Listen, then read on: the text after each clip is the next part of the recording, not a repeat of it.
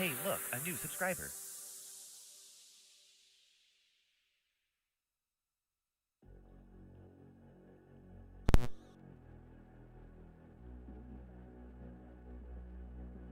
In global events, they've gotten so close so many times. Maybe this will be their opportunity to make it happen. I mean, we'll go even more in depth in regards to APG, but just going back to the Gauntlet, I just want to talk about that stage on its own, right? Because the top 7, we're going to be able to go to the grand finals, and a lot of the teams, and especially because I was here talking to the players, they were saying that the gameplay didn't quite feel like PMGC just yet, because it was top 7, it was almost a 50-50 to be able to qualify here to the grand finals, and for those squads, we didn't see the urgency.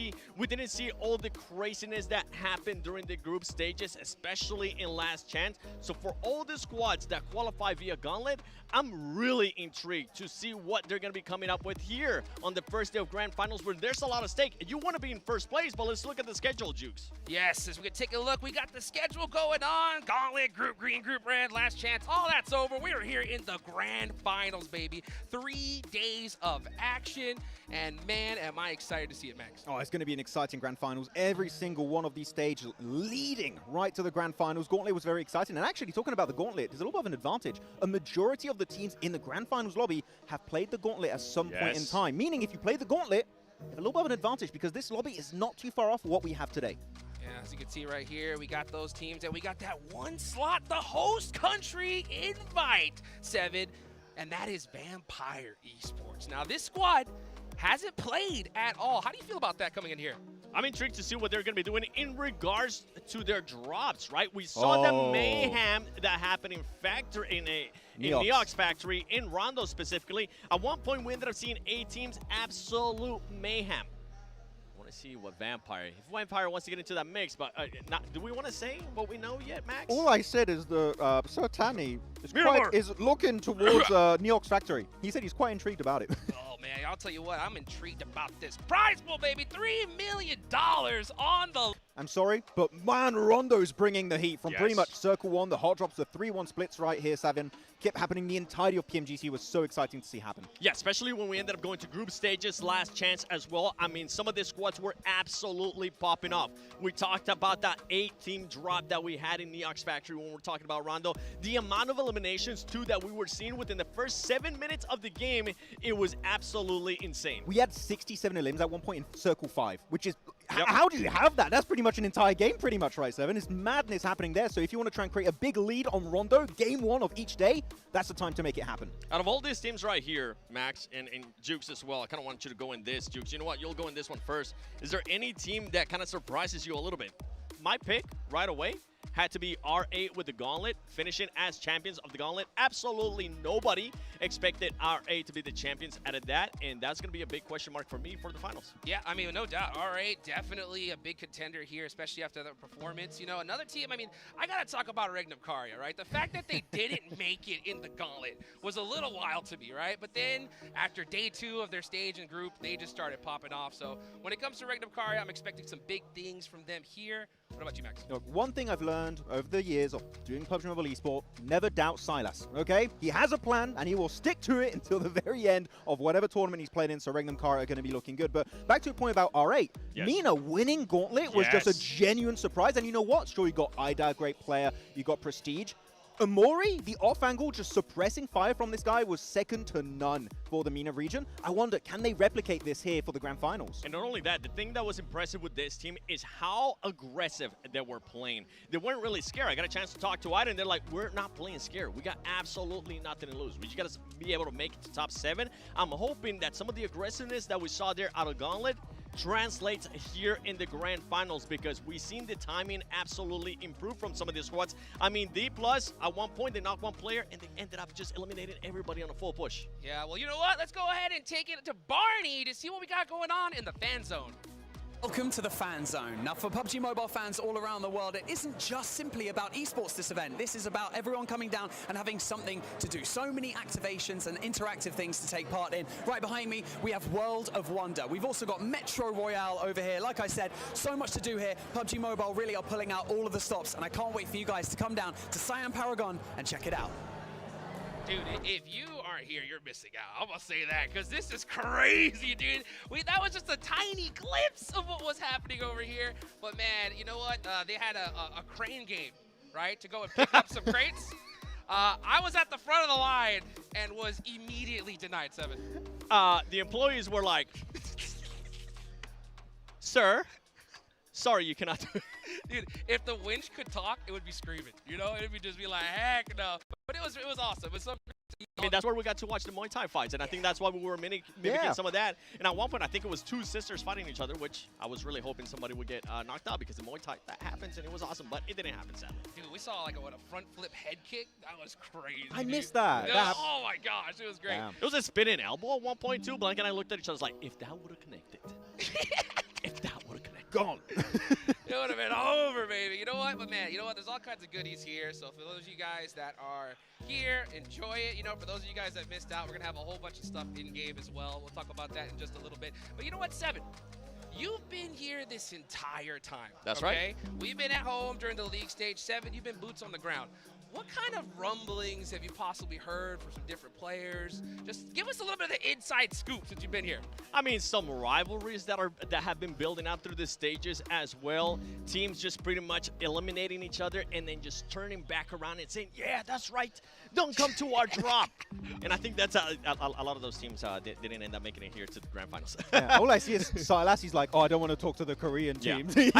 He's not happy about that. I think the main one that we actually need to focus on, if we're actually talking about the grand finals, is what I want to end up seeing and what some of these teams want to end up seeing as well, is when we end up moving out of Rondo, I want to see what those hot drops are looking like. Because this is a big topic that you guys were talking about and that you and I have been talking about for quite a long time, Max, and is you cannot really afford to have any hot drops, even if you end up winning this, because look what happened to some of the other squads that ended up hot dropping in the gauntlet, right? Yeah. You had GS team, they're not here. OG, guess what? They're not here too. So a lot of those squads, and right here in the grand finals, only 18 matches, maybe even less because of the smash roll on the final day.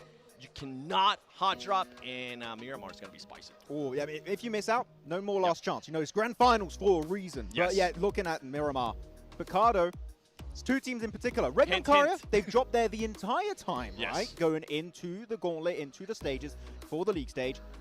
Vampire also dropped there. And from what we've heard, that is going to be happening, and that's going to be a spicy one. And you have it at the end of each day. That's a good way to end these matches of grand finals. Well, right. let's take it on over to the stage to open the show. Am I lost in a dream? Can't find nowhere to hide. No sign of home, so I just stand like cool. I keep calling, do you hear it all? Let my voice break through the static and meet you in the fire. I'm crawling, I might lose it all, but it's worth the pain if I'm pushing through. 'Cause every time I'm without you, I'm fighting on in the shadows. So tell me, how can I fight you? How can I win if I'm on my own? Say we're gonna reload.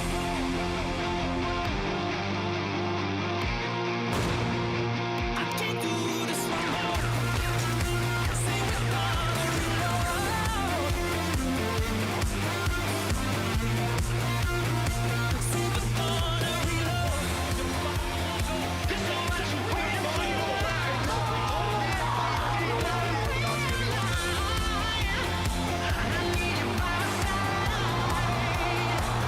we're gonna reload.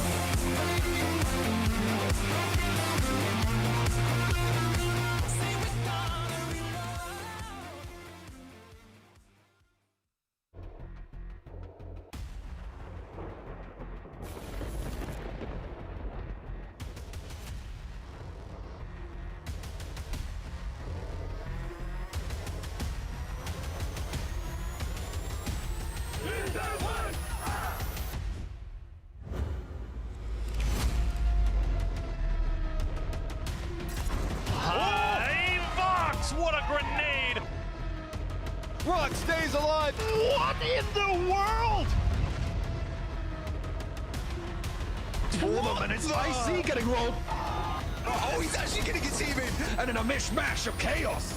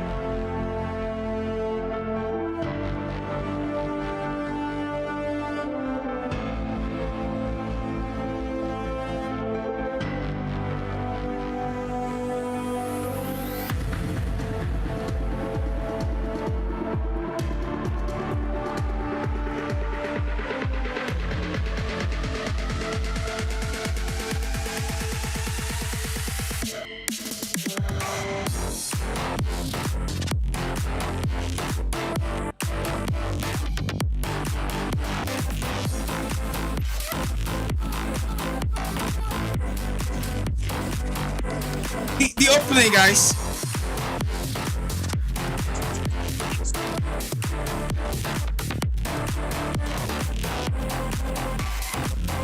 That is the song of the legend, everybody.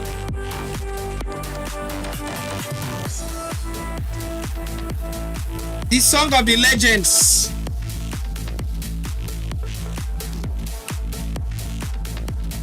The song of the legend. The song of the legend, everybody.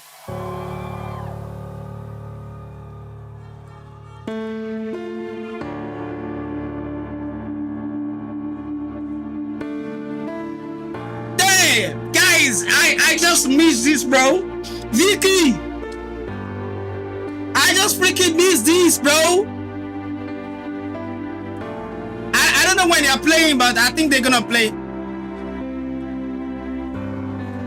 Guys, I literally missed this. Just imagine I'm there, bro. Damn.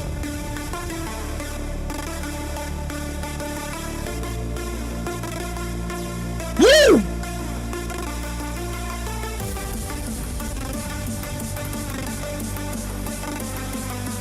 Man, PUBG is the greatest ever. Vicky, PUBG is the greatest ever, bro. Stop playing. PUBG, the greatest ever.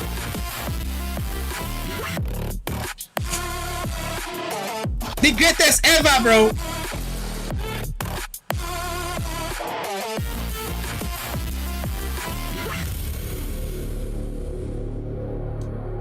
The greatest ever, bro. PUBG. The greatest is PUBG, bro. Please like the stream, guys. The greatest is PUBG, bro. Please like the stream, guys.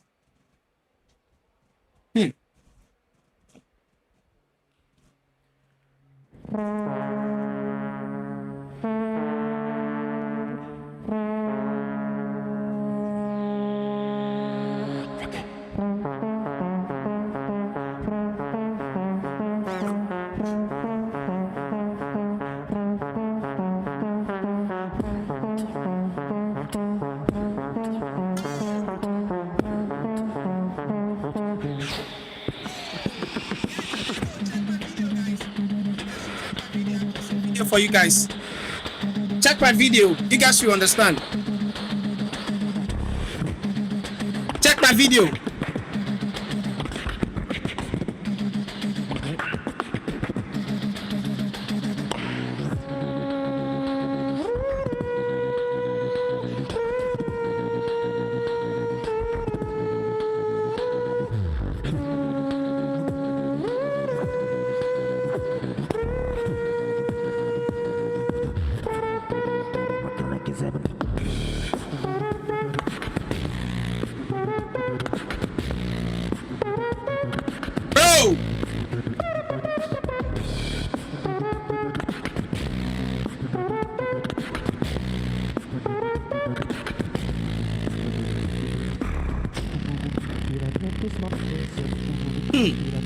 But this is crazy, bro. This is crazy, guys.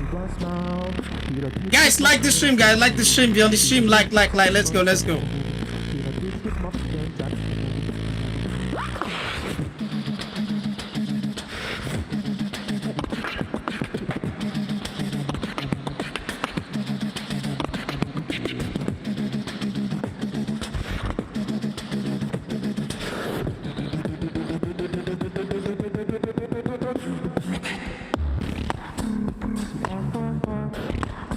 Bro, just his vocal mouth, bro. What the hell? This is crazy, bro. That ain't deal. No, they joke. That ain't deal. That ain't deal. That ain't deal.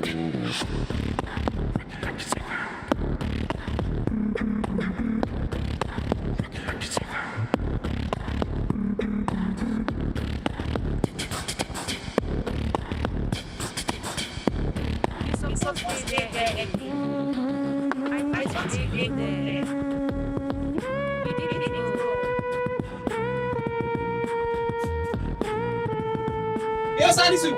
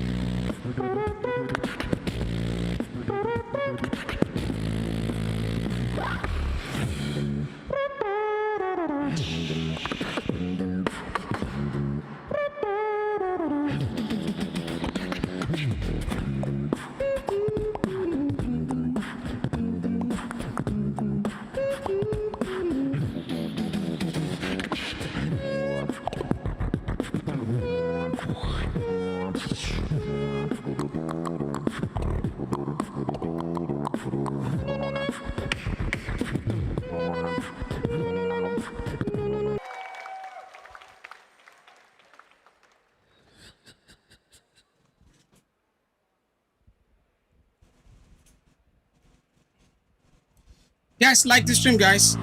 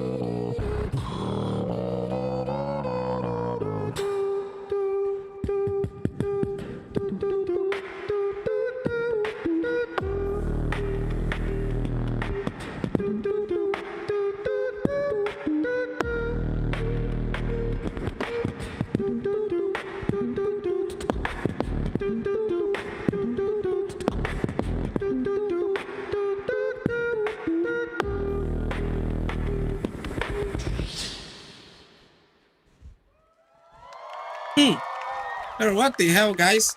Wait, what did happen? Shit, this stream not good.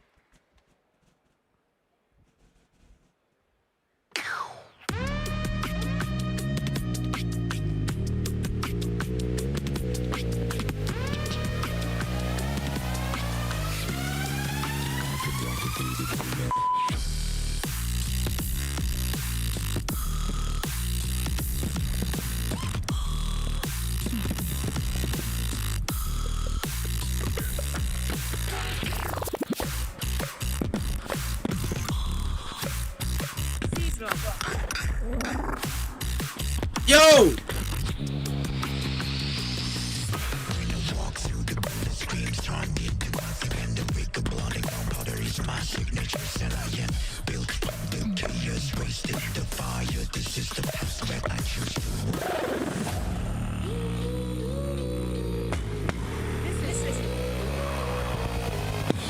Honestly, bro, but I swear, I'm even surprised.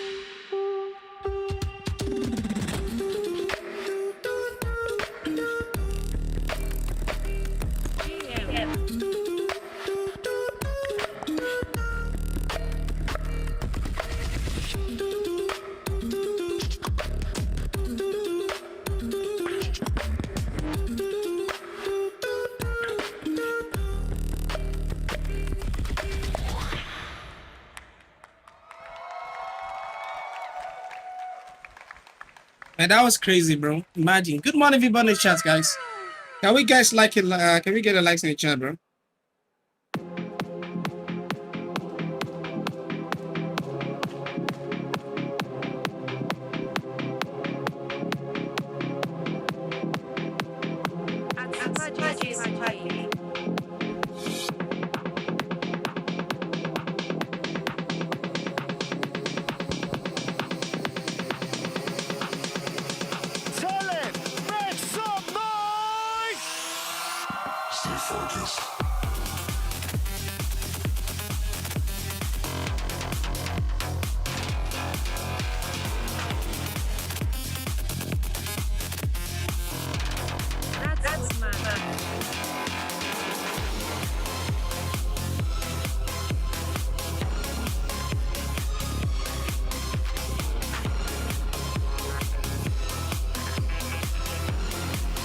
Guys, like this stream, bro.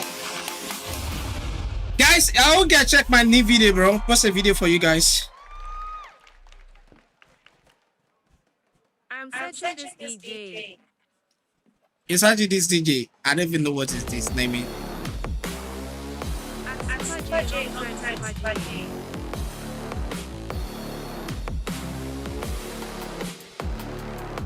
World War II champion. That's crazy, bro.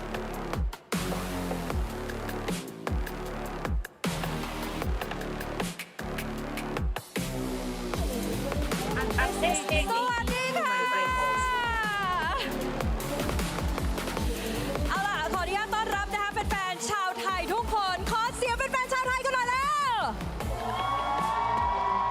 ดีมากนะคะต้อนรับทุกคนเข้าสู่ช่วงเวลาแห่งประวัติศาสตร์นะคะกับ PUBG United 2025 นั่นเองค่ะและก็อยู่กับแผนพัฒนธรโพคินนั่นเองนะคะบอกเลยว่านี่คือครั้งแรกที่เราได้รวมเอาไว้นะคะกับ PGC 2025 และ PMGC 2025 Grand Finals เข้าไว้ในสถานที่เดียวกันเวทีเดียวกันและปิดท้ายด้วยการเฉลิมฉลองร่วมกันนั่นเองค่ะ Ladies and gentlemen, welcome to Bangkok, Thailand! And welcome to a historic moment that is PUBG United 2025. My name is Barney Banks and I am your host alongside the incredible Pan. And today we stand together for the first ever PUBG United. That's PGC 2025 and the 2025 PMGC Grand Finals. One venue, one stage, one celebration. และแน่นอนนะคะตั้งแต่วันนี้ไปจนถึงวันที่ 14 ธันวาคมนี้ค่ะทุกคนเหล่าทีมที่แข็งแกร่งที่สุดระดับโลกจะมารวมตัวกันอยู่ที่นี่ไม่ว่าจะเป็นจาก PUBG Battlegrounds และก็ PUBG Mobile นั่นเองนะคะในงานสุดยิ่งใหญ่เพื่อชิงชัยสู่การเป็นที่หนึ่งถึงแม้ว่าพวกเขาจะมาจากเส้นทางที่ต่างกันแต่แน่นอนกับเป้าหมายที่เป็นหนึ่งเดียวกันนั่นก็คือการพิสูจน์ตัวตนสู่การเป็นตำนานในเวทีที่ยิ่งใหญ่ที่สุดในปีนี้ค่ะ This weekend, the world's strongest teams from both PUBG Battlegrounds and PUBG Mobile will be gathered here for one unforgettable event. Different journeys, but all of them with the same goal, in order to prove their legacy right here on the biggest stage of the year. และต้องบอกเลยว่านี่เป็นมากกว่าแค่งานการแข่งขัน e-sports นะคะแต่คือการเฉลิมฉลองของทั้ง2 communities ที่ได้มาร่วมพลังกันภายใต้ธีมหรือวิสัยทัศน์กับ2 ผู้ชนะในโลกใบเดียวกันค่ะ This is more than just an esports event. This is a celebration of 2 communities coming together under one vision. One world, 2 champions. และเตรียมตัวกันให้พร้อมและนี่คือ PUBG United และช่วงเวลาแห่งประวัติศาสตร์ของเราได้เริ่มขึ้นณบัดนี้ค่ะขอเชิญทุกคนได้พบกับ 32 Grand Finalist Team ไปพร้อมๆกันกับจังหวะของ PUBG United 2025 ค่ะ And so, Bangkok, are you ready? This is PUBG United, and history is about to be made, and it starts now. Wow. Let's meet our 32 grand finalists and welcome them to the main stage. Guys, like the stream, bro. You brought from what's it called? Oh, from India, bro. Thanks for joining from India, bro. Appreciate it, man.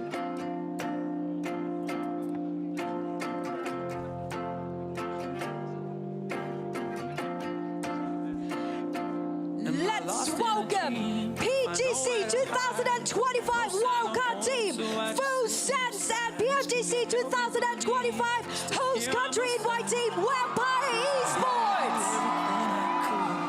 This is invite team, bro.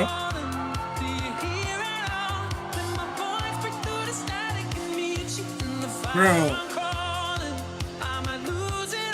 Vampire, this is invite team. Please welcome to Crazy. the main stage, FN, Pochon, and Alter Ego Ares. Alter Ego, bro. Those guys, they gotta do something good today, bro.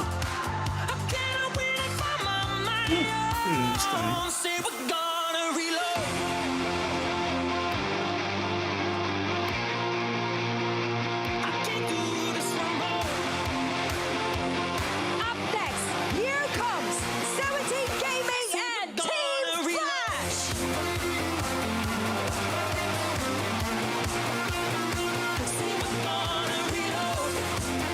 Let's go.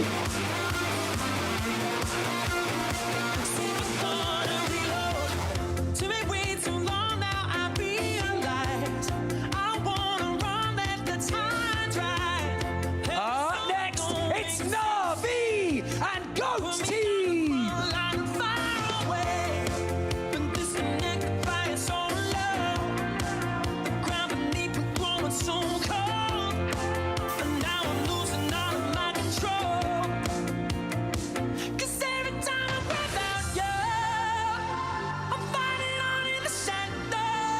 Put your hands together for 𝐴𝐴 Pentagram and 𝐸-𝐴RENA. Say we're gonna reload.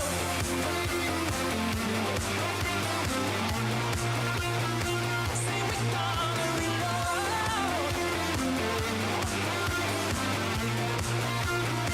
Say we're gonna reload. So what you waiting for?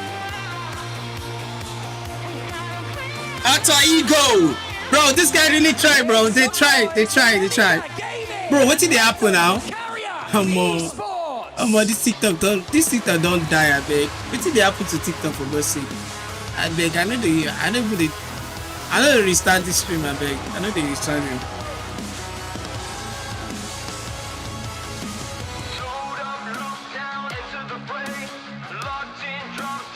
Welcome to the stage, 𝐏𝐫𝐴 and Alpha Gaming.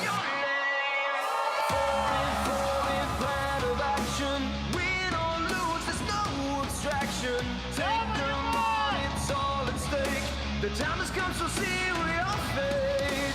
Pain and scars of past mistakes. We stay strong and refuse to break. You know what is yours to take. Make some noise for DN Freaks and DRX. I think we can get this shit. Trust me. I have no idea who can get this shit, guys.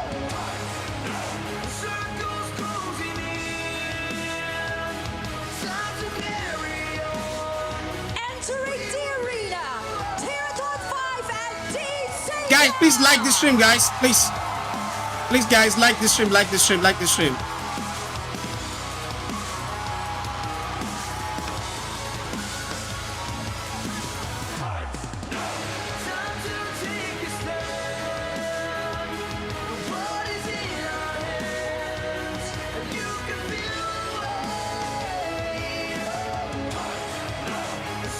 Please welcome to the stage 𝐸-𝐴RENA and 𝐿𝐻 Esports.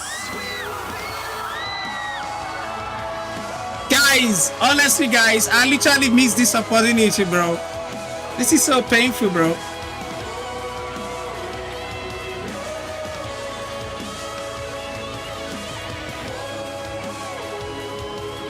Let's cheer for Waters Pro and Alpha 7 Esports.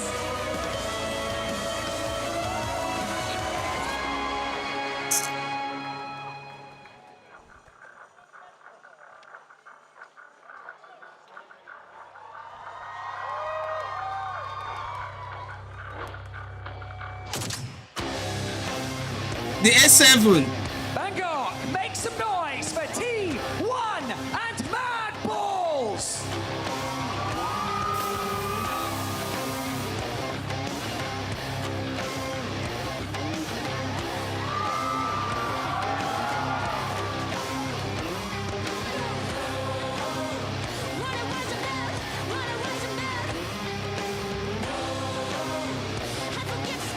Here comes BB Team and 𝐏𝐫𝐴 Esports.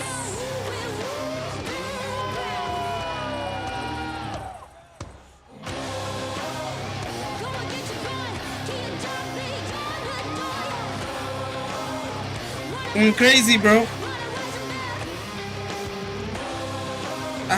You know shit, man.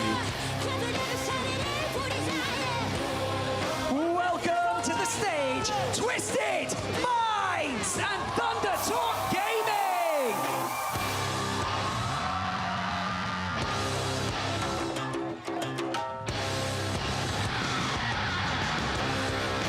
Guys, like the stream, guys. Like the stream, like the stream. Yo, what's up, bro? How you doing?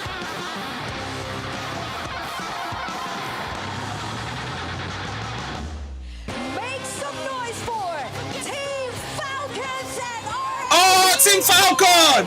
Yo, this guy's really trying, bro.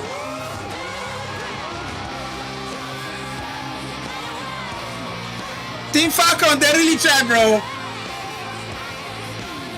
They try a lot, bro. Like for you.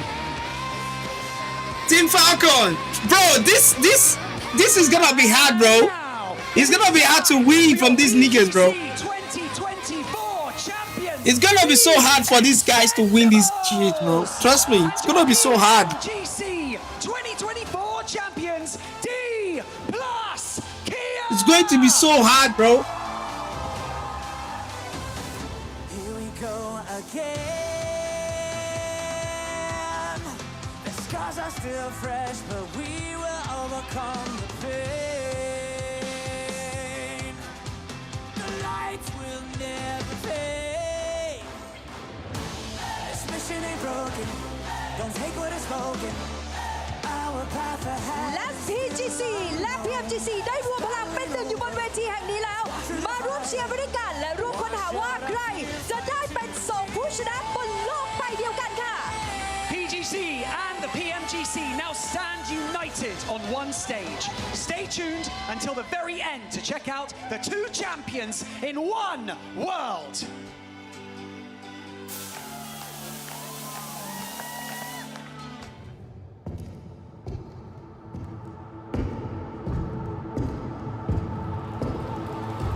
Welcome to the 2025 PUBG Mobile Global Championship, coming to you live from Bangkok, Thailand.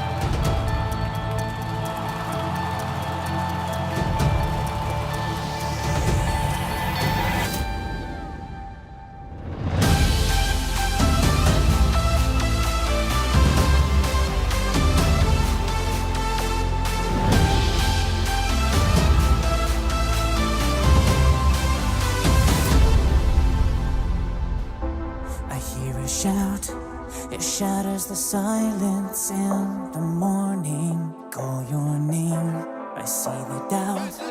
We're falling too fast without a warning. But if you stay,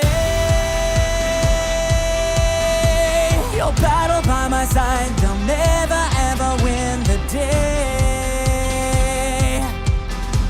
No matter what they say, this mission ain't broken. Don't take what is spoken. Our path ahead is still unknown. This battle ain't over. Let's walk through the fire. Wash out our fear, fight to the end. Invisible, what's up, bro?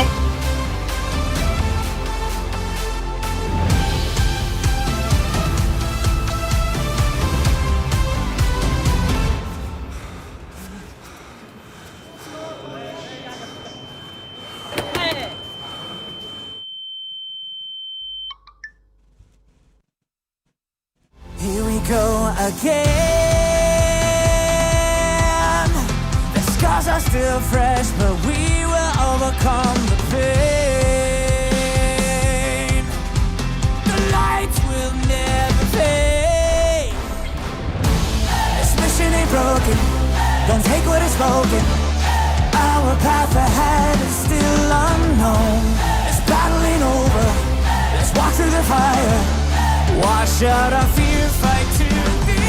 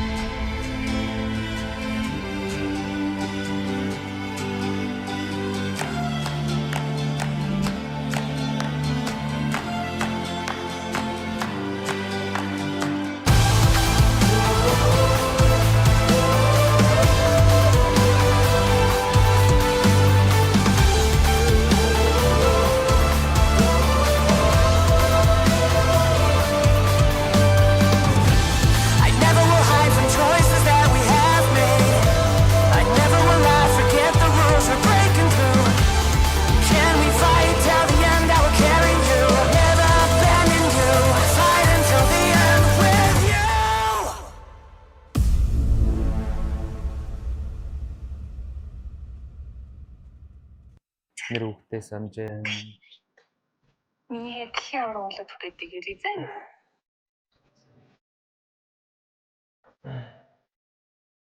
Ano? Ano? Sa'yo ano? 도 찌질찌질 쫄진 𝐶𝐨𝐳 𝐶𝐵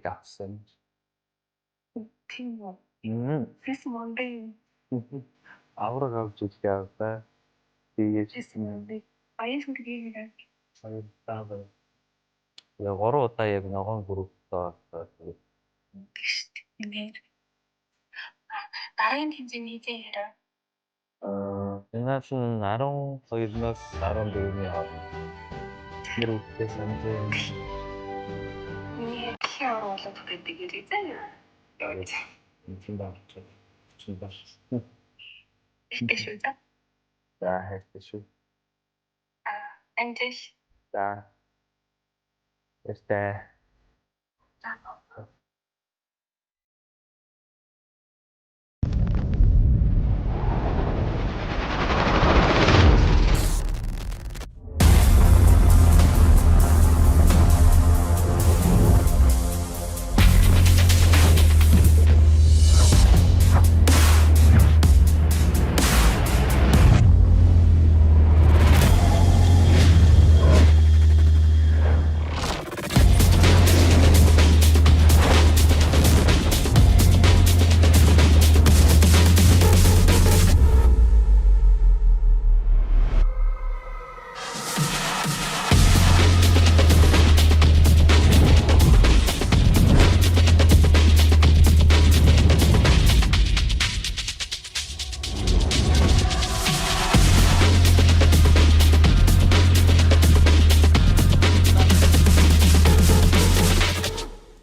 Son iki maçta kalp krizi geçirmiş olabilirim galiba. Alo. Anneciğim ne yapıyorsun? Anneciğim. İyiyim bebeğim. Sen ne yapıyorsun? İyi ben de çok iyiyim valla. Maçları izledin mi? Kalp krizleri geçirdim ben burada. Bana ikiye çıktınız, ikinci oldunuz, geri üçe düştünüz, geri ikiye çıktınız. Ben kalp krizi geçiriyordum yani o sıra. Neyse mutluyum annem. O da diyorum ya, 3 gün formayla takıldım. Vallahi. 3 gün formayla gezdim. İş yerinde görmüyor musun? Resim atıyor ya iş formada. İş yerinde de formayla yani şey yaptın değil mi? Formayla gittin. Evet, evet. İyi sen ne yapıyorsun? İyiyim anneciğim. Özledim seni, sadece seni özledim. Ben de seni özledim valla. Aradım, akşam bakmadım hayırlı olsun demek için. Uyumuşum bir de uyuyakalmışım. Ben de dedim kutlamaya mı gittiler, ne yaptılar bunlar dedim. Öyle işte. Tamam anneciğim. Tamam. Seni seviyorum, öpüyorum. Ben de seni seviyorum öptüm hadi. Hadi arkadaşlarına çok çok selam söyle. Aleykümselam. Yok annem canın sağlığı. The match will be heavy, bro. Söyle, ilet, hepsini tek. Tamam aleykümselam. Onların da selamı var sana. Tamam aleykümselam anneciğim, hadi görüşürüz. Hadi görüşürüz öptüm abi.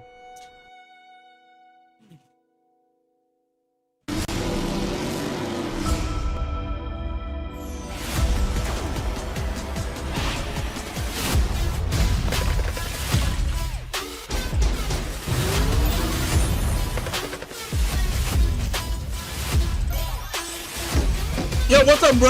How you doing, guys? Thank you for joining, bro. I'm good, I'm good. Thank you for joining, bro. How you doing?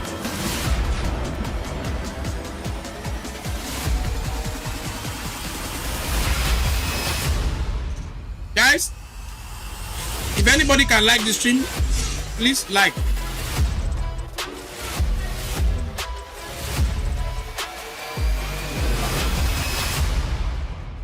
You delete the game second time. Wow, that's crazy, bro.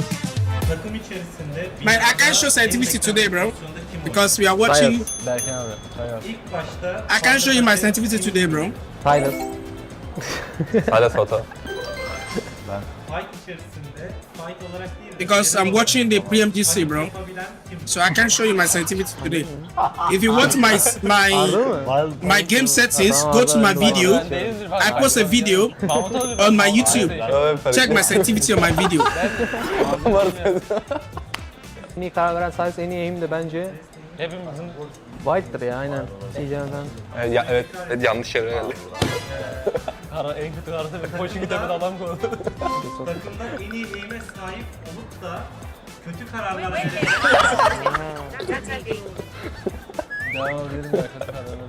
Benim. Yeah, starting the next like 5 minutes. IG'li hiç dinlemeyen, kendi kafasına göre hareket eden kim? Bunu acil karar versin. Ben olabilirim. Sence kim? Gelsin hadi yerine kadar gelsin. Ya kimse yok ya. Nolan. En fazla konuşan kimdir? Berkin abi. Silas. Küçük kardeş statüsünde kim var? White. En küçük sensin oğlum. Takımda diğer oyuncuları en çok kim götürüyor? White. En fazla şikayetçi olan kim? 𝐿𝐸𝐴𝐽. Mahmut. 𝐿𝐸𝐴𝐽. Net 𝐿𝐸𝐴𝐽 bu arada. Bir şikayetimiz yok ya. En geç uyanan kim? White. En fazla yemek yiyen kim? Ya bu nasıl bir soru yani? Yani Şöyle. Bizi izlediğiniz için teşekkür ediyoruz. Çok komik bir takımız. Görüşürüz.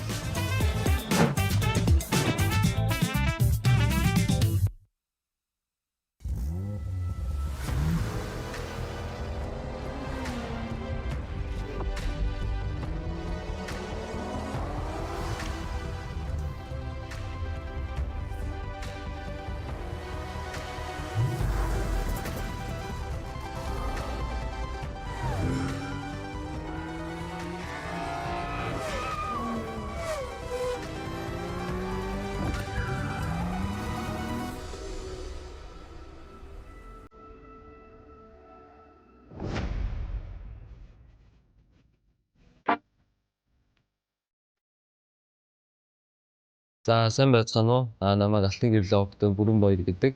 За тэгээд топ нэрээр 𝐼𝐴𝐽𝐵 баг тоглодог. Анх ерөнхийдөө 𝐼𝐴𝐽𝐴 гэдэг багаас ерөнхийдөө мэрэгжлийн төвшин рүү одоо ингээд хөл тавьж ирсэн. 𝐲𝐭 Championship гэдэг тэмцээнд ерөнхийдөө авраг аваад яг мэрэгжлийн төвшөнд ингээд тоглож болох юм байна гэдгийг ойлгосон. За хуучин Star Wars-тахад манай багт 𝐿𝐸𝐴𝐽 гэдэг үсэн 𝐾𝐞𝐥 гэдэг манай 𝐿𝐸𝐴𝐽 байсан. Ерөнхийдөө яг 𝐾𝐞𝐥 явснаас хойш ерөнхийдөө миний тоглолт бол амар унсан. Амар унаад тэгээ ерөнхийдөө аюул жоохон тийм шаналх маягтай байсан л. Тэгээд за 𝐾𝐞𝐥 явсан ч гэсэн одоо надад том зорилго байгаа гэж амар тийм бэлтгэлээ ерөнхийдөө амар ахиу хийгээд тэгэл ер нь гайгүй темпэндээ орсон даа. За өмнөх хэдэн жилүүд ерөнхийдөө одоо ингээд харахад баян ингээд ам гарч ирсэн санагддаг. Одоо заавал авраг авах ингээд одоо ерөөсөө тэгж бодохгүй.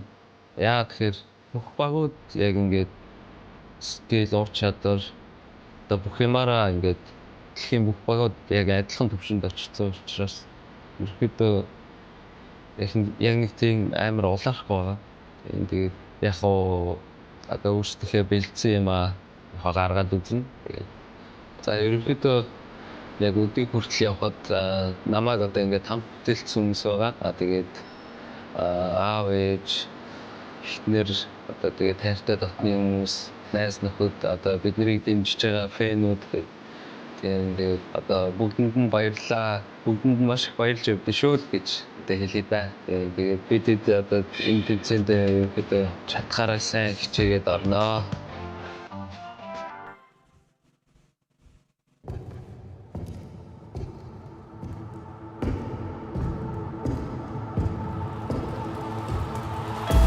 Welcome to the 2025 PUBG Mobile Global Championship, coming to you live from Bangkok, Thailand.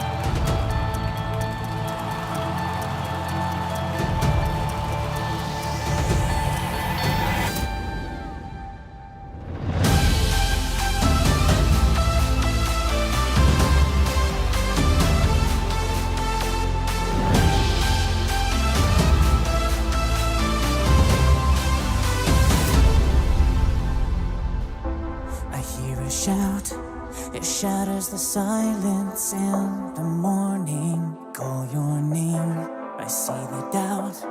We're falling too fast without a warning. But if you stay, you'll battle by my side. They'll never ever win the day.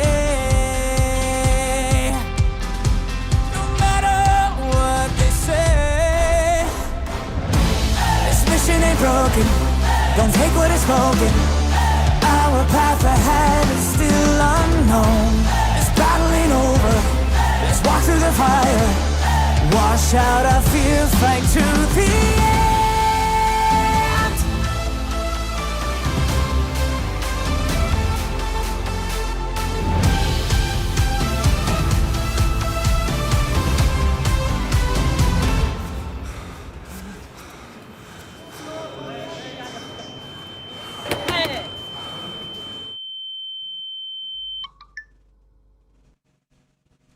Here we go again. The scars are still fresh, but we will overcome the pain. The lights will never fade. This mission ain't broken, don't take what is spoken. Our path ahead is still unknown. This battle ain't over, let's walk through the fire. Wash out our fear, fight to the end.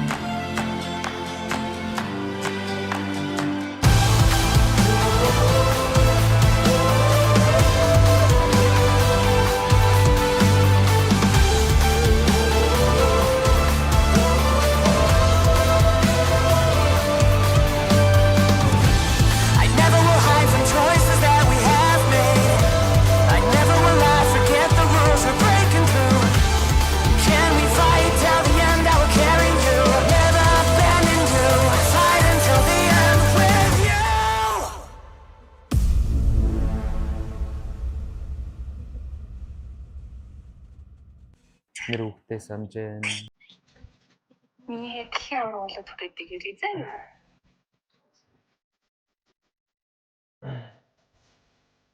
Ano? За юу вэ нэ? Тэндөө 𝐶𝐶 юу чинь? 𝐶𝐸𝐳 тэнаалах ихийг авсан. Тийм үү? Тэс Монday. Авраг авч ирэх яваа. 𝐶𝐸𝐳 Monday. 𝐼𝐸𝐤𝐵. баярлалаа.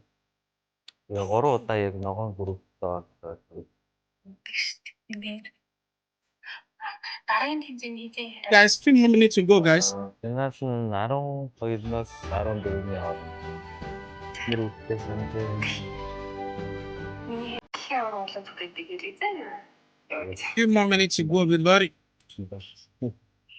Спешүүза. За, хайртай. Анжиш. За. Эстэй.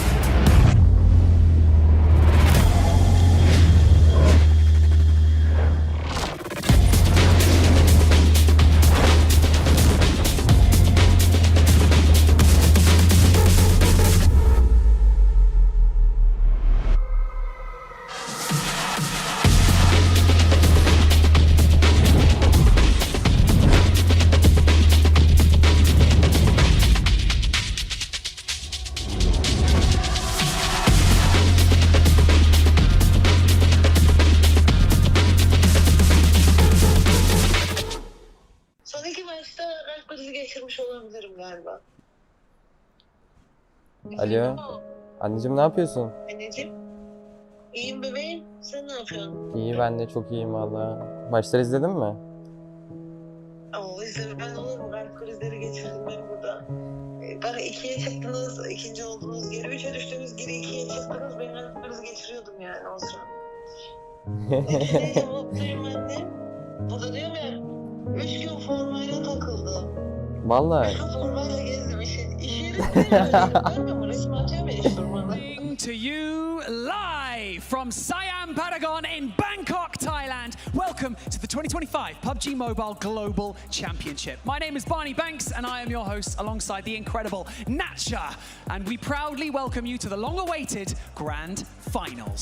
สวัสดีค่ะและยินดีต้อนรับทุกท่านนะคะเข้าสู่การแข่งขัน PUBG Mobile Global Championship 2025 ค่ะถ่ายทอดสดจากสยามพารากอนนะคะดิฉันเนยณัชชาและพิธีกรคู่สุดหล่อคุณบานี่ค่ะยินดีต้อนรับทุกท่านนะคะเข้าสู่รอบ Grand Final ที่ทุกคนรอคอยค่ะ 16 of the best PUBG Mobile teams will go head-to-head across the next 3 days of competition, but only one will walk away as the 2025 PMGC champions. But before the tournament officially begins, let's look ahead at what's coming in 2026. In the 8 years since PUBG Mobile's global launch, the game has faced countless challenges and received tremendous support from players worldwide. So what new opportunities lie ahead?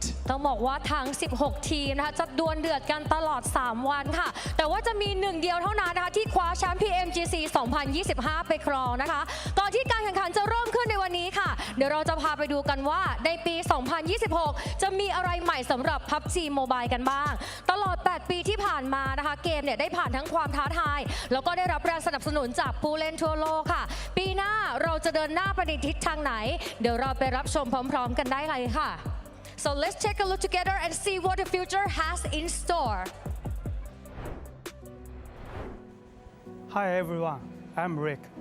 As 2025 wraps up, thank you for being with us this year. Together, we explored the Golden Dynasty, fought in Rongzhou, joined the Transformers, and started new adventures with Ghost and Arctic creatures. With World 1.0's launch, PUBG Mobile World of Wonder Creator became a new identity for many with 5.4 million maps. Reaches a single-day player peak of over 8.5 million, growing our community stronger than ever. Active creators reaches a single-day peak of over 30,000. We are also committed to your experience, taking firm action against over 13 million cheating and harmful behavior. Thank you for being a vital part of our journey. PUBG Mobile is evolving. We are no longer just the world's biggest Battle Royale mobile game. We are now beyond Battle Royale. What does beyond mean? You, our players, define the world's boundaries. Every map and idea you contribute helps build the game. In 2026, we are upgrade World of Wonders editing tool and add AI-assisted features to boost your creativity. Thank you. Your vision drives us beyond. To show our gratitude. In 2026, we are boosting support for your creativity with a 10 million incentive pool to invite creators worldwide to join the world ecosystem. Let's make next year our best yet. Our Beyond Battle Royale vision brings a new quick BR mode, a fast-paced 10-minute match with intense action and deep skill combinations. You can build your play style that's truly your own. Battle launches next year if all goes well. Going beyond also means expanding possibilities together. You have collected nearly every supercar brand. Now, PUBG Mobile will be partner of the Scuderia Ferrari HP in 2026 and will have an integration of their sports car in our world. Plus, Scuderia Ferrari HP official reserve driver 𝐿𝐸𝐻𝐿 has a special They will start the match very message for soon. you. Stay tuned for updates, and we hear your requests for more. From They will start it very soon. And they are on our list. As our world grows, every player counts. Our new vision for every number one. In the game, we are introducing a more diverse visual style and deeper avatar performance, giving you more ways to express yourself in scenes. In 2026, 2 global open tournaments will welcome all players to the global space. We are partner for more campus, expo, and festival events, bringing esports excitement to everyone. To launch this chapter, our 8th anniversary will be our biggest celebration yet. with reward in game and in real life.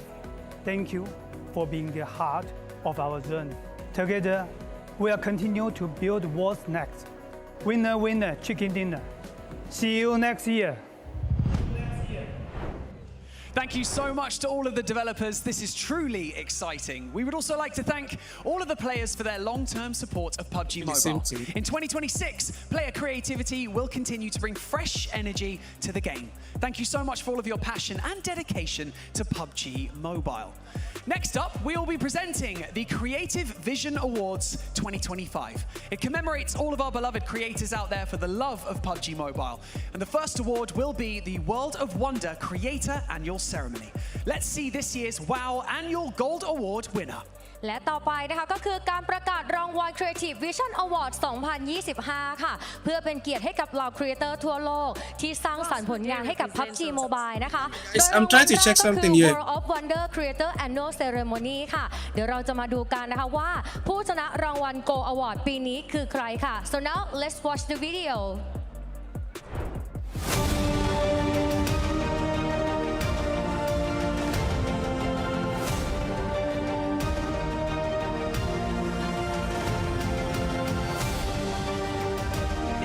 Different shot totally.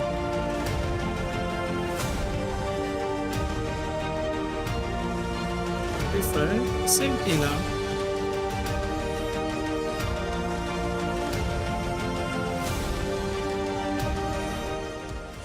Ladies and gentlemen, please welcome our presenter to the stage, Senior Director of Global Esports. Guys, I'm coming. I'm checking something here, bro. Yo, what's up, bro? Thank you for joining, man. Who they represent now? DMS. I posted a video, guys. DMS. Now we would like to invite our winning representatives of WoW, Sheeta Black, 𝐿𝐶𝐷, Yasuo, Murshad, Muhammad Ali, and Ahmed Alouk to the stage to receive their awards.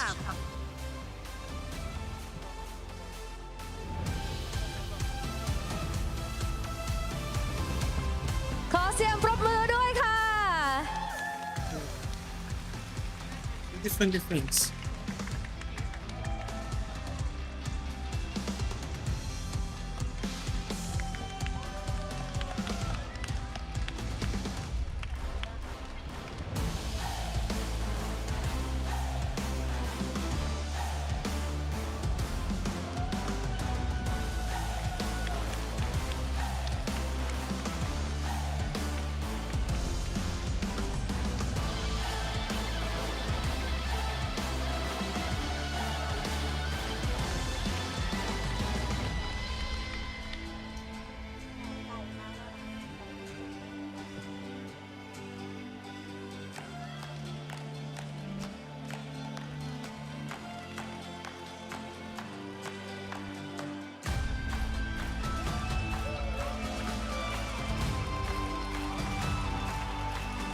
Thank you so much to every WoW creator for your creativity and your passion. Join the global WoW ecosystem. Our ongoing support will fuel your creative dreams to new heights. ขอแสดงความยินดีกับผู้ชนะของเราด้วยนะคะต้องบอกว่าผลงานของทุกคนค่ะเต็มไปด้วยความคิดสร้างสรรค์แล้วก็เป็นแรงบันดาลใจให้กับผู้เล่นทั่วโลกค่ะ Thank you so much to all of our winners. You may now exit the stage. ขอเสียงปรบมือดังๆอีกครั้งหนึ่งค่ะ Thank you to all of our creators. Because of you, PUBG Mobile continues to thrive. This year, PDP continues to encourage players' creativity and innovation, and we look forward to seeing even more amazing contributions. And now, we will be presenting the PDP Creator Annual Ceremony. ต้องขอบคุณครีเอเตอร์ทุกท่านนะคะเพราะว่าทุกคนเนี่ยคือกำลังสำคัญของ PUBG ค่ะและต่อไปนะคะเป็นพิธีมอบรางวัล PDP Creator Annual Ceremony ที่สนับสนุนความคิดสร้างสรรค์ของผู้เล่นทั่วโลกค่ะเดี๋ยวเรามาดูผลงานที่โดดเด่นของปีนี้ไปพร้อมๆกันค่ะ Please enjoy the video.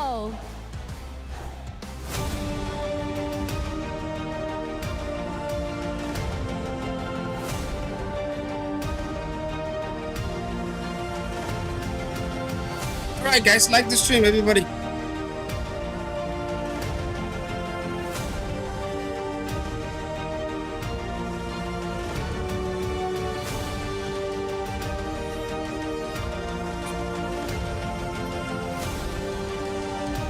And And now we would like to invite our winning representatives of PDP. Pam Ryder, Area Yeah, they never ready, bro. Yo, what's up, bro? Thanks for joining, man. 𝐿𝐷𝐸𝐵𝐴𝑠, Mr. Anderson, Yuta, Rutendo, Shaz Tokyo, and SG Toyota.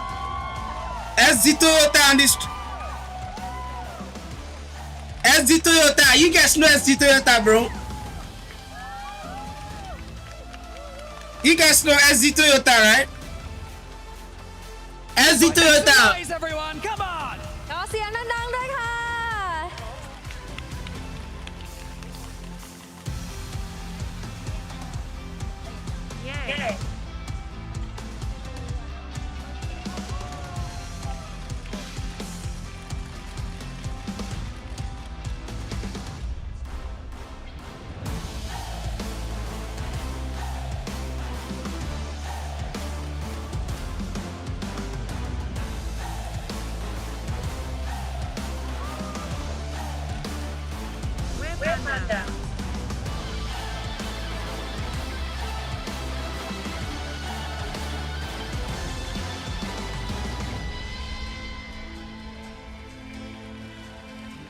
Where is the Toyota? Let me see SG Toyota.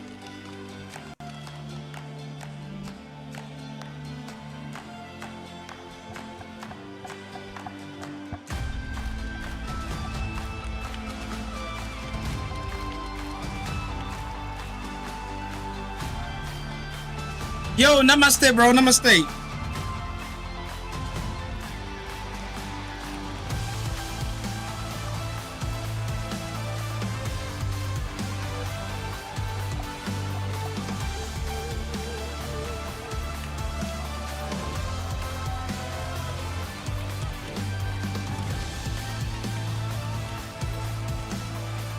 We are proud to introduce South Africa's top creator, SG Toyota, bro. Recently named Person of the Year by NAG Magazine, South Africa's leading gaming media outlet. This shows that PDP and its creators are gaining recognition from more and more established areas. ยินดีกับผู้ชนะทั้ง 10 ท่านด้วยนะคะต้องบอกว่าทุกผลงานคือการโชว์พลังความคิดสร้างสรรค์อย่างแท้จริงและช่วยผลักดันให้ชุมชนครีเอเตอร์ของเราเติบโตอย่างก้าวกระโดดนั่นเองค่ะขอเสียงปรบมือดังๆอีกครั้งหนึ่งค่ะ That's crazy, bro. Thank you so much to our winners. You may now exit the stage. Thank you. เรียนเชิญได้เลยนะคะ Next up, we will be presenting the PUBG Mobile Banpan Investigator of the Year. We would love to show our appreciation for the dedication of the volunteer investigators who keep our gaming environment safe by analyzing gameplay and reporting cheaters. ต่อไปนะคะคือรางวัลสำหรับฮีโร่หลังบ้านของเกมเราค่ะนั่นก็คือเหล่าอาสาสมัครแบนแพรนะคะที่ช่วยตรวจจับผู้เล่นโกงวิเคราะห์เกมเพลย์และทำให้การแข่งขันของเราเป็นธรรมที่สุดค่ะ Let's watch the video.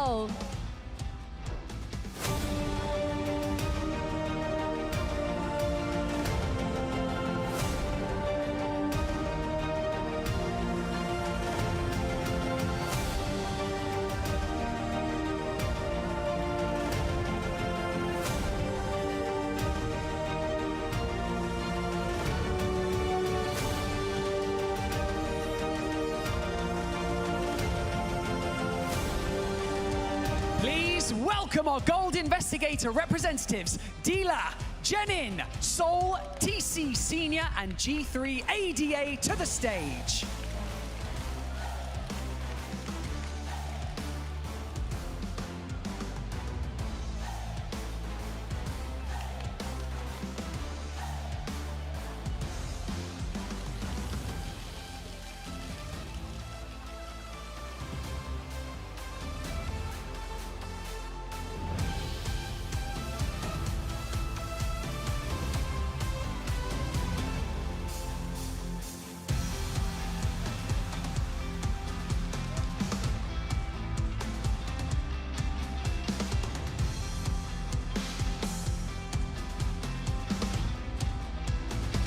We would like to sincerely thank all the creators and investigators. Your boundless creativity has enriched PUBG Mobile with a variety of designs and a spirited, creative energy. We really appreciate having you all with us. Congratulations.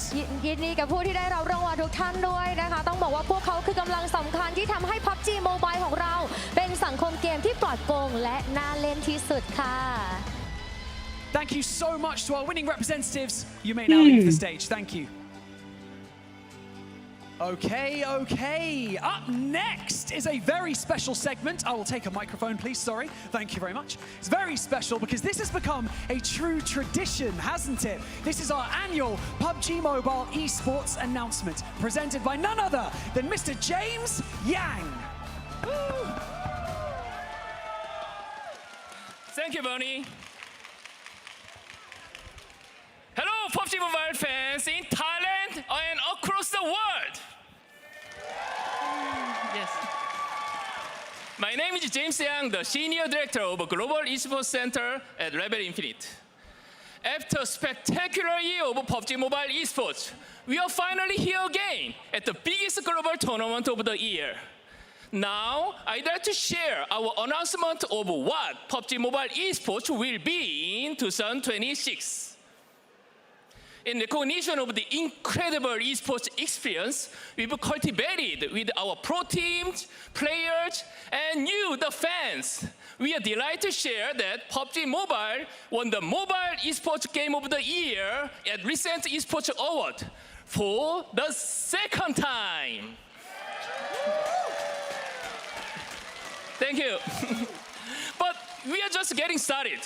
In 2026, we'll offer a lot more opportunities to players looking to be the next number one. Before we jump into 2026, let's take a look at what we have done in 2025. This year, PUBG Mobile esports took over the world with over 1 million participants across 180 countries and regions. With that in mind, we've reworked the tournament circuit for 2026. Next year, we'll be hosting over 30 PUBG Mobile National Championships across more than 8 regions, leading into regional qualifier that will determine the teams advancing to the PUBG Mobile Global Open. I'm sure you will notice that PMGO appears twice, and that's right. We are increasing our tournament with the second PMGO, splitting with Season 1 and Season 2. This new form of qualification will replace the existing PUBG Mobile Super Leagues, with all tournaments being open to all amateur, semi-pro, and pro players. This means more chances at qualification for global tournaments and more opportunities for a wide range of players. With one click, you can join the PUBG Mobile esports ecosystem as a player. Thank you. For those looking to start or continue their esports journey, the 2025 PMGO seasons teams will be determined by performance in 2005, alongside the teams from the regional tournament. Points will be accumulated across the PMGO seasons to earn a spot at the 2026 PUBG Mobile Global Championship for the final fight to be the one. So I'm already excited to see who will make it. Let's see who's gonna make it, guys. The 2026 esports circuit kicks off with the PMGO Season 1, which I'm pleased to announce will be hosted in Southeast Asia. Yes. With an impressive prize pool of $500,000. This will be the first chance for all the players to start racking up the PMGC points need to step onto the PMGC stage. The brand new PMGO Season 2 will be held in Pakistan. Season 2 behind Pakistan. First global tournament in this vibrant country. Season 2 will offer a chance for Pakistan. another 500,000 prize pool and plenty more points for PMGC qualification. After PMGO Season 1, PUBG Mobile esports will return to the 2026 PUBG Mobile World Cup and Esports World Cup, once again held in Riyadh with a prize pool of $3 million. Since 2024, the PMGC has showcased some of the best players with the best teams in the prestigious esports World Cup. Okay, for the final and the biggest tournament of 2026 PUBG Mobile esports circuit, we are delighted to bring the best players in the world back to Turkey. Turkey, wow. Wow. Turkey. Wow. The top teams in 2026 PMGC will face off on the world stage for the lion's share of $3 million prize pool. Will the best teams of 2025 will hold on their glory for another year, or will new teams emerging from the PMGC seasons to claim the champion title? The chance is wide open, and you can also be the one. Okay. PUBG Mobile will also be updating the esports experience through 2026. We'll be upgrading in the in-game participation system to make it possible for players across the world to join an esports tournament with just a few clicks. For those coming to PUBG Mobile esports offline events, we'll be updating on entertainment experience with the expanded presence at the beloved events worldwide, including food and music festival alongside the gaming and esports conventions. Finally, building on our platform for third-party tournaments, we'll be also upgrading this experience to streamline the registration process. That's great, right? With this, hosting your own official PUBG Mobile esports tournament will be easier than ever before.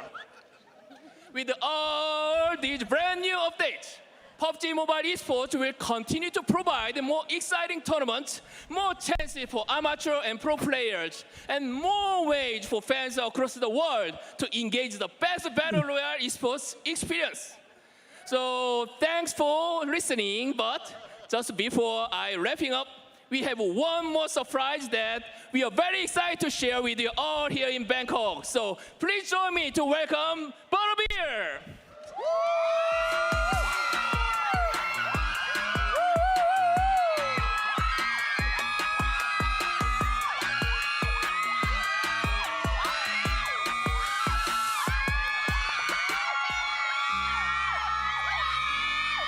What is it, bro? What's it with this? Nice to meet you, and yeah, it's really great to see you. You are so cute, amazing. There are so many fans of you.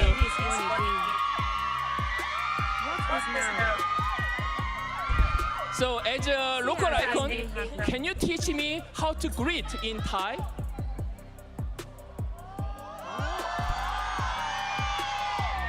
Nice, thank you. So, okay, everybody, see you at the battleground, and please be the one. Thank you so much, Thank you. Mr. James Yang. Let's give him another round of applause, James Yang. And of course, thank you to Butterbear for joining us as well.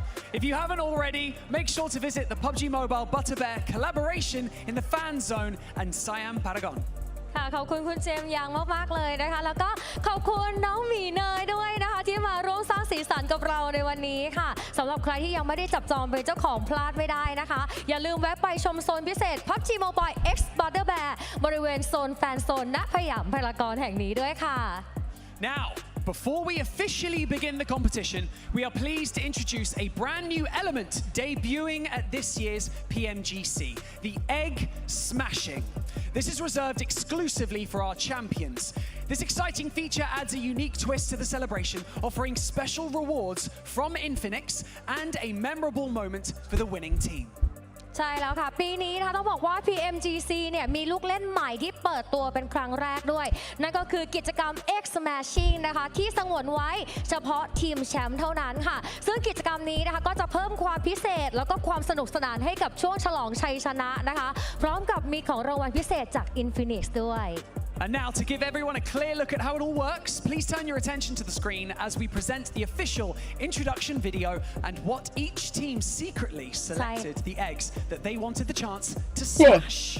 ก่อนแข่งเนี่ยแต่ละทีมนะคะเขาได้แอบเลือกไข่ที่อยากทุบเอาไว้แล้วนะคะและตอนนี้ถึงเวลามาดูกันแล้วค่ะว่าแต่ละทีมไฟนอลของเราเนี่ยเลือกไข่ใบไหนกันไว้บ้างนะคะเดี๋ยวเราไปชมพร้อมๆกันค่ะ Let's watch the video. In the grand finals of the 2025 PMGC, 16 teams have fought their way to the ultimate honor. Each of them now stands as one of the world's best, and each is represented with the golden egg marked with their team logo. Inside every egg lies a special reward card provided by Infinix. A GT pad, a GT phone, or GT earphones, an exclusive gift waiting to be claimed. Before the grand finals begins, every team chooses 3 opponents whose eggs they would most like to smash. And now with the world watching, only one team has risen above the rest. One champion, one chance to get the ultimate bonus reward. If the champion wins by the smash roll, they may smash 3 eggs and take all the Infinix rewards hidden within. But if the victory comes by points, they may choose only one.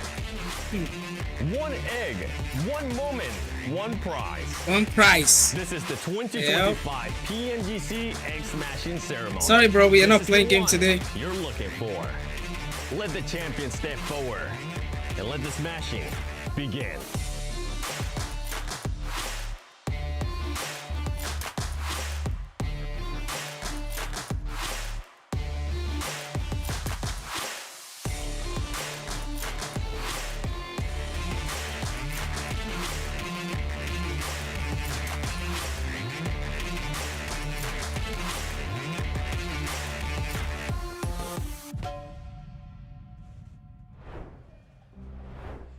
And now, the moment we've all been waiting for. 16 of the world's strongest teams clash on the grand stage of PUBG Mobile's Global Championship, carrying the pride of their regions and the weight of every fan behind them for one purpose: to raise the ultimate trophy. และตอนนี้ค่ะก็คือช่วงเวลาที่ทุกท่านรอคอยค่ะ 16 ทีมที่แข็งแกร่งที่สุดจากทั่วโลกกำลังจะขึ้นเวทีประชันกันนะคะเพื่อคว้าแชมป์สูงสุดกลับบ้านค่ะและตอนนี้ขอเสียงเชียร์ดังๆให้ทั้ง 16 ทีมหน่อยได้ไหมคะ That's right, Bangkok, make some noise! Ladies and gentlemen, the 2025 PUBG Mobile Global Championships Day 1 starts now. ไปชมกันเลยค่ะ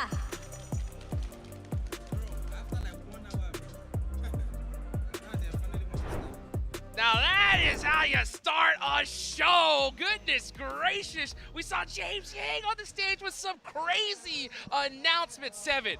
Which one stood out to you the most? I'm hyped. We're going to get Max. Not just one PMGO, 2 PMGOs. Season 1 is going to be in Southeast Asia, 500K prize pool. That's really nice. But the one I'm actually more hyped about, baby, it's Pakistan. Yeah! In a circle, better make it. We're looking, okay? Yeah, I'm super hyped, honestly. It's a chance for some of the other new players to kind of shine, right? That's kind of what happened this year with PMGO. A lot of new players were able to shine when we went to Uzbekistan. I can't wait to see what other talent we're going to see from Southeast Asia and also what other talent we're going to see from Pakistan. Yes, indeed. But of course, this all wouldn't be possible without the Infinix GT30 series, the official gaming phone for 2025 PMGC. Engineered for precision, performance, and victory. Go get yours today so you can outplay the rest. We also got all kinds of stuff going on in the game, guys, so make sure you log in right now and get you some free skins. We got a mini 14 skin coming out right now, so go ahead and make sure that you get that here in just a short time period. Besides also that, these squads need to get these predictions going. So in the game, you got 2 days. Okay, guys, this is the final, bro. So guys, oh goodness gracious, right? We got Rondo coming up first, all right? Neox Factory, that is where my eyes are locked in. How are you guys feeling going into Rondo? scared for 𝐿𝐸𝐴𝑥 Factory in particular. I think this is a trend we're going to see happening every single time here, Seven. And I think we're even going to go further where people might even start to target the solos that are trying to do the recall of their teammates. I think that is a very big weakness in that 3-1 hot drop inside of 𝐿EOX Factory. And it sets the pace, right? Who's going to be able to get maybe a 20 elimination bomb right from the get-go is going to set you so far apart from the lobby. Rondo, as it replaces Sanhok, has been such a big impact in the esports scene. And you know what, Seven? I'm loving every single second of those Rondo matches. The amount of eliminations that you are going to be able to achieve. And on top of that, if you do end up winning the match, it's going to set you up perfectly, like you mentioned. It's just a trampoline to the top, and it gives you a bit of a cushion when we end up going to Erangel if for some reason things don't end up working out. One thing that I do want to point out that we were seeing, especially during the league stage, has been the amount of eliminations that some of the other squads that maybe don't end up winning are able to achieve. Sometimes we end up seeing 4 teams with 10 or more eliminations or in the high single digits. I think that's a very impressive thing because sometimes we see those teams exiting in 9th place, but they're still able to clutch up. And I mean, we're looking right here at the PMGC program, Jukes. Yes, so you can take a look at it, guys. So this is all the times that we got going on. We are in the grand final, so make sure you set your clocks and you are ready to go because we got today, tomorrow, and one more day after that, and then that is it, guys. So, that's like 3 days, bro. Rondo 3 days. is crazy. I'm so excited for 𝐸𝐴𝑥 Factory in particular because my big thing is this. Why not we just see like a crazy amount of squads, just do that 3-1 split right down the middle, and just make things happen here.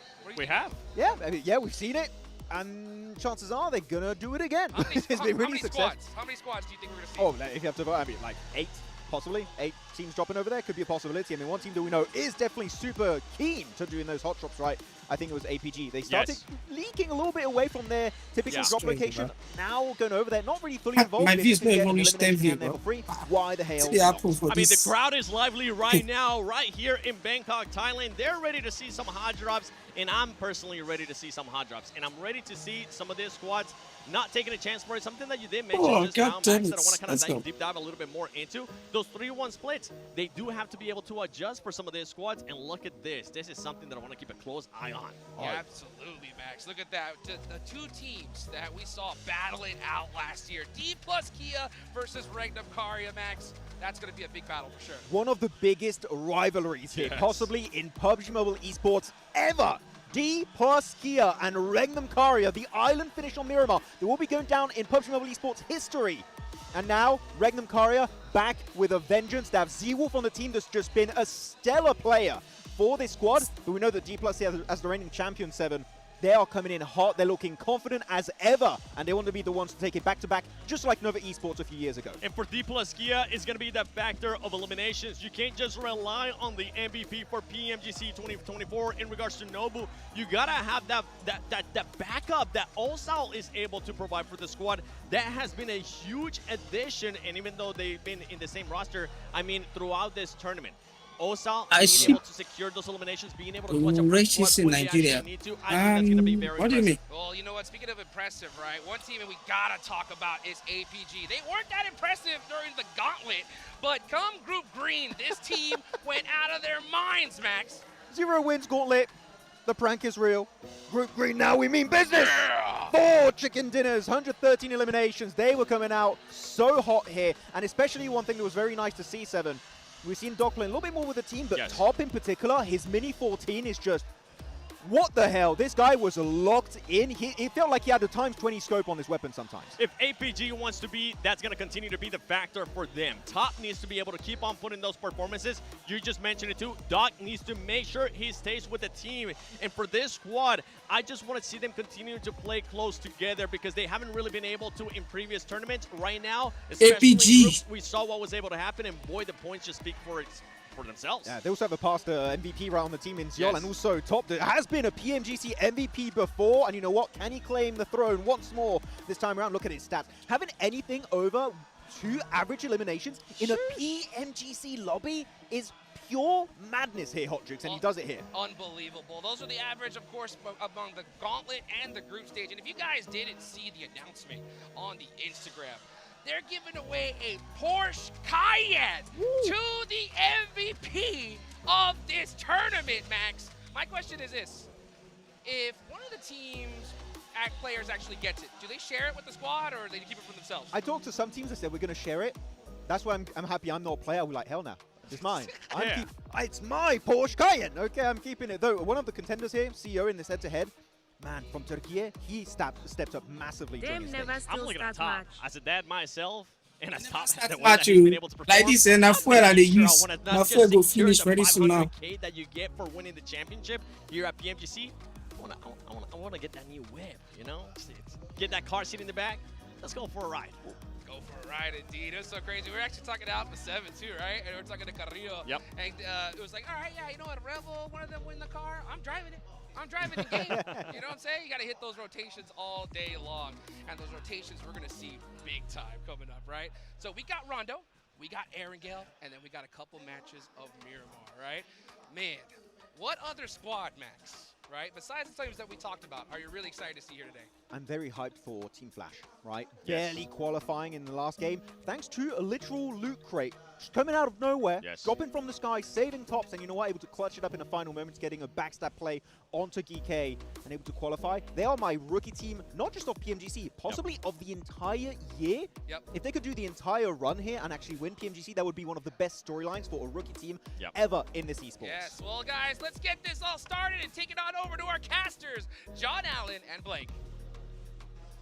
Hey, thank you so much, Hot Jukes, Max 7. We are set. We are primed and ready for Rondo and the rest of PMGC. The grand finals are here, and it is going to be messy, we think, on these first couple of minutes. So make sure that you stick around, because there's plenty of action. It's definitely a question of whether we're ready for Rondo or not. I don't think I'm ready for Rondo. I don't think you're ready for Rondo. I don't think the players are ready for Rondo. I think it's going to be an absolute slobber knocker over on Neox Factory, but maybe not quite as intense as we saw in Last Chance. I think we saw in Last Chance something rather insane. To be honest with the 6 to 7 teams that all dropped there. I'm thinking probably more or less 4. That's what we're looking at here. It's going to be around about 4 teams. But I think the boys are right.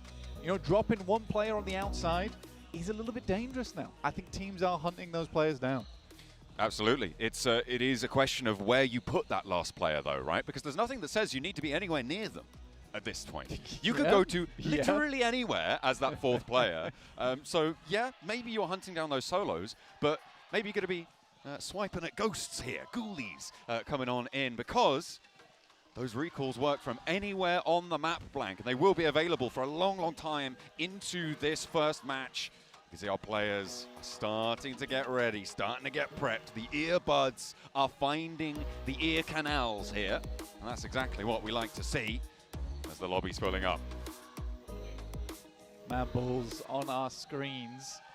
A little bit of a rough entry to PMGC. But to be honest with you, once they actually performed over in their individual stage, pretty damn good performance, to be honest with you. I was very impressed. But I think getting there was the slight difficulty, in my opinion.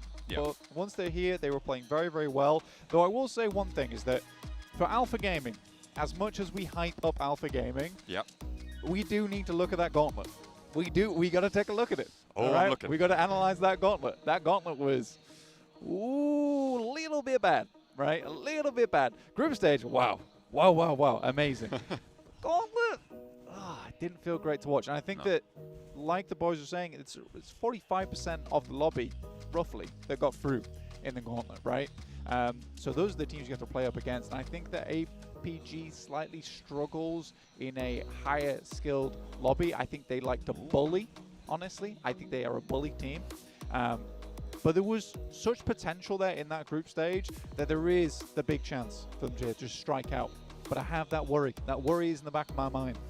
Which of the 2 teams are we going to get? Which APG is turned up today to start things off? Because it is going to be stiff competition. All of the teams that qualified, you're right, bringing those gauntlet teams back in and bringing Vampire into the mix, that is sure to draw blood if you try and step to the fight on it. Rondo is getting locked and loaded, Blank. On our map feed right now, I am seeing the map, the lay of the land, arena, making sure that they are locked in. Our crowd is getting ready too, because the first match is on our doorstep. 10 seconds away till we start things and kick things off over at PMGC, the grand final here in 2025, Bangkok, Thailand. Let's get it done, John. The plane is into the sky, glittering. An omen of hopefully not death for most of our rosters. All right, guys, finally. If we're looking at where the plane path's going, it's going right over 𝐞𝐥 factory. Everybody who wants to go there will be going there. How many teams are going to be in this cage match? We don't get a cheeky little double plane path, but you do love to see this straight down from 𝐿𝐸 all the way to Dansheng, Tinlong Garden. But you're right, it's 𝐞𝐥 factory. That's what's on the cards right now. All eyes on this, waiting to see the drops come through. Who's going to be challenging out for those early points? Because we know just how far those early points can take you. Oh my goodness. There's so many teams already out over there. You can see a couple of teams not going for that. That's 𝐿𝐸, Alpha 7, Mad Bulls, Ulf. Oh, hang on a minute, maybe. No, there are more Mad Bulls up there. Team Flash as well, not going to get stuck all the way in. And Thunder Talk Divert, they're not going to head on over, but plenty of teams still going there. And actually, a little bit of hot drop further south as well towards Dansheng. Bro, guys, this game is going to be tough. This is maybe fewer than I thought would be right on the inside. Yeah, I think that for down towards Dansheng, that's the sort of unexpected, right, John? You don't expect to be seeing that amount of teams down there, but to be honest with you, teams are just looking to get themselves into position anywhere they can. Potentially, this is just a little bit of an unfortunate drop, but you're sure that these teams, their coaches, will have communicated with one another. A three-man drop over here, 𝐸𝐸, Vampire, 𝐸8. 𝐸𝐸, a bit of a menace in the lobby, but 𝐸8 already takes a knock over towards Marth. Looks like Vampire currently holding the central line of things. They do, I believe, have an outpost all the way south towards Tinlong Gardens. So they are playing as 3 in this one fully. Make sure that if you guys are watching, redeem those codes. It flashed up for just a second. That's all you need. You can scroll back and watch it after the fight because Red is going on in. Vampire stepping up the staircase, looking for the spray downs. Not going to connect on it, but does back them off. �TonyK, in the meantime, has gone down. So Vampire need to find themselves together. They do have that res on the outpost, but they are starting to fall. And now it's just 𝐷𝐸𝐸 on the inside, looking to try and get the res onto �TonyK. Without too many meds here, 𝐸8's going to charge forwards, look for the flush. Doesn't quite fully finish it off, but steps in, allows Marth to take up the mantle. Will not find the first shot, but steps on in and cleans house against the Vampires. They'll need to res. We'll see them in Tinlong, but 𝐸8 might be not long for it. Oh, I mean, either on basically no HP, life support inside the building, but still Oh, rushing it no down. way. Fair enough to him. Making it They got it happen caught, they got it here. caught, they got it PUBG caught. United 2025. They So got it cool. caught. 3 So kills cool. already, bro. A real mishmash of the two worlds. And that is the first time that we're going to see Vampire in a fight here. And they will be taken down. Not great as a start. 𝐷RX, though, starting to chime in. APG. On the fight. Nice little spray down. Over towards Reefus. Doc now trying to hold his own. 2 players now alive for APG. Doc on the hot seat now.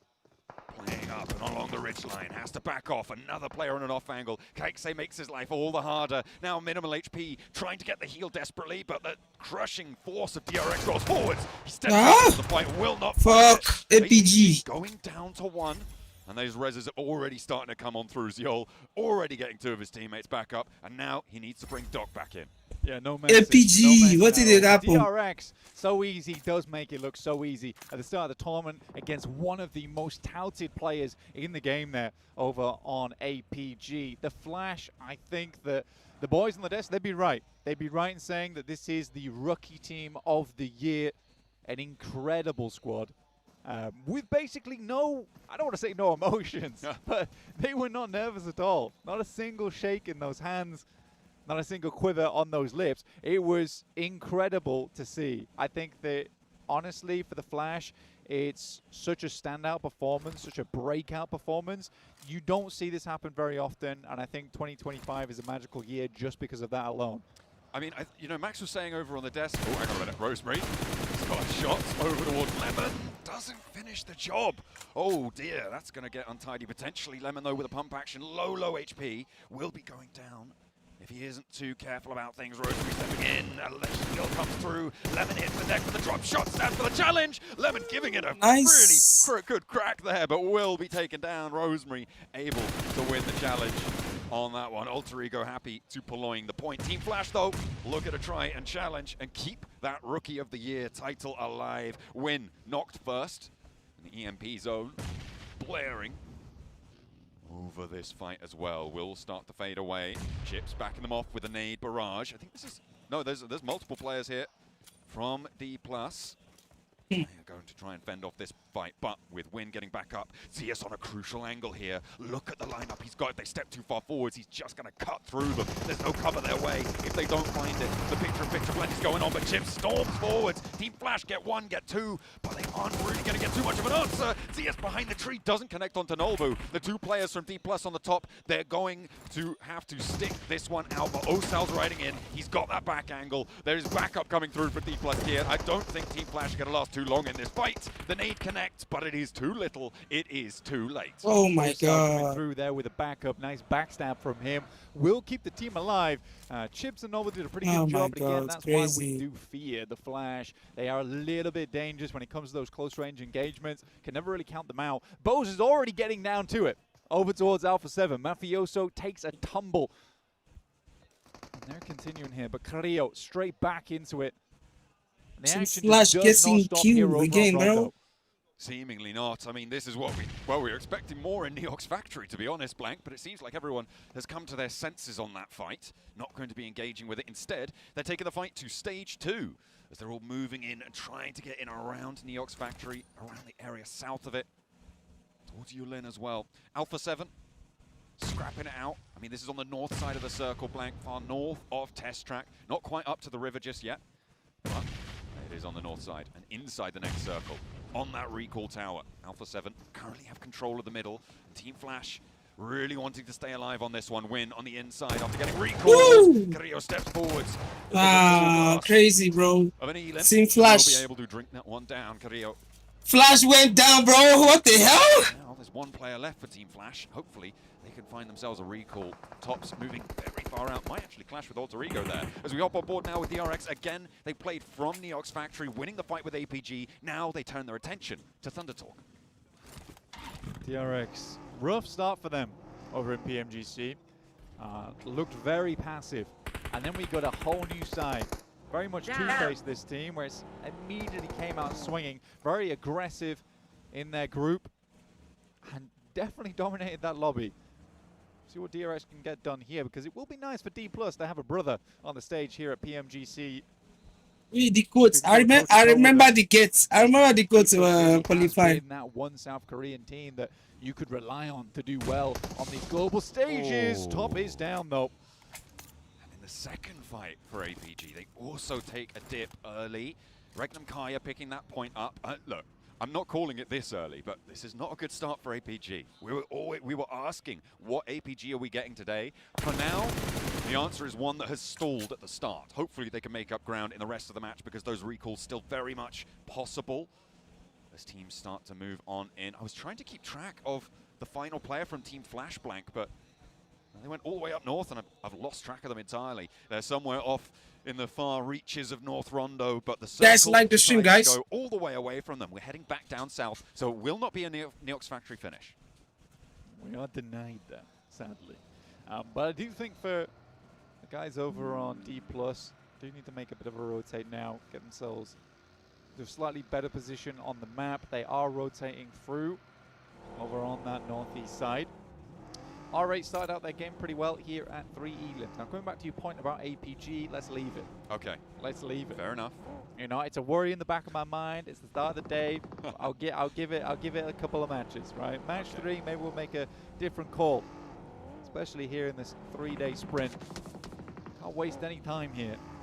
Teams will get ahead, but it is interesting seeing this lobby, right? Way less eliminations across the board, because these fights take a long time to conclude, because you're going up against the best of the best, right? And they are not going to give you free wins. They are not going to give you free team fights. It takes time.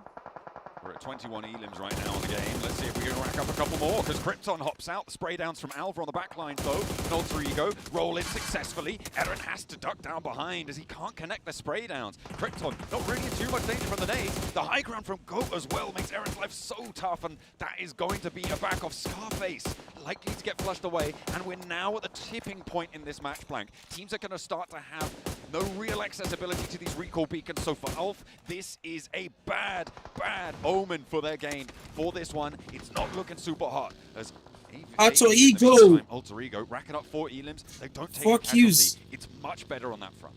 But also there's one final option left, and that is to swing far down towards the south side, John. There is still a recon beacon in play, but it is a long wrap that they need to make on the western side, and you've got to go through teams like Alpha Gaming, Mad Bulls. It's tough. It's real tough.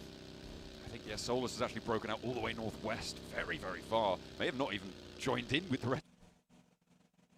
Bro, what? But let's see if this one's going to be 2, because 𝐿𝐸𝐸 has the challenge with the nade from 𝐼𝐸𝐸. He steps on a landmine, blasted sky high. 𝐼𝐸𝐸 now with the challenge over towards Flip. Not bothered about 𝐿𝐸𝐸, not bothered about getting the 𝐿𝐸𝐸𝐸 to chime in on this central location. They have got the angles, and the nade to steal the flush back into the grasp, into the pocket of R8, and they still want to maintain that top spot. Pusher playing on the back lines now.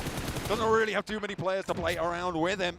But 𝐴𝐵G are taking shots. You've got Mad Bulls starting to fall, with Vampire moving in on the south, with 𝐷𝐸𝐸 in a really important 2-2 split to their east. For Mad Bulls, they are not getting out of this one. Yeah, they're locked in. I think for Mad Bulls, this is going to be a pretty slow start for their day. I swear. It's very hard to remove himself from the scenario. Once all the dust settles, it's likely Pusher goes down, but might pick himself up some points before he finally hits the deck, right? Just because it's likely he's going to be leaving this one. I thought R8 had that completely under control, but then there was a cheeky little off-angle knock coming through. 𝐴𝐸𝐸 just third party that game. Nade coming through from Pusher. He gets the flush. Alpha 7 now starting to sweep in through behind 𝐴𝐸𝐸. Not crashing fully, but it's certainly a threat. You don't want to let teams in that easily. 𝐴𝐸𝐸 now have to turn their attention. Maybe a chance to move this one back in. It's unfortunate for R8, Blank, that they've lost 2 here. They could potentially still just about swing out south to try and get a recall. Bro, it's gonna be tough, bro, because the best of the best are in this game. It's gonna be tough. Yo, hello, brother. What's up, bro? Yeah, I mean, playing off towards the eastern side of this circle, it wasn't likely there was going to be many teams playing. Yeah, honestly, guys, I'm not feeling good, bro. So I think for R8, their problem there was taking a fight in such an open area, right? That was their big issue. There was so many sight lines coming down on this western edge. Alpha 7 makes the correct play. They swing straight past. Alpha Gaming can't really afford to turn around at this point while there's still players right in front of them. So the leapfrog is fantastic from Alpha 7. Gets them ahead in the circle, gives them a really good point to actually hold out separate teams. Oh, what the net? Very curious as to the thinking behind Lemon's play here. I didn't even realize there was another Mad Bull in this one, Blank. But he stepped up into the fight and immediately gone down. There was an open recall beacon all the way to the southwest that he could have got the rest of the Mad Bulls back up. Oh, okay, they have managed to get everyone else back up as well. Okay, that makes way more sense. Hang on a minute. Need to keep track of these players a little bit better, because 𝐿𝐸𝐸 needs to keep track of himself, maybe. As Prestige able to spray him down. A really good hold for these two. All right, happy to go for these nades. Another bouncer off the log pile. This is a little special trick shot, it seems, for 𝐼𝐸𝐸 as he pops another one in. Splintering it out, but doesn't quite connect on the second. 𝐼𝐸𝐸 just needs to hit one of these. I mean, they're so low already. Oh! To do 𝐼𝐸𝐸 with the double. And now it's just down to Pusher again. Bro, can you imagine? Where we started just a couple minutes ago. For some reason, Mad Bulls decided they were going to offer even more points through to R8, and R8 is only happy to oblige.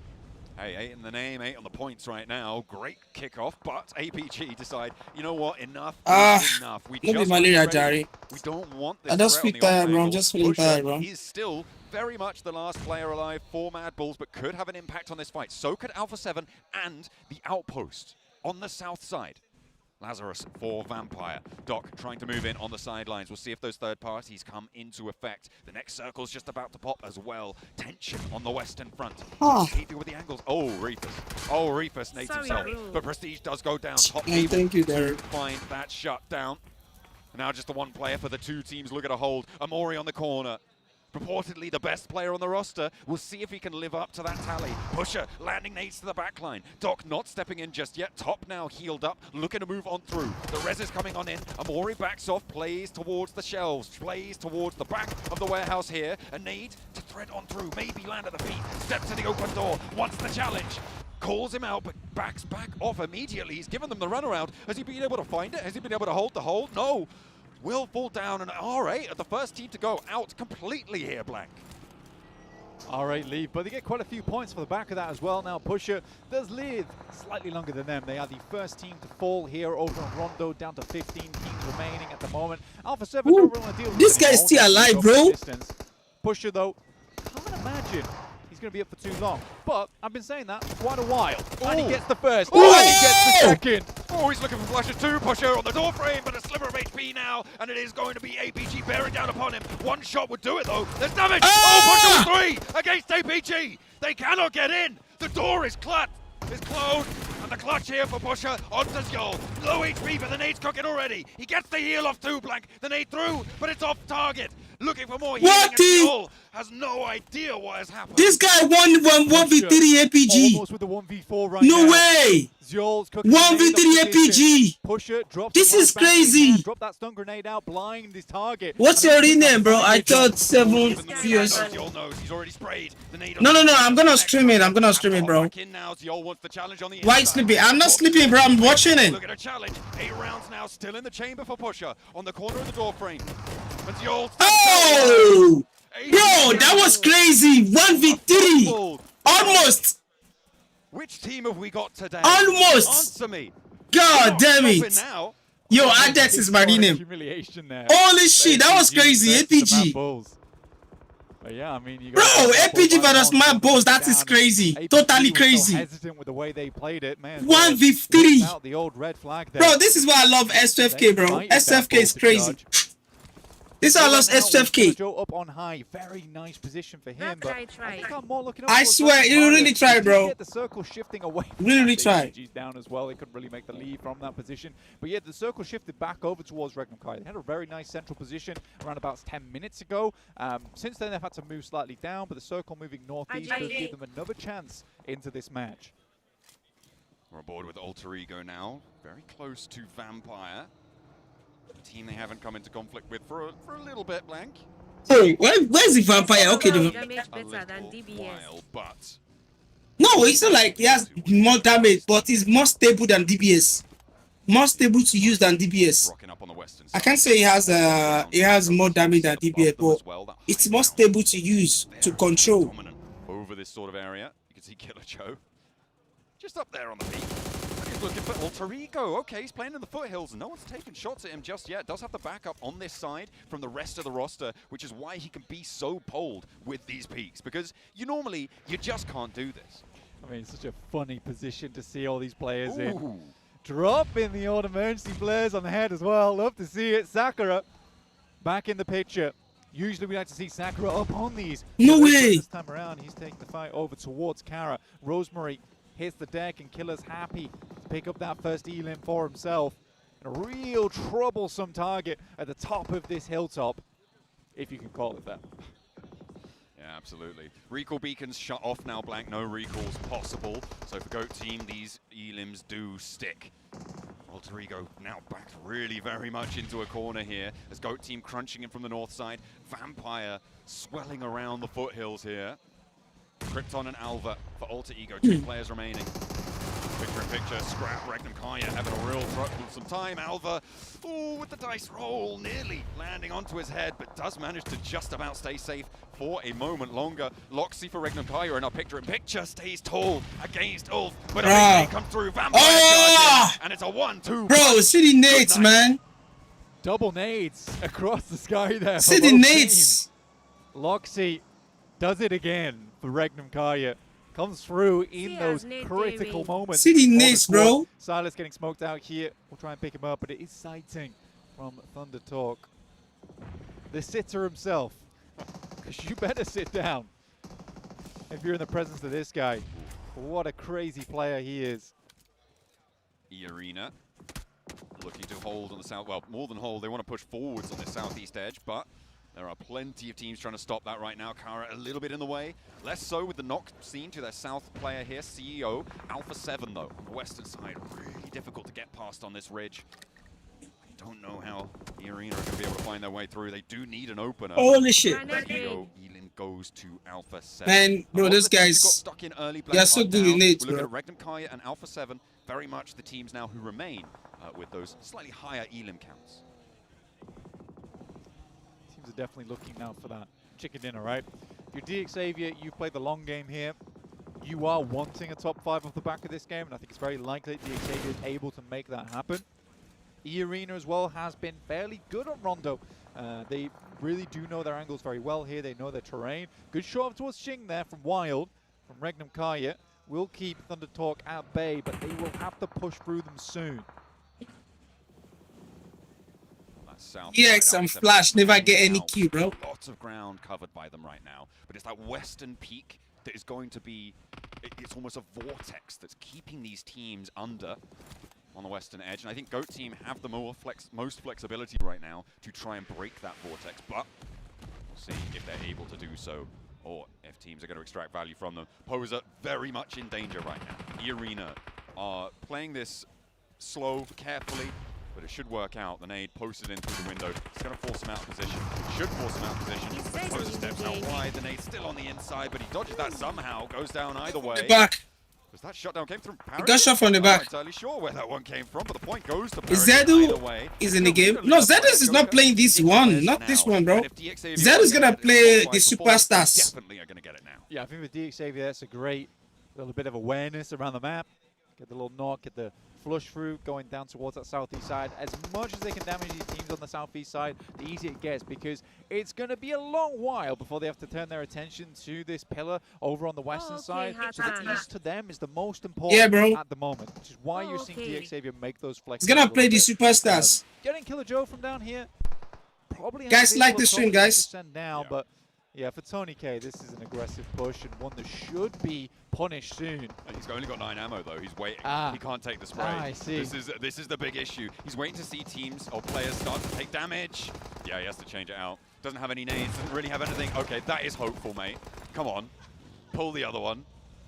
Okay, down you come. Time for you to get back with the rest of your team. Meanwhile, oh, a nade from 𝐿𝐴RENA. They're down to 2 players blank. That they looks have good. Taken another one. Woo! Quite reaching the full distance. What a nade. Oh dear, 𝐿𝐴RENA getting lit up though, and it is going to be ThunderTalk. Taking the shots, it's just Wild lane left now. 5 elims blank on this match already. And 𝐿𝐴RENA up to 8 with 10 teams remaining though. The placement points aren't here yet.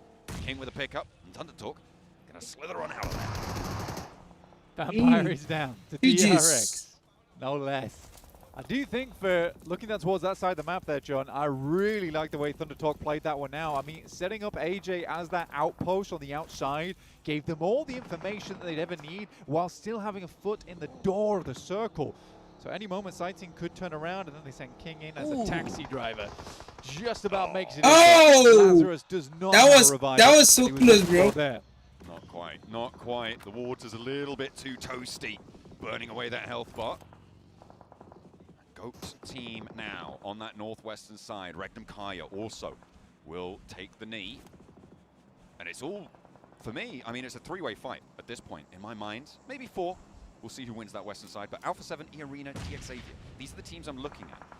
Central, fairly controlling positions right now. I think Team Flash on the east side is going to have a real tough time. I think ThunderTalk are maybe going to have an even tougher time with a lineup that exists with 𝐸𝐴RENA on the lookout. I think 𝐸𝐴RENA is struggling, to be quite frank with you. Like, think? Yeah, their escape from this location is not easy. It's very I open. swear. They can't really peek anything too much at the moment either. This spot right now from ThunderTalk is looking lovely. I mean, they've covered off really the only difficult angle for themselves on this left-hand side of your screen. Obviously, they want to get further in. 𝐷𝐿𝐴RENA is the prime suspect for a chicken dinner here. Absolutely. Money's on them. And let's see if someone can change the fates. Team Flash are still alive. The rookies, the new bloods. They have made a name for themselves already. I mean, they were saying on the desk, oh, if they win, they'll be rookie team of the year. They're already rookie team of the year. You know, I think that's what Max was saying, that they are the rookie team of the year right now for him. Maybe rookie team of all time if they're able to get the PMGC title. Yeah, if they're able to do that, I think that'd be a very, very tough target to beat. I mean, how can you do better than that? Yeah. That's going to help 𝐸_ARENA, though. That shift. That will help 𝐸_ARENA. I mean, it's the removal of themselves from that location, which is hard, but luckily the circle coming down to them does keep them safe for a little bit longer, so now teams will have to venture into the 𝐸_ARENA jungle slightly sooner than they might have liked. Ooh. Go team trying to take shots, DRX giving it back. Spinning them around, trying to force them away. 𝐿𝐸 putting pressure uphill. 𝐾𝐿AGE gets the heal off, looking to take up with those meds. His buggy's down and out now. Needs the backup of his team, needs the cover there. Maybe invest a smoke or two, but he's knocked. One of them is knocked. Go team, do you really want to re-engage this now? I don't think so. They are going to fall back. Give ground, and DRX now have the numbers advantage, but neither team is in, and now the zone starts to close. Where do you go? Because 𝐷𝐿𝐸 in such a great position. Oh, Thunder Talk. They're going for the rollout. A 1-4-1 on the trade. Hold down behind. The dugouts here. And Team Flash trying to hold their nose. Just cannot do it. In the face of the PEL. Can you imagine? They are swept aside. That is such a classic Thunder Talk thing to do. They play the game so methodically, and then all of a sudden they're ready just to rush you. And they absolutely will go for it. Insane stuff. Kraken still alive. The goat tails were turned and they ran. But now 𝐷𝐿𝐸 maybe a little bit of a threat sent towards their way. Kraken has a little bit of time still up at the high ground, but no, he's seen. He's going out to the blue. Tried to there's nothing we can do. 𝐸_ARENA want that point, mate. That's going on there. Wow, 𝐸_ARENA see the active. Guys, you guys remember 𝐸_ARENA, bro, on the group green. Those guys really tried, like a lot. They really tried a lot, bro. Oh my days. Want to make it happen. There's going to be some big profiteers, though, either way, off this game. Start off with 8 elims right now for Alpha 7. Looking to return to form, to become that oh my god, team this is nuts. that demands respect from the rest of the lobby. I think 𝐿𝐸 has been a wonderful addition to the squad. Really has had his big moments.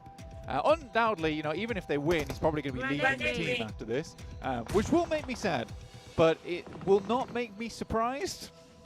Yeah, well, we'll have to wait and see. We'll have to wait and see. I'm doing reverse psychology right now. Yeah, okay, absolutely, yeah. They're never going to stick together, guys. No. Guys, like this one, guys. But right now, they definitely need to stick together as best they can. For Alpha 7, this next push is do or die. Top 3 on this fight. They've already had a good game, though. Every single team now has had a good game, except for 𝐷𝐿𝐸 on the points tally. Would you call it do or die? In terms of getting this game, I mean, not for their tournament. Not for their tournament, mate. Just this game. I mean, come on. Look, man, if they do it, they do it. If they die, they die. I mean, those are the two options. You die, you don't. You're not wrong. You're not wrong, John. Let's see how 𝐷𝐿𝐸 handle this, though, because it's a fight on 2 fronts. And I think that's hard. But any fight that 𝐷𝐿𝐸 takes, the other team is going to try and take advantage. Guys, this is always the difficulty when you are the central team and it's a little bit open, is that you are always going to incur the wrath of the third party. So 𝐷𝐿𝐸 needs to hit a 1-2 punch, but in both directions. They need to hit the 180 on both these squads. Alpha 7, though, very lacking on utility there, Blank. They may have some smoke launchers, so maybe a little bit more smoke in the back pocket. But 𝐷𝐿𝐸 have got quite a lot of utility themselves. It's going to be difficult to roll up onto them. Sure, they need to land this 1-2 punch, but 𝐸_ARENA are going to be funneled towards them. There's not too many approach routes that they can take, where Alpha 7 won't just immediately shred through them, which is going to force 𝐷𝐿𝐸 to play a fully linear fight. Sure, they'll be in the middle of the line, but as soon as 𝐸_ARENA have to shift over to that north side, I think that's going to line them up nicely in nade range, potentially. So after 𝐷𝐿𝐸. 29 minutes we're coming up on right now. Very long game here for Rondo as well. Right off the wire, and again, to be honest with you, we always say this is a bit of a springboard, bit of a trampoline. First game of the day on Rondo. Get packing quite a few points into your backpack. Get that done early is lovely. 10 nades right now for 𝐸_ARENA. When are we going to start throwing them? I think they're waiting for Alpha 7 to move. They're laying up the smoke. They don't want to break north. They're going west instead. But immediately, I mean, that's what I was so worried about. They tried to get the smoke cover there, but it's just not going to happen.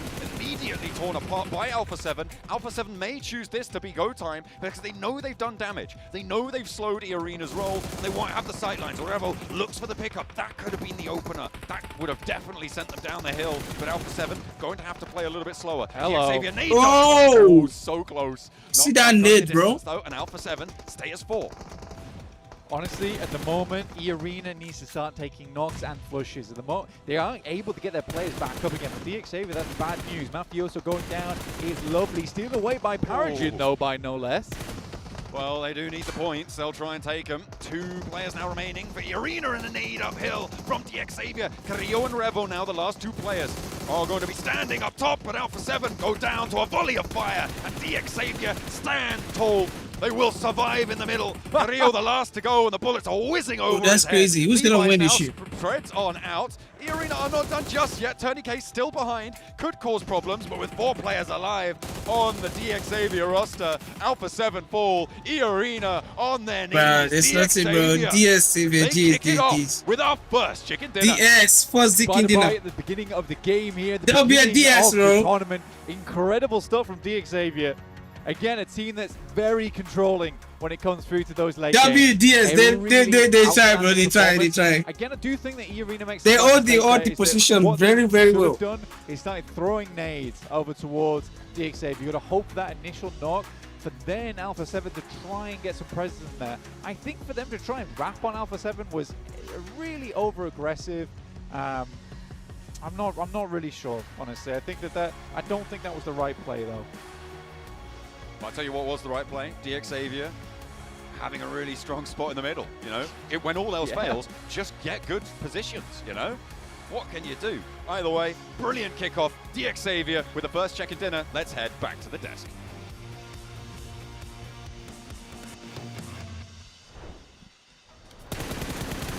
𝐸𝐸𝐸 get the chicken dinner right off the rip here, man. They got that center position, and they put it to work, man. A really good road plateau position. They go there a little bit earlier compared to the rest of the lobby. And you know what? That plateau is great. To the east, it's low ground. To the west, it's high ground. All the teams kind of fighting over the ridge. So they stay alive until the very bitter end of that game. And those smokes, Seven. Those smokes to clear their back, make sure 𝐸∞ can't backstab you while you're pushing onto Alpha 7. Now that is perfect usage of smokes in that scenario. It really is. I'm just impressed with DX timing right here. They waited for the right moment. They saw that they were actually Alpha 7 was taking a fight with 𝐸∞. Noticed that right away and just moved out. What it looked like to be, honestly, an easy win for DX, they made that win happen at the end. I mean, Levi's in particular, he's like, oh, I just eliminated all of Alpha 7 with my teammates, but I'm going to use Alpha 7's position as a launching point to eliminate all of 𝐸∞ and secure the game. Every step of that finishing moment here from 𝐿𝐸𝐸 was so well executed. The IGLing, amazingly executed. And something to keep in mind, too, look at the eliminations from this squad. What were we talking about at the beginning of the show? We're talking about some of those squads being able to get high eliminations. For this squad, they were in the position, honestly, that didn't allow them to get those eliminations, Max. They do end up there with just 8. Unfortunately, the road plateau mid-game, I think you are not able to get involved in those fights because of how the terrain works out. I'm okay with them getting a low elimination game.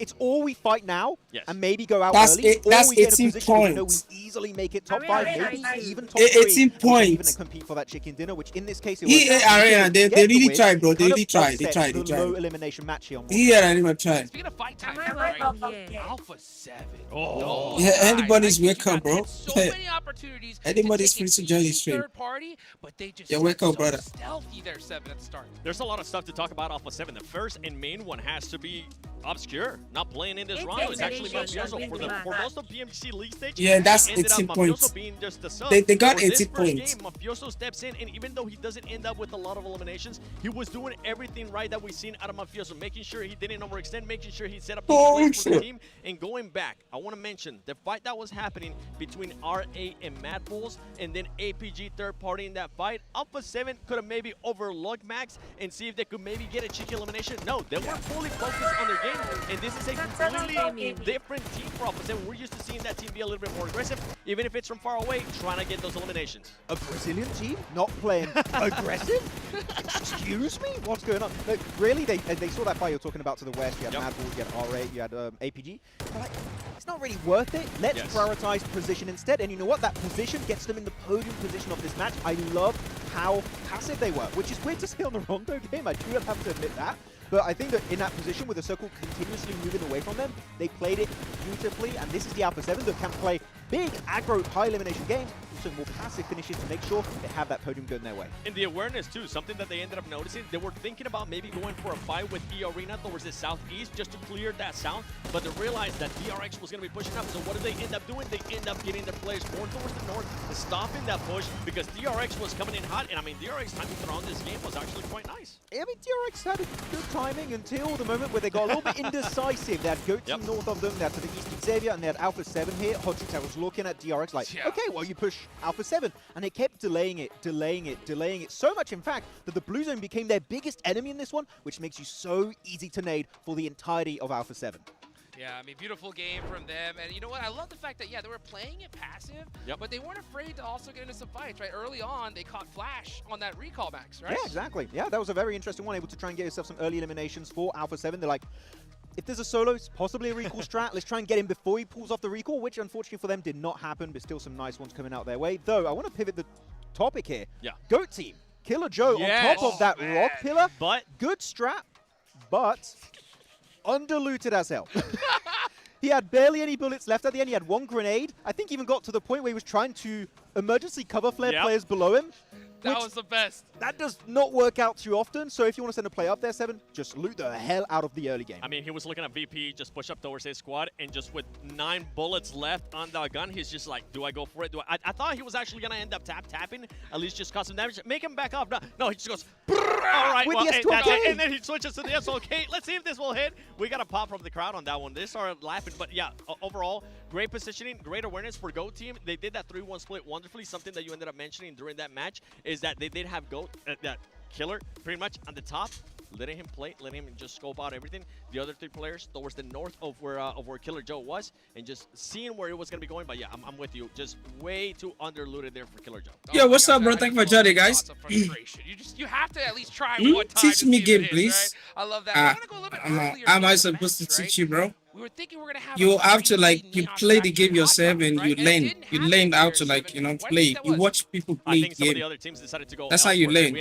But before you can play, you need sensitivity. Like you need game sensitivity, game settings, and also you need to play on a good device. If you have all these 3 things, then I feel like the first 3 matches are gonna be a warm up. This is a squad that's coming in. The game is not hard. Play any of the PMGC league stage. I knew 18 points. They got 18 points. EA with 13 points. And one thing that actually surprised me was we continue to see the aggressiveness. That firepower that we saw out of 𝐸 in the gauntlet is still there. They don't get any placement points, but they end up with 8 eliminations. Where's DRX?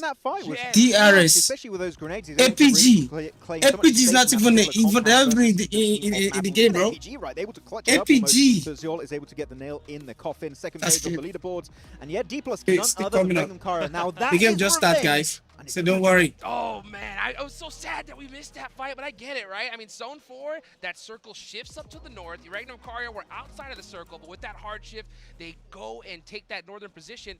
But they end up with that fight with D+ and end up taking them out. Actually, it's very interesting because they were both in circle. Like, okay, we don't have to fight. Yep. But we want to. Yeah. And it's actually a really good idea when you think about it because the circle is not always going to go your way. At least it's very rare to see that happen. So like, what if we take the 5 versus D+ 𝐿𝐸𝐴𝐵𝐴 early, and if we win it, guess what? The chances of us getting third-partied are infinitely low. And in that case, they did not get third-partied until the circle shifted away. And for Reg, not just that, finishing that fight and then pushing up to 𝐸, I think the awareness out of 𝐸𝐸𝐴𝐵𝐴 right there was, okay, more than likely, if we delay this fight, it's going to end up happening at some point. And you were talking about her earlier, Max. Guess what? He ends up securing that MVP. DX Levi's right there. 3 eliminations, 454. It might not seem like match because what I was talking about. That squad was just chilling for the longest time on that road. Might be the lowest elimination chicken dinner record in the entirety of the grand finals. Maybe, I'm just saying. Hey, you know what? But they took advantage of it. You know, you don't get those zones pretty often, but when you do, you got to get that chicken dinner. Unfortunately, they weren't able to put up those eliminations, but hey, a great start for them regardless of the situation. Now, I want to talk about a team that didn't really, a little underperformed here on this one, right? And it was Mad Bulls, right? They had that super early crash on the 𝐸. We were looking at it and being like, hey, like, you know you're going to get third party. They were completely lost because they're like, oh, we're going to crash. And like, what if we send another player to recall to the west? And it was Lemon. They're like, which actually is very weird. You send your best fragger on the team to leave and attempt to recall. For me, you would give that role to someone else, not someone that's been MVP a few times during the league stage. Very surprising to me. You were talking about their rotation, though. They did end up wrapping north. Is that correct? Yeah, it was actually a very nice Northern rotate. I enjoyed what was happening there from Mad Balls, but they could have played Edge, but Mad Balls don't strike me as a very Edge-focused team. So, like, let's send it onto R8. Then APG were like, we're going to have the final laugh. And in that case, that was what happened for Xion. It's one of those where they really they couldn't scout that much because of the positioning. But then they got a recall, and then they went back for that spot because they still had some of the players there. I wish they would have been willing to just back up from that fight because, as you mentioned, APG ultimately ended up winning that. Yeah, though we're talking about all the teams, we talked about the arena, and we need to talk about the arena, right? They had a really good option here to do in that game, and I think they had a really good top 3 finish. Yeah, beautiful game for Arena. I love to see just how Rondo played out here. Definitely didn't go as expected, but we definitely see some good teams making some good points. Okay, what is going on with the internet, as bro? we go and look a little bit further down the line, right? We got that southern shift. Come on, this internet, eh? Come on, don't come out here now. I don't think I'm gonna carry it. Won't go away now. Right, when they had an opportunity to push on the Mad Bulls, right? They didn't do it. It's internet go to stop anyhow. What's the happen? Alpha 7, on the way back. Yeah, I mean, I kind of touched on it earlier in regards to that team, just worrying about their gameplay, worrying about what's going to be happening towards the next later part of the game. And this is why you were so surprised too, Max, because you were saying a Brazilian team not wanting to be aggressive. What's going on here? Now, if we actually switch focus here from the Rondo, I'm going to go to 𝐴𝐴𝐺 because I'm going to be looking at some surprises. We've been talking about hot drops early on. We're talking about maybe Vampire, what's going to be happening with 𝐿𝐴𝐺 when we end up going to Miramar. But do we think we might see any hot drops? I can't think of any on the top of my head, Max. From what I've seen, 𝐴𝐵 should be pretty chill. Yep. Right? Shouldn't have a, like, the only thing I'm questioning is, are we going to have something on Miramar? But 𝐴𝐵 itself, if a hot drop happens, this is completely unheard of. Hey, look at this on the screen. No Mafioso currently there sitting down. They're going to be switching it out. I wonder if that's something that's going to be working for Alpha 7. In the past, we have seen some of those squads, you know what, utilizing that 5th player to one match. It hasn't worked out wonders in the past. So far, it worked out on that one for Alpha 7. Ends up with 9 eliminations, and now they go to 𝐴𝐵, and they go back to their core squad from PMGC. I don't know what's wrong with the internet, bro. If you have a 4-man that's a map-specific 4-man, right? Yeah. You're the Rondo specialist, Mafioso. You want to play a different playstyle. Maybe he's the one trying to go for the recall play if that is their strat. So you know what? If it worked out on Rondo, maybe they just keep doing that on Rondo until day 3 of these finals. I'm just over here giggling because if that's why Mafioso ended up just getting subbed out because they removed Sandhog, maybe that was his map, and now they're like, all right, Mafioso, we're gonna need you to lock in when it comes down to Rondo. That's the case now. Maybe they have that option out there. That'd be insane. I gotta actually go talk to the players at some point and figure that out if that's true. Yeah, that's crazy. I'm so shocked that we're seeing like a player swap this early on, you know. But I mean, it is what it is. I mean, one team in particular, right, that we're seeing here for the first time is Vampire, right? How do you feel about that performance in the last game? You know, we saw a hard shift to the northern side, and they looked to kind of go into that route, but unfortunately, it just didn't work out for them.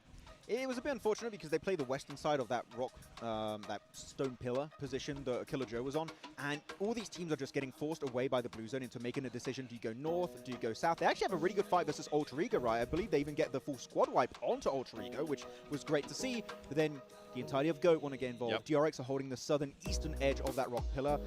So they had no escape route. The only way for them to actually make it out alive of this one would have been to just pick a fight, fully commit to it. Guys, can we get my last chat, bro? Resources at that point, so any fight they took, they would have had a significant disadvantage. If I have to give some props to Vampire, was earlier in that match, they did have a lot of great control towards the southwest of the. If it would have gone their way, maybe we would have seen a little bit more of an aggressive or maybe a little bit more of a subtle Vampire, and that's what I want to see throughout this team, especially for the next 2 matches. You know what, Vampire in the past, they've been a really strong 𝐴𝐵 team, and 𝐿𝐴𝐺, that's what's coming up right now. Well, you know they're excited. The crowd is hyped. Let's get some 𝐴𝐵 action going, guys, as we are now hitting match number 2. Let's go ahead and throw it on over to our casters, Blink and John Allen.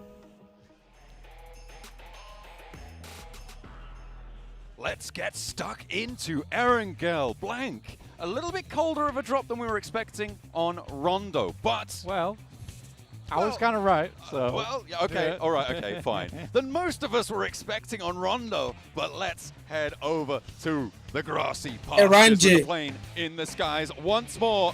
Guys, like the stream, guys. Ready to rumble. A little bit west on the plane path, but will give a lot of opportunity. We had more than our fair share of military zones during League, during Gauntlet, during Last Chance.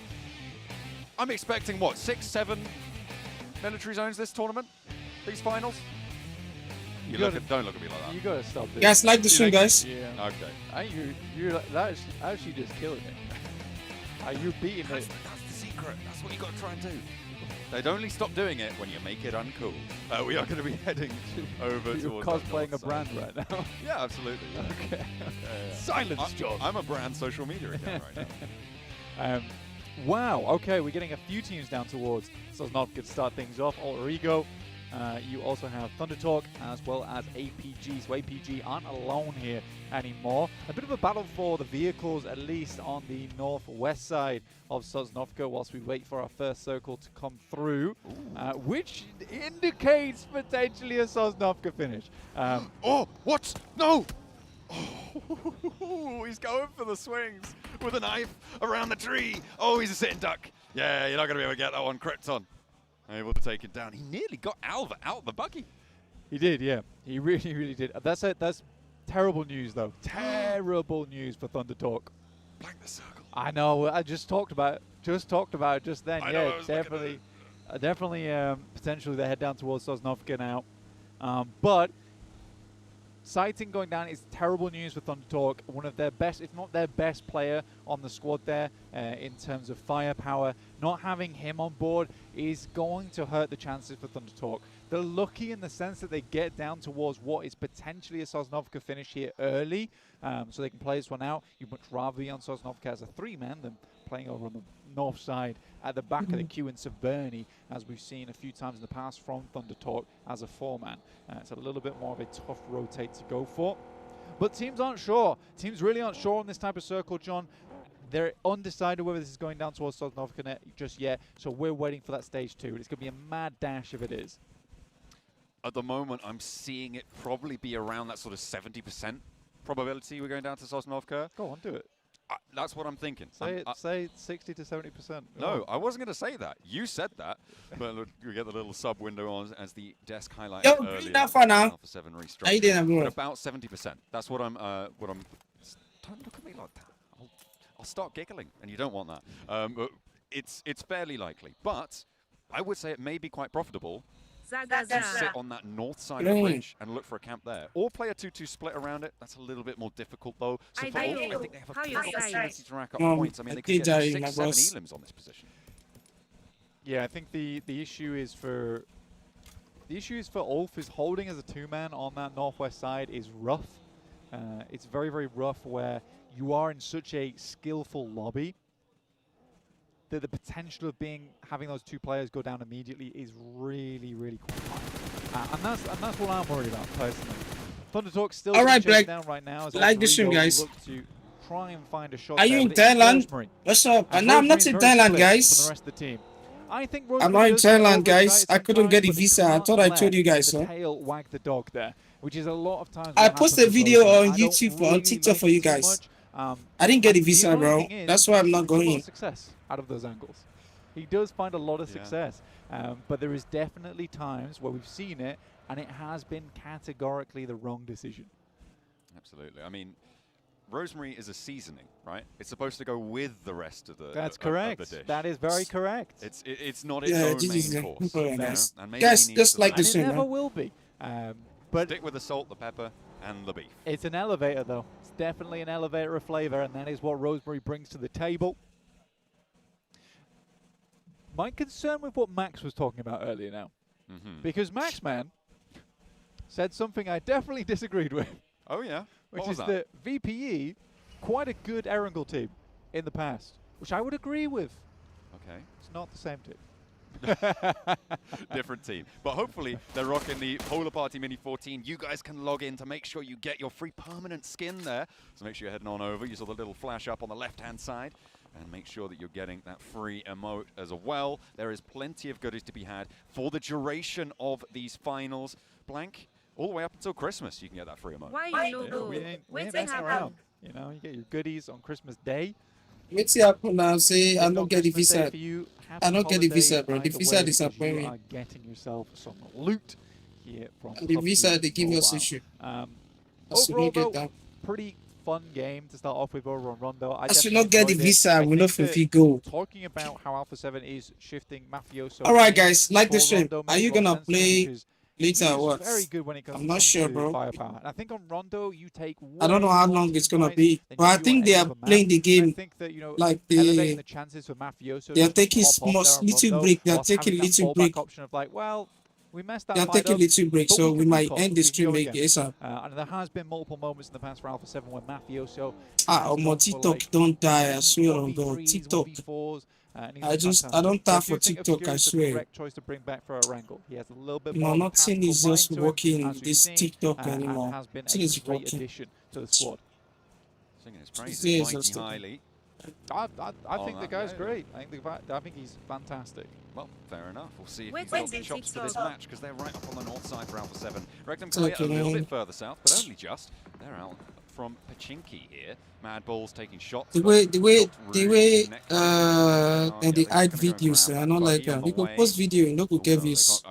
Go see the day stream. They not go boost your views. I mean your stream. And they've got The places thing is annoying. Ulf, in the meantime, And they over won't on give that people. break They won't flank, give is, people. What's it back over called? towards the map feed. They are still holding 2-2 Notification. play, They won't and give I people really do hope that notification. they can get Oh no, points for it, because it is, that as you thing's just said annoying. before, as you highlighted, very risky. It's a high value play, right? But I don't think the value outweighs the risk on this one, personally. Okay. You know, I mean, I love high value plays. I love it when teams go for them, but this one just feels so dangerous. I really do hate it. 𝐿𝐴 getting knocked here out in the blue is unideal. That's from Alpha 7 getting a little bit of revenge from that last match that just came through. So that's 2 knocks, 2 potential finishes coming through for Alpha 7. 2 elims at the start of this game. Very nice. Yeah, and they're all the way north of the river still, up north of 𝐿𝐴𝐳. Far off into the blue zone as it starts to crunch on through. Sakura being hunted down, pruned from the match. Will not be playing an 𝐸 nightmare on the start of their game. On their Erangel stretch, it is not going well. 𝐵𝑠𝑘𝑢𝑟 looking to pick up the point onto 𝐿𝐴𝐴, ensure that that one is going to go into the back pocket. Bleeds on out there and will leave 𝐵𝑠𝑘𝑢𝑟 with the goodies. But they still have to move south flank. They're still very far up to the north. NC2 have to get squared away here. Down towards the south side, live on as a solo. We'll see how they go about it. For VPE, dropping over towards the coastal side. If they were to get 1 knock here, it'd be fantastic, but can't quite find it, and now reveals the location. That is a nasty circle, man. God damn. Actually criminal. Oh, Vampire have got a hovercraft there. Just look at that rotation. They're going to be starting. They've already actually managed to get Lazarus across to the South Island, so they will be able to regroup onto his position if he can hold it. But this is going to be Ulfa coming across. They're going to start to move into the west side. Thundertalk, 𝐴𝐵G, Alter Ego, all of these teams are going to be there. PMGC Final 2025. They know how to light up these hovercraft. Are they going to be able to connect enough damage to stop Vampire getting across? I don't think so. Definitely some long shots, but what we do know is that hovercraft is probably not carrying on too much longer in this game. 𝐴𝐴 slams straight into a vehicle, gives more opportunities for those shots to go through. This is where Ulf can start to find that value. The DP on the sidelines looks for the shots, won't quite line it up though. Ooh, Levi's getting through, but will the rest of his team be so lucky? Because they're already sending on in a lot of damage done. And 𝐷𝐴𝐴, they're allowed entry. Hello? They're allowed to go through. Scarface, where are you? You need those shots to land. Oh my god, Ulf, pick up the phone, the walkie-talkie.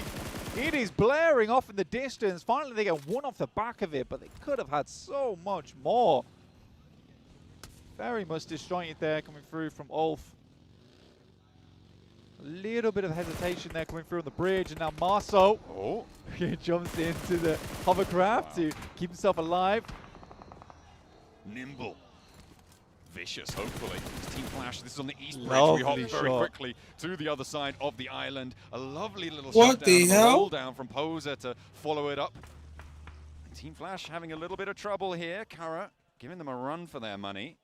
What's going on? Coming in through last chance. What Team is Flash going still on, got lots guys? to prove, but to be honest, there's really no stakes for them at the moment. Anything that they achieve here is already a phenomenal result for them. See how far they can go. Back over to the north.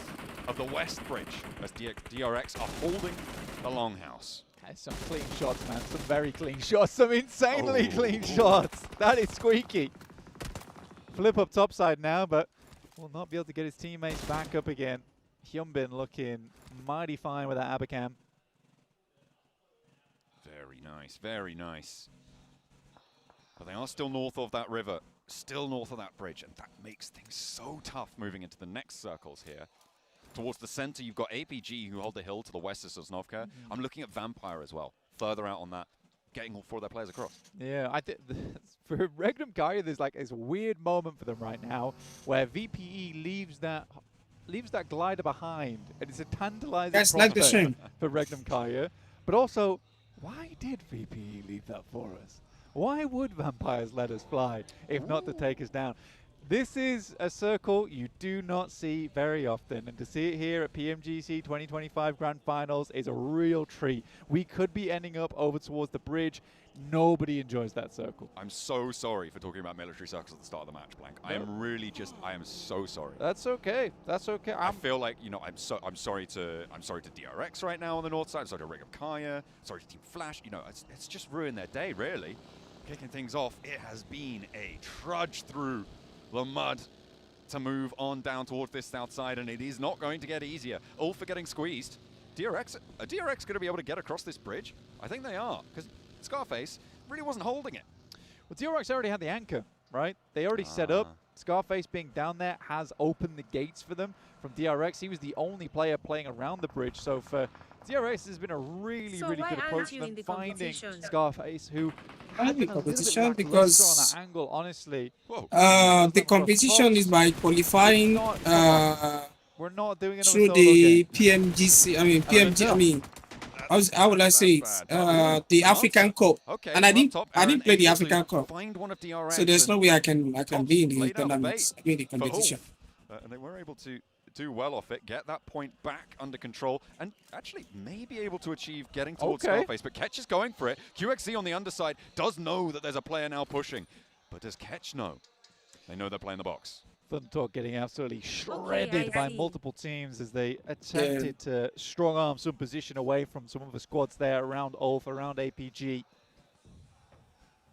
Might even get the res onto Scarface, which I'll be very surprised about. 𝐾𝐿, he's back up the stairs. He's back up the stairs, 𝐾𝐿. Okay, there you go.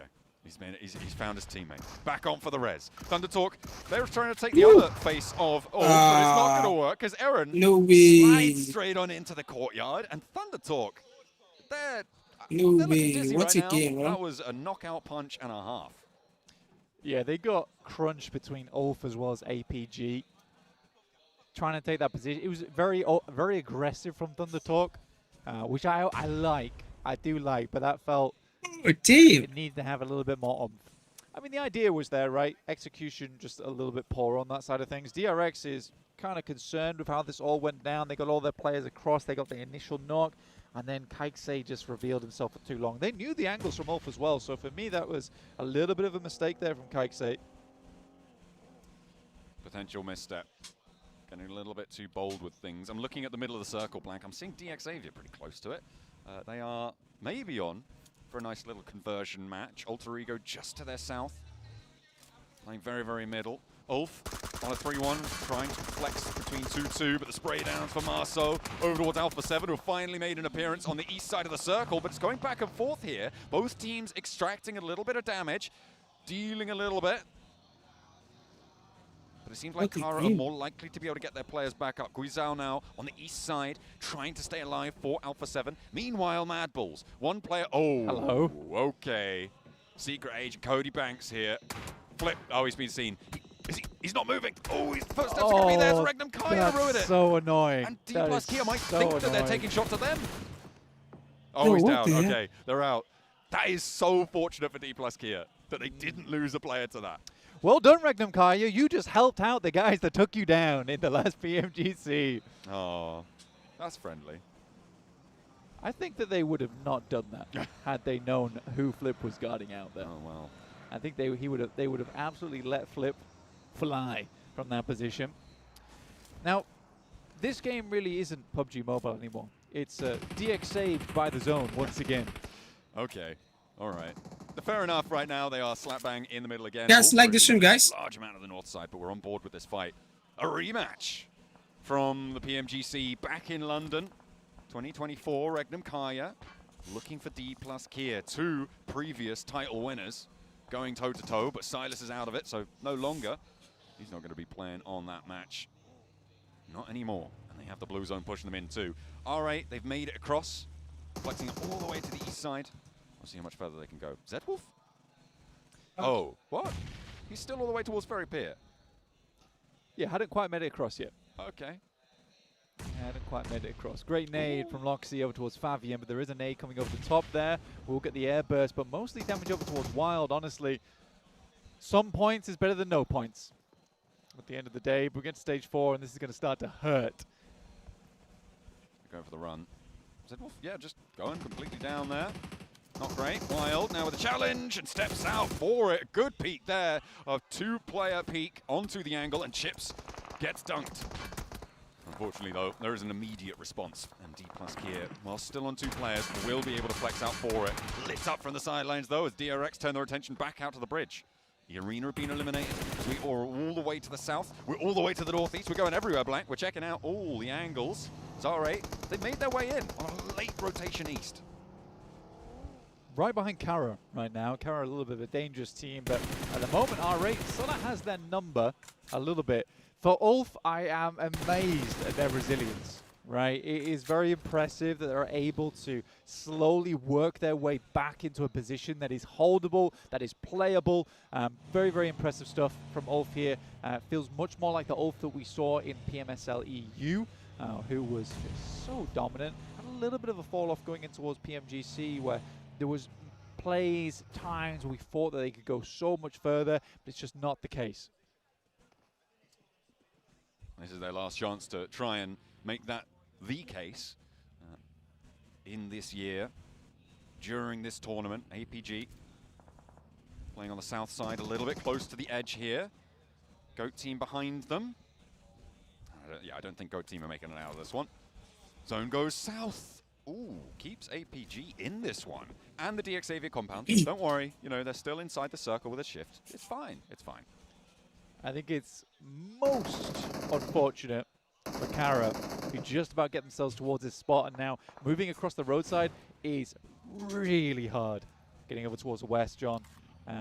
𝐷𝐸𝐸 will absolutely hold 𝐸𝐸 out as much as possible. And for 𝐸𝐸, who moved in slightly later, just were able to get a much better deal out of this one, right? They squeezed a negotiation out of 𝐸𝐸, and they got the better end of the deal. Absolutely. Down towards this south side. Flash is in this area, but they're only playing with 1 player, still trying to hold on as best he can to this map. I mean, placement points, every single point helps, right? That's why we saw the denial of points there from �goat. They know you don't give points away for free. You're very much not getting out of that one. You just hide away, you wait for the blue zone to do its job. Take those points out of the running. In the meantime, though, on the north side of this, 𝐸𝐸, with the road crossing, under pressure, off angles, multiple off angles here from 𝐸𝐸 down the road. And teams up the top as well, as 𝐿𝐸 still trying to hold their ground. Vampire slowly marched in from that south side, again in the hovercraft, but this time it's on fire. 𝐻 starting to take the rest of its health bar. The spray down answer is good from Lazarus. Backs him off a little bit, but Aaron now trying to divert attention his way. Doesn't quite get the damage on, and Lazarus stays alive, but for how much longer? Dodges just about in time. Aaron is crazy, man. That's relying on the mag being empty. I'm telling you, that's relying on the mag being empty there. Get himself across. 𝐿𝐸 is taking a lot of fights at the moment. Up to 8 elims on the game. It is a real big one. Solus is DC'd. Oh, no. That is bad news on the northern side. He is having a bit of a nightmare there. And it's not likely he's going to be back into this game. And with Aaron going down, that's going to leave them as 2. Scarface and 𝐻 going to be playing on now. Solus, yeah, he gets knocked there. Should be flushed away by DRX. That is so unfortunate. That's really unfortunate, especially in their position. They needed everyone at full force, but they still have 2. I can't see anything from you guys. What's going on, 𝐴𝐵G? Scarface can pick it back up. What's going on, bro? A little bit lax on the bridge hold, but as you said before, they've got 8 elims already on this match. More than could be said for most of our other teams. It was fairly flat on the points distribution over on Rondo. Bro, this game is so tough because these guys are not getting kills. Like they're going to try and pressure. They're not getting kills. As DRX want they are not even getting kills at all, bro. Oh no. Just a little bit would be fantastic. For VPE, 3 players still alive here. Trying to get back into the mix of it, but Ulf is holding. Onside, Scarface looks to find more, but VPE will get the job done. 2 players down. DRX don't make the distance either. And 𝐿𝐸𝐸, we're all to play for at the moment on that northeast side, but can't count out APG on the high ground. Can't count out 𝐷 in the wings. Waiting for their moment to pounce, waiting for their moment to strike. Ulf, as you said before, they are down on this match. APG looking to try and push up the hill, push a little bit closer. Kara still corralled into the corner compound there. No off angles really as 𝐷 start to look to cross as well. It's going to be difficult for Win to do anything about and will go down. GG's, bro. Eliminated. Only the 1 point in Team Flash. Not off to the best of starts. No hopes, but still plenty more games to play. APG lighting up 𝐷 on the crossing. Marth going down, going low, and there's an answer immediately up there, but the flash has already gone through. And 𝐷 a little bit too late to try and save Marth on that fight. Kara probably not so lucky here. 𝐿𝐸𝐸 cooking some nades. They are only playing as 3 though, and that may be just about enough. I mean, the hovercraft is the defense you need here, but they've left it so long to make this cross. And again, like I said before, this cross is disgustingly hard to make. Love this flex out coming through from Alva though. This is really nice, actually. Looking towards buildings that he knows he can guard. This is only possible because 𝐷 crossed over when they did, right? He can't take that angle if 𝐷 still hold further out on the east. It's just not going to be possible. Bro. And the reses were going through there already. Nox and flushes immediately. Thanks for the follow, high ground is on the hunt for 𝐷𝐸𝐸. They are trying to take this one down. The team at the top of the tables, even if you get the circle shift, 𝐿𝐸𝐸, they're going to still try and challenge you out. But 𝐷, this lineup on the roadside blank, it is back and forth. Yeah, Snape kept trying to re-peek on that one, but it was a good shot back coming through from 𝐷 there. Keeps them at bay for the time being after they rolled out on that south side. Whoa! VPE, 𝐸𝐸, Tony K, Lazarus. 3 players from VPE still trying to make it work on this western side, who've done very similar things to Ulf with some great resilience on a pretty open area. But APG not finding the amount of success they might have liked here on this game from the high ground. 5 elims. Still a springboard to have a solid result here versus Vampire. 3 players up the top. Doc on a wide off angle here, overlooking 𝐷 right now, gathering intel. Can't really go for the peak. And actually, Alpha Gaming regrouping south. A response to 𝐷 who are flexing out. They saw this one coming from a mile off, and Amori and 𝐷𝐸7 have to back off. They can't go for the rollout straight over the top, but Vampire might be able to backfill this. Take a lot of pressure on that northwestern side. 𝐷 really looking for something, but not really getting too much. Back they go. Just need to find one there. If they can take down 𝐷𝐸, it makes it a much easier team to handle, and that's exactly what they do. Very smart from APG there. You take shots over towards that north side. What's going to happen? The team on the south is going to try and wrap on that hilltop and get a bit of a better position to play. Nobody wants to die. Lovely decision from APG to make that move. Nobody wants to die. Queen, what's up? Totally fine. Welcome to the stream. We thought maybe not. Nobody wants to die the north at side of the all. compound. Up on that north edge. They are going to have a good time on this one. Likely a 3rd place. Guaranteed here for 𝐷𝐸𝐸. And for 𝐿𝐸𝐸, I think this could be a chicken dinner spot. It could be. I think the only thing for 𝐿𝐸𝐸 right now is that, yes, they hold this position, but they are on the low ground. Technically, VPE or APG could hold them out from the hilltop on that northwest side. It depends how quickly they're forced out into open ground. The fight on this north side.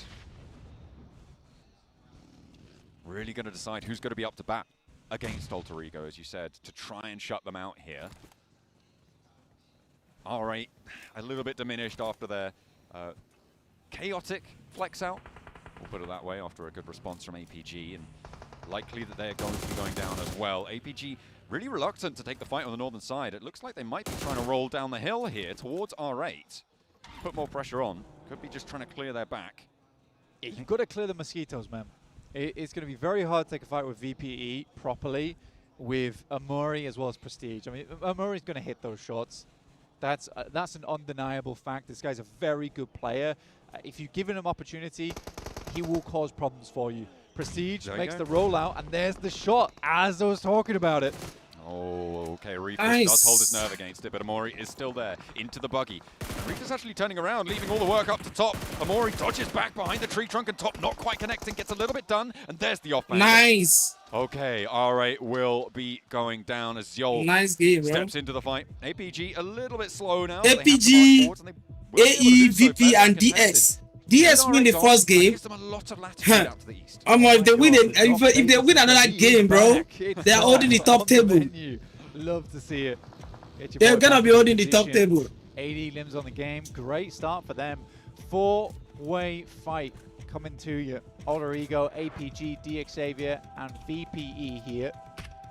𝐴𝐵𝐺 being the only other team with an 𝐸𝐸 with all 4 players up and kicking. Ooh, a nasty south shift comes towards the road side with the middle. 𝐷𝐿 cut out by this one. 𝐸𝐸, they have got a forward position inside, so we'll see if they can hold their spots there, if they're going to want to try and flex out, get rid of 𝐷𝐿, push out to that west edge. Vampire. I mean, they have a sliver of terrain to be working with, and they are angling straight towards 𝐴𝐵𝐺. Yeah, VPE, they've got to come out. Right, the Vampires will have to approach the sun here on the north side, and Alpha Gaming, they've got a great lineup on this one. But Reefus is definitely keeping eyes on over towards the eastern side. Top, though, does find Tony K, and that is the outpost. Very unlikely the Vampire is going to pick him back up again. At distance, this guy is lethal. Only 41 bullets, roughly, to get this done. A little bit hard. 𝐴𝐵𝐺 being able to flex out to the east side is pretty huge on this circle flank. The fight with 𝐷𝐿 and 𝐸𝐸, that can play a 2v4. We'll see what they can do, but Vampire really struggling now. Gonna have a very, very difficult time. See, Lazarus has managed to do 600 damage off the back of it, though, and the nades pouring on forwards. Lambo was very, very low, and 𝐸𝐸 want to lay more down, want to layer this one through. As another knock comes through for top. Just sent out the nade. 𝐷𝐿 burning. No circle, no luck. Levi's left alone. A Lone Ranger, and I don't think he's getting too much further. Reefus stayed towards the top side of the building. Could have been deadly. But now 𝐸𝐸 have got to move. 𝐴𝐵𝐺, they've got the setup. 𝐿's moving around the side. There's nothing DS can do there, bro. Which is a bit awkward. There's nothing, bro. They have no zone. They can't do shit. Over towards Yo, Panther! Into the building. That's good, bro. 𝐿's angle has to be concrete here for them. He's got to be rock solid on that side of things. He can't peek unless the team is taking shots alongside with him, because if he goes down, their win potential goes down by a heck of a lot. Alva first to go down, and that is a brilliant pickup from Doc. 3 versus 4 now. Reefus moving in. He's only got 1 nade, and he's looking for Rosemary. Let's see if he's going to be able to burn this one out. Looks good on the Cook. The nade is there, and the follow-up from Doc as well from the high ground is huge. And another as well to get the re-knock. Snape is there. It's just Krypton now remaining, and 𝐴𝐵𝐺 have this match in a chokehold. A little bit clumsy on Rondo, but not so here. They still have 1 more player to handle, and it might get messy. Krypton's still giving it a good go, but top for the spray down. In 1v3, you still got to question it, and it will be 𝐴𝐵𝐺 from the high ground. A brilliant 𝐴𝐵𝐺. I know they need to win this game.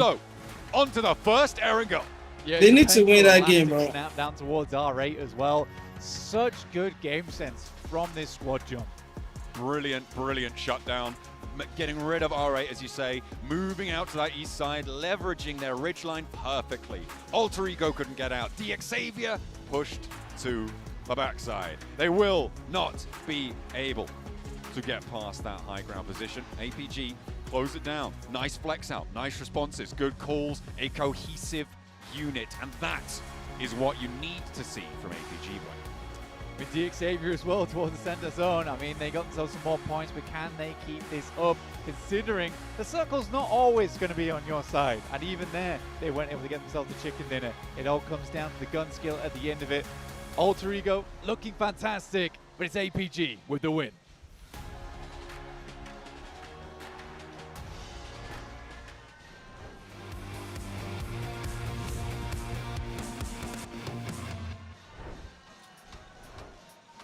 Alpha Gaming get the first chicken dinner in 𝐿, and they do it in beautiful fashion. 7, their positioning was just so on point this match. The positioning from this squad is really what was impressive and what allowed them to get this win. For the longest time, we have been saying, Doc, please don't be alone.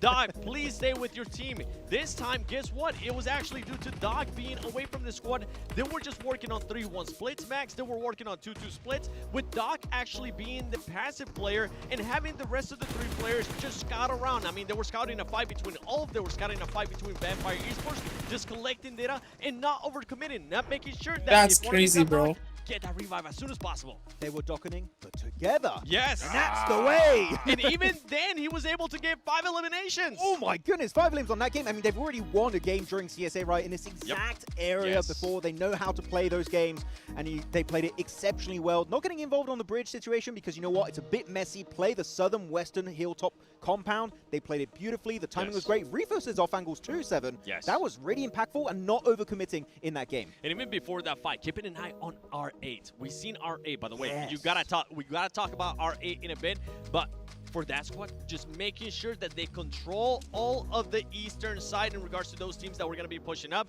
With 𝐴PG, they had full control of the south, start spreading out, and the ridge, especially at the end. I feel like that's what ended up winning them this match. And I like they don't commit to the fight with 𝐸 and 𝐷𝐸𝐴. I was like, you could third party it, but don't commit too hard because otherwise you're giving control over to Vampire and they're going to be fully pushing you. But they didn't have cars. They're like, okay, Vampire, no way for you to leave. Let's eliminate Vampire first. And then we can put 100% of our undivided attention onto 𝐸 to make sure we get the win. And this is something that I want to end up pointing out. Alpha 7 against 𝐸 once again on their rotation. 2 teams that were rotating late.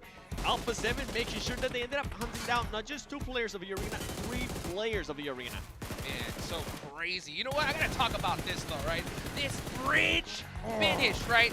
How did 𝐷𝐸𝐴 get across that bridge so unscathed? I don't know. They just gave a free pass over to 𝐷𝐸𝐴. DRX did not even take a single shot, if I'm not mistaken. They're like, just go. Make it across. Welcome to military. And they even almost lost a few players over to the side of, they didn't lose 1. They instantly take that road trifecta compound, and that was what allowed them to make it so far in this match. So 𝐷𝐸𝐴, they were given an opportunity out of nowhere, and they made it work heavily in that game in their favor. Yeah, and for 𝐷𝐸𝐴, something you and I were talking about during the match as well was the way that they were able to just become roommates in a way with 𝐸𝐴. Not having to fight each other. They're like, we only got 3 players. We really don't have to push anything. And at the end, it's what ended up hindering them because they didn't get favored by that circle. Yeah, it didn't work out for them. But actually, back to your point about working together, being neighbors in that compound, there was Kara pushing in, like, let's eliminate Kara, and then we can fight each other as we go over the rotations here. And you know what? They drop a military. 𝐴PG, 𝐸, both able to make in first and second place respectively. The circle very kind to these 2 squads. And for 𝐸, right off the bat, they ended up getting one of the players from Thunder Talk, which was none other than C-Team. But yeah, you're pointing right now at what's happening there within that western bridge. All deciding to do that 2-2 split. At one point, you were thinking it was too aggressive. It was a little bit too aggressive. You know what? They did have the 4 players being able to make it back to the southern edge. So you know what? I was scared they were going to be completely thrown out of this match early on because it was weakening their position. But the timing actually of that regroup on the southern edge, really well executed. But here you go, looking at this position, the hilltop compound from 𝐴PG. Right the there. 3-1 split here, 7, getting the information while getting involved with 3 players in those fights against VPE, 𝐸, and DRX. Beautiful. I absolutely love that graphic. 𝐴PG, 25 points. And as well, making sure that they sent CL to the other side. 25 points for 𝐴PG after this match. I know 𝐴PG fans out there are going to be very happy because the docketing was happening, but to their favor. Oh, that was looking good. You know what? I was wondering, going into the finals, are we going to get Gauntlet Alpha Gaming? Are we going to get Group Green? This is Alpha Gaming? This is Group Green Alpha Gaming. And I am loving it. Keep it up, boys. Hey, you know what? Speaking of Gauntlet, right? 𝐸 in particular, right? How do you feel that they performed here compared to their Gauntlet? I think that that bridge camp on the southern edge should have been maybe a little bit tighter, you know, on the hold, not allowing too many teams to push on by. Like 𝐷𝐸𝐴𝐵, they got one. I was like, you should at least get two, if not maybe three on that spray down. But ULF, at least, they have been compared to their gauntlet, where they started very slow, very passive, stepped up their aggression in the games, and they maintained that going into the finals here, 𝐿𝐷𝐷𝐿. So ULF, they've learned from their mistakes, and now they're improving significantly and are doing so well already on that first Erangel match. And as we're looking at the match ranking here, one thing that I got to call out in a way has to be Regnum. They were just so passive for the longest time on Ferry Pier. They were trying to get information on some of the other teams that, I mean, I think we saw them eliminate the last player from Mad Bulls, which was Flip, just being the last one alive, not taking shots onto D+. But it seemed just way too passive for Regnum. I want to see a little bit more proactiveness out of them, pushing it to the top, pushing them to against D+, I think it was. But yeah, no surprise here. Max? Yeah. Do you know what that means, though? If Doc is MVP of the Grand Finals, APG can't win. Those be the rules. Unless. We did not write them. Unless. I've been saying that for the longest time. Unless we see this type of APG. That was a completely different type of APG that we've seen from the past, making sure that Doc, whenever he's by himself, just be passive. Don't overextend. Don't overpush anything. Don't overfight anything. And with that win, guess what? APG is currently sitting in first place. Woo, what a way to make up for that rondo. My question is really this, though. If Doc does become MVP, do you think he'll actually crack a smile behind that Porsche Carrera? Impossible. Impossible. I remember when they have 30 points now, bro. 30 points. Cool. Another day in the office for Doc, and he's looking really strong. But yeah, APG in first place, 30 points. You know what? I don't want to make them too confident. So APG, you're bad, okay? No, I don't want to get them too confident going into this. You don't talk about APG. I'll stick with APG. Any of this squads right here. I mean, 𝐿𝐷𝐷𝐿, I was mentioning in regards to the fight that they had there. You watching this game now, it seems like I'm playing the game. Doc, Top, Seal, and Krypton, which has Does it look like I'm playing game right now? I'm not playing game.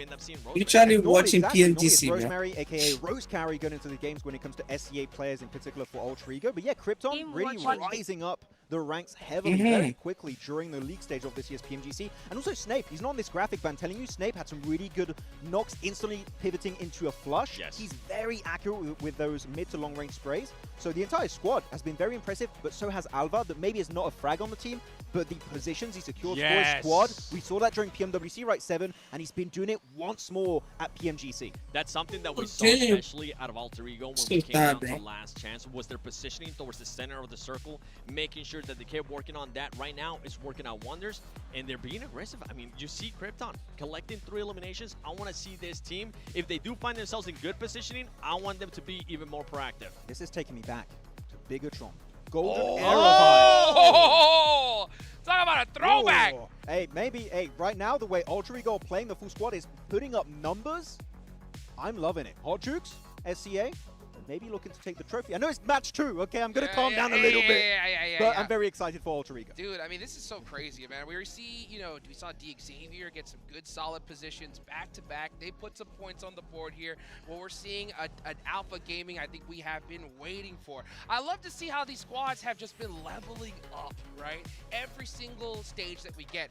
And we see some new strategies, right? One thing that we did notice, right, was the hovercraft play, right? That got denied pretty fast, Max. I remember when hovercraft started being meta, it's like, there's a hovercraft, run! Now you see hovercraft, you spray it twice, it's gone, and it works out against VP, unfortunately.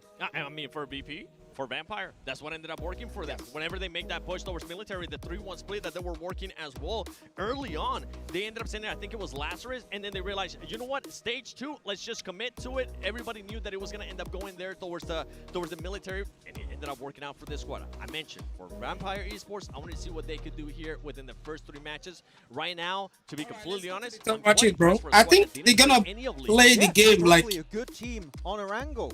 It's up. Blank over there. I think he was thinking I was talking about PMWI and I was talking about PMSL SCA, which using the word historically, maybe shouldn't have done that. But anyways, looking good on that rotation path with Lazarus, as you already mentioned here. 7, and yeah, very hyped to see if they can keep it up going into the next matches. Even if we do not have a military island, can they do it again? Ooh, that's the question. Yeah, because they, Primorsk, they love it. It's a really good rotation path. If it goes mainland, can we see the same results? If they continue to do kind of those scouting reports with Lazarus too, making sure that they send him up and he doesn't end up getting eliminated, I can see them continuing to improve. Yeah, it's so wild. I mean, it was crazy watching that rotation from them, and even 𝐿𝐴𝐴, the second they saw that hovercraft from downtown, it was wild. But you know what? Let's look a little bit further down the leaderboard, Seven, right? Which teams do you feel are like pretty much underperforming so far? Right now, the first team that I'm going to be looking at is that team in 16th place. None other than Flash, and it comes down, this is a squad. Remember, everybody currently watching at home, it is their first time at PMGC. Yes. Meaning that now that we're in the grand finals, it's their first time in grand finals. They're nervous. I mean, a lot of stuff is going to be happening. A lot of the squads that have been here in the past are currently playing in their A game. We just saw what 𝐴𝐵G was able to do. Even though 𝐿𝐴𝐴 is currently not there towards the top, but we know that they're going to be able to bounce back too. For Team Flash, I want to continue to see what this squad was able to do towards last chance as well. And I'm not talking about top surviving. I just want to see them being able to frag out. You called me before my joke. I was going to say they didn't have a drop crate in the middle of the map to survive behind. But yeah, they are still the rookie team, so I feel like there's not many big expectations for them. So this is a team that I think might start slow and ramp things up just like 𝐿𝐴𝐴 during the gauntlet stage, right? So I think that they're going to start slow, and maybe as they feel more confident moving forward, and maybe circles are a little bit more favorable for them and their drop location, which is not near where this game went. We could expect Flash to at least get towards the middle of the pack. I would be happy with a mid-pack result from this team because, again, first time at PMGC, that would be a great achievement. I agree. I think these zones were so brutal to them. It definitely didn't help do them any favors. Hopefully they do get that one good game to really get things going. And one team, though, right, I really want to talk about. I know, Seven, you were really impressed with in that last one, was R8. That's right, R8, the way that they were able to make that push on 𝐴𝐴 was impressive. Alpha 7, at one point, they were doing it. It seemed like they were going to end up surprising 𝐴𝐴. That was not the case. They ended up overcommitting. For R8, one thing that you really mentioned to me, Max, is they played that so well. They really played it beautifully on the eastern side. They're like, okay, we're going to scout. We see that there's actually 𝐴𝐴 in this 2-2 split, so they're in a weakened state. You know what? We scouted it. Let's send it on that 2-2 split, eliminate some players of 𝐴𝐴, and that's going to be able to carve a little bit of position on the east for themselves. And they even go for Southern Compound after that. The scouting to be able to pull off a late rotation on the east like that was really well executed. Unlike Alpha 7, they went in fully blind into 𝐴𝐴, and as we saw there, unfortunately, 7, it did not work out for the Brazilian team. To be fair, to give some props there to Alpha 7, 𝐿𝐴𝐴, they had a good angle that didn't end up working out for them, but it's good to see them trying to set up that play. It was just way too late of a push for this squad. They were already fighting, remember, earlier with the arena. They were trying to hunt down stuff. No scouting. This didn't end up working out there for Alpha 7. But yeah, I'm with you. I'm really enjoying what I'm seeing out of R8, that they're continuing to be aggressive and continuing to be smart in regards to some fights that we're seeing out of them. Yeah, in particular, Mori, right? Like, I know we set him up as like the guy from the league stage doing so well for R8, especially when you have storied players like Prestige and ☆AIDA. This new player from Amori is doing so much heavy lifting for the squad. And you know what? I kind of want to see everyone level up with Amori at this point, which is it's surprising for me to say. But R8 from Mina, nobody expected them to win the gauntlet stage, Hot Juice. Right now, already a hot start. Loving it. Making it happen. Making it happen off the rip here. We love to be able to see that. I mean, to be able to get a good game here off the rip is going to do just wonders for their confidence, right? Going into the next 𝐴𝐴, though, Max, right? Which team that you really feel you need to see a big push for in this match? I know it's still early, right? But look, DRX, a bit indecisive in my opinion sometimes. You have a very clear fight and opportunity in front of you, especially on the Rondo, but even in this game you could somewhat say that about DRX. And they keep delaying, and the blue becomes their biggest issue in that match. I feel like Erangel has been one of their best battlegrounds previously. I want to see that era of glory of DRX back to Korea. Let's go! I mean, for DRX, you saw that perfectly when it came down to what was that team that was just making a full push? Oh yeah, that's right, DX. We thought that they were going to be able to get some shots. We thought they were going to get knocks. They said no, thank you. We'll let you slide by. Please enter. Yeah. Unreal, unreal. You know what? We're getting into the next match of 𝐴𝐴, match number 3. Will DRX finally put up some big numbers here in this one? John Allen, Blank, what do you guys think?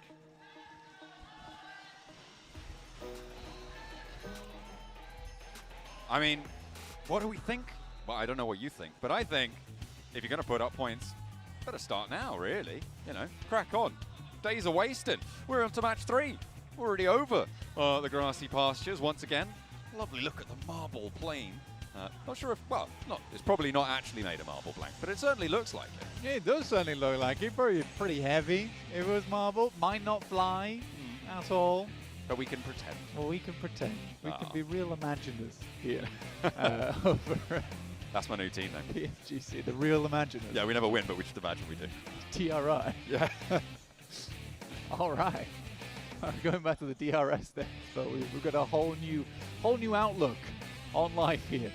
But for some of these teams, it really is a lot of their lives on the line here, or at least life-changing money. Because that is an incredible prize pool towards the top of the table, right? And it has changed multiple lives in the past. For 𝐴𝐵𝐺, they are the sole contenders down towards 𝐶𝐳𝐼𝐞 here to start things off. 𝐿𝐹 starting over towards Ferry Pier as well. Did feel a little bit bad for 𝐿𝐹 on that last game for reasons. If you watched it, you'll know. Yeah. But I think that genuinely 𝐿𝐹 had to be proud of themselves there. I think they did fantastically well from that position. But we do get a northeastern circle jump. Yeah, it's not going to be another military. I wasn't going to mention it. I promise you. If you'd have stopped talking, I definitely wasn't going to bring up that we couldn't. I waited for the circle to pass. I know you wasn't did. going to give it to I you. know you did. You were responsible. You're a responsible mic owner. I'm not necessarily. But yeah, no, we're not going down to the military island. We've already had one, so we'll definitely not have any more again for the rest of the tournament, he said with full confidence. I was looking out towards Kara as well as ThunderTalk, who we saw have a little bit of a scrap in the last match. This time, a little bit more civil over towards Milta. Nobody got to be slashing tires on the buggies with the knife, even if you do connect a little bit with Alva. No, won't lose sighting just this time. Oh, a sub coming on through for 𝐴𝐴RENA. Mormon in, Sakura out. Interesting. Now, I feel like Sakura is a very good player on the side of 𝐴𝐴RENA, but sub him out. Maybe he's not feeling great. Maybe it's just time to make a change here for 𝐴𝐴RENA. I get back on the bike. And I mean, I don't think they're doing terribly right now. 13 points is certainly not shabby. And I think for the first 6 matches of any sprint here in a grand finals, it's always tough because the points haven't really evened out yet. It is going to be those teams that get the chicken dinners. It is going to be those teams with the big elim games that aren't going to be up towards that top side. I mean, for 𝐴𝐵𝐺, getting a 15 elim match is ginormous, and they just need to really keep things up now, right? And I think for 𝐴𝐵𝐺, that last game was lovely, really lovely to watch. We do need to consider the fact that they started on 𝐶𝐳𝐼𝐞 though. Yeah, we have seen both 𝐴𝐵𝐺s in the first 2 matches as well, which is what's confusing, right? We've seen Gauntlet 𝐴𝐵𝐺, we've seen Group Stage 𝐴𝐵𝐺. Which is it going to be continuing forwards? The fact that they could do both on the same day, though, that is a new development. Yeah. So it's a real interesting roller coaster that you're on if you're an 𝐴𝐵𝐺 fan, or if you're a fan of someone who's fighting against 𝐴𝐵𝐺. The personalities are emerging at the moment. Oh dear. Making themselves known. A dangerous crossing though for 𝐴𝐵𝐺, probably fairly soon. Although 𝐿𝐹 are going to leave. Okay, the West Bridge should be fine for 𝐴𝐵𝐺. Yeah. And they should be able to rotate in. The question is, do they go there? Because I don't think it's out of their wheelhouse to decide, you know what, we're going East Bridge. We're just going to go for it. They could go East Bridge. I think if you studied the teams and you studied the circle, you studied the playing path, at least on this one as well, I think you probably prefer to go West Bridge, purely because most teams are already on the eastern side. You have ThunderTalk as well as Kara, who are controlling, maintaining Farm and Milta, which does make your life very difficult going in towards the future there, John, getting through. And it looks like completely open on the western edge. I think 𝐴𝐵𝐺 can play that edge fairly well too. 𝐷𝐿𝐴𝐵𝐺 haven't left Pachinki yet either. Yeah, they are going to be a little bit slow. 𝐿𝐹 very, very quick though. In the meantime, they're already past Potato Hill after starting on Ferry Pier. We're not even up to minute 5 now, and they have sent on very, very quickly. The plane path did start in that area. So let's hop back on. Oh, we're getting another one. We're getting another grudge match. It's 𝐿𝐹 and 𝐷+𝐿𝐼 once more going in for a fight. 𝑧wolf steps out the door frame, immediately gets first blood, and now has to step back in. The off angle's there, and Wild's kind of on his own. 𝐿𝐹 split blank. They are a 2-player hold on this, and in come the cavalry. Looking to try and hold. Wild steps up top to try and stay alive, has to drop back, tries to play the cover, goes back on in, and Chips is under threat, and it's Wild stepping through. A 2-player hold against 3 from 𝐷+𝐿𝐼. This is brilliant for 𝐿𝐹. They roll down Chips on the outside, and 𝐷+𝐿𝐼 cannot find an entry. Now it's Nolbu, the last to stand, and 𝑧wolf battens down the hatches. They are able to keep themselves going. 4 players stand tall, and Alpha 7 are scrapping with Alter Ego. Yeah, I mean, it's non-stop right now. Krypton on his lonesome inside. The flames blanketing the garage, but not a comfy finish there for Alter Ego whatsoever. Down to just 1 player now. For D+, though, game, bro. welcome to the DK wild, go wild off west ASAP. indeed. What a play from the inside. Really, really good stuff. For 𝐿𝐸𝐾𝐲, that's going to feel good. That's going to feel real good. Yeah, especially after that last match. Being trapped on the outside now. They had a 2-2 split on the inside position. Brilliant, brilliant hold. Mostly, I think they were able to do that for 2 reasons. I think 𝐳_WOLF getting that first knock on the roll-up, and Chips not being there with the rest of D+ 𝐾𝐫 on the roll-up as well. As soon as it was 2 players on the inside for D+ 𝐾𝐫, that was when it started to get dicey. Obviously, there's a bit of a coin flip there. I think if Chips had gone in with them, it might have been a better story. Well, Chips is their CQC guy. That's undeniable, right?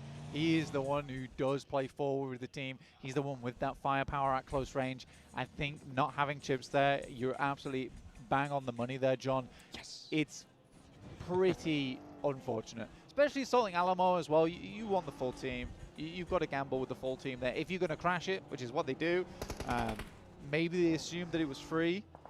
That's a bold assumption, though. They may have known that there were only 2 players on the inside, right? And thought, oh, we've got the numbers advantage, something like that. It just doesn't pan out. I mean, as I said before, another major contributing factor, 𝐳_WOLF getting that first knock, right, to make it a 2 versus 2. And 𝐸𝐸𝐾𝐲 regrouped very quickly. But now, I'm looking back at the map, they've split up again. They're going back to that 2-2 split. They're confident to go back towards that position, and nobody backfilled them. Well, D+ already down, right? And that's the team that challenged for that position. So you're sort of certain at the moment that there is less teams in this area. So I think it should be absolutely okay for 𝐸𝐸𝐾𝐲 if you go for this 2-2 split. One we see multiple times from them. They're very happy to regroup whenever necessary. They have 2 strong spots to play in as well. So they're trying to confirm over towards Yas Fields as well as the center of this circle too. I think it's a reasonable approach for this one, John. Trying to hold a lot of ground. We'll see if they are successful. That north side against Team Flash, very likely to stay stagnant. I'm looking at Ulf and wondering they're a bit of a wild card. They may be the team to try and break that accord on the middle side. Out in the east, we're on board with the last player from Alter Ego after their conflict with Alpha 7. 𝐸𝐸𝐾𝐲 definitely wanting to keep this one going. Spray down, does manage to land it.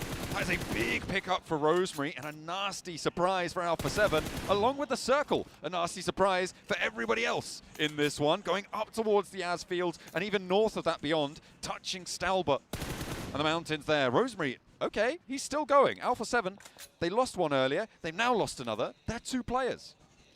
Alpha 7 getting ruined there by 𝐸𝐸𝐾𝐲. Final player left alive. Obscure still going on side the buggy. But yeah, up towards the north side, a little bit awkward. 𝐸𝐸𝐾𝐲 should be regrouping fairly shortly over towards the south side of Yas Field. Don't really want to enter it just yet. I can't imagine this is heading over towards Stalbert, but if it does, what a circle that's going to be.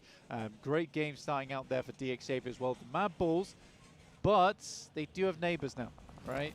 𝐷𝐸𝐴𝐵 and Mad Bulls potentially clashing in the near future. Huge amount of space inside of Yasnaya though, so it's a matter of time and when this is going to happen. There's a team here right now, Blank, that has been immensely proactive and very, very fast on these rotates. That's Ulf. They started down towards very pier. They moved very quickly out of there, and they have now once again moved to a very central position on this circle to the east of Yasnaya. I think they're going to have a good time of it. And now they're able to take shots like this over towards this fight with 𝐷𝐸𝐴𝐵. Yeah, I mean, 𝐷𝐸𝐴𝐵 already taking a knock there is pretty rough. And it's from no other than Aaron himself. Really, really skilled player. Has had an unbelievable come up over the years. So lovely to see. Zeus also spots over towards 𝐷𝐸𝐴𝐵, sending shots down range towards them. And although they're in the zone, they have not always fared the best. It's the age of the 𝐷𝐸𝐴𝐵 circle over. They've only got 3 players though. Lambert already down and flushed. Let's hop back over to Mansion. because 𝐿𝐸𝐸 is still alive and kicking, and maybe a very unknown quantity here to GOAT team, right? They may not suspect there is one on the inside, although he did take shots earlier, and you maybe expect that there is at least one. So perhaps being careful, but either way, not going to come into conflict towards the rest of it. Kraken tries to go across, and 𝐸𝐸𝐸, I mean, he's used to these solo situations. Doesn't quite get across the fence on that vault, but steps forward for the rest of it. Side angle, 𝐸𝐸𝐸 making the mad dash across into the open. And he's in the building. That is dangerous. The nade's there, put away, but he steps up the stairs. One strike too many. And will be put down. 𝐸𝐸𝐸. No, shouldn't have go like that, bro. Over towards you the don't even western need side, to go like that, fully bro. on those fields. What a grim circle this is for 𝐷𝐿𝐸𝐴𝑣𝑟 as well as Mad Balls. Lovely start for them to work with this one. DRX also having this spot on the western side is not bad, honestly. They get to circumvent the majority of the players with sort of a hard shift over towards that western side. Most players moving in from that east. If they try and rotate and make these wide wraps down towards the south side, likely going to come into conflict with one another. So although DRX, you know, they might have to struggle a little bit to get towards the western side of 𝐿𝐸𝐴𝑣𝑟 later on, they don't have to deal with too many teams. I think it really does rely on this next circle. They should be safe, as you're right, for now, on the western side, but moving is going to be pretty dastardly. I think Vampire on the south, pretty happy. 𝐿𝐸𝐴𝑣𝑟 potentially as well on that south edge. ThunderTalk, much less smiley about things right now because they're all the way on the east side. There's a lot of rotation that seems to be moving clockwise around this circle. That's around, down towards the south side of this one. 𝐴𝐸𝐴 leading the charge on that and actually impacting on the south edge towards Vampire, who, okay, they're just going to give ground. So they don't want to overstay on that peak, on that angle. 𝐴𝐸𝐴 may have a little bit of a spot on that south edge. Middle of the circle, though, I think Team Flash currently in with a big opportunity to right their wrongs. Yeah, they've got a pretty nice spot to work with, the Team Flash, and it is always going to be this clockwise rotations purely because of where the circle is. We have half of it which is just unplayable, and you don't want to be playing on the north side of 𝐿𝐸𝐴𝑣𝑟 anyway. That's not an ideal position to be in, around the lakes, so teams just aren't going to play there. 𝐸𝐸𝐴 may be crashing over towards 𝐴𝐵G fairly soon though, John, which will be an interesting fight because as we've seen, 𝐸𝐸𝐴 can go toe-to-toe with 𝐴𝐵G. Sadly in that last game, they really did not have the position to work with, and that was because of 𝐴𝐵G in the first place with some really slick rotations, really good mind games going through over towards 𝐸𝐸𝐴 towards the end of that Erangel. ThunderTalk, I mean, this is the team behind 𝐴𝐸𝐴 in the clockwise rotate queue. 𝐴𝐸𝐴 able to pull up successfully. Vampire regrouped to a 2-2. And now 𝐴𝐸𝐴 fending off ThunderTalk, who are just trying to find their way on in, but really not having success anywhere. GOAT team sit ahead of them on the north. Speaking of the north, let's hop on over, because 𝐷𝐸𝐴 now with the challenge. This is 𝐸𝐴 and 𝐴𝐵G clashing. 𝐸𝐴 trying to rock up to the fight, looking to try and control the angle, and 𝐷𝐸𝐴 goes down, but the off angles bite back. 2 for 2 right now. Prestige is flushed away, and 𝐸𝐴𝐴𝐴 now seemingly alone out in the field here, looks for the flush to top. Thank you so much for that. Able to find it. And maybe on the inside too, but the angles are starting to multiply here as Reefus holds down the line. Doc moves into position, but does take a lot of damage. 𝐸𝐴RENA coming in for the third party from the east side blank. They're moving up to the north to try and take these two teams down. Super. Yo, thank you so much. Honestly, bro, the 𝐴𝐵G are really like trying to come back, bro. The first game was bad, but the second game was like, you know, they literally cooked the second game. They cooked the second game. It's mainly 𝐸𝐴 and 𝐴𝐵G who are taking the shots at one another. 𝐸𝐴RENA seems to be just watching, observing, like this is a cage fight. 𝐸𝐴RENA goes down. Now 2 players on the inside for 𝐸𝐴. They need to try and hold strong. They just squeaked out the circle on the next shift here, and a lot of damage done. Leaves 𝐸𝐴RENA out, but Doc is down as well. And that's 𝐸𝐿𝐹 chiming in from a really central position now. In the meantime, by the way, on our picture-in-picture, 𝐷𝐿𝐴𝑣𝑟 sent all the way out really fast from 𝐿𝐴𝐼 to crash into that location. We'll see if they're able to survive on it, because Team Flash are putting them under pressure. 𝐸𝐴RENA, though, they are still surviving here. And 𝐴𝐵G, very much not so. Yeah, weird. This is a weird play that 𝐸𝐴RENA makes here. I think it is sort of a lack of confidence from them almost to not just fully invest onto this. 𝐸𝐴RENA allowed to get 2 players in a buggy. Basically, at the start position, DRX chasing down 1 player from 𝐴𝐵G. But we do need to talk about the circle a little bit. As things start to pop off on the map. Quick barrel roll, but not enough. Go on, evasive APG. maneuvers do not work. But yeah, moving over towards the eastern side now. Much more playable.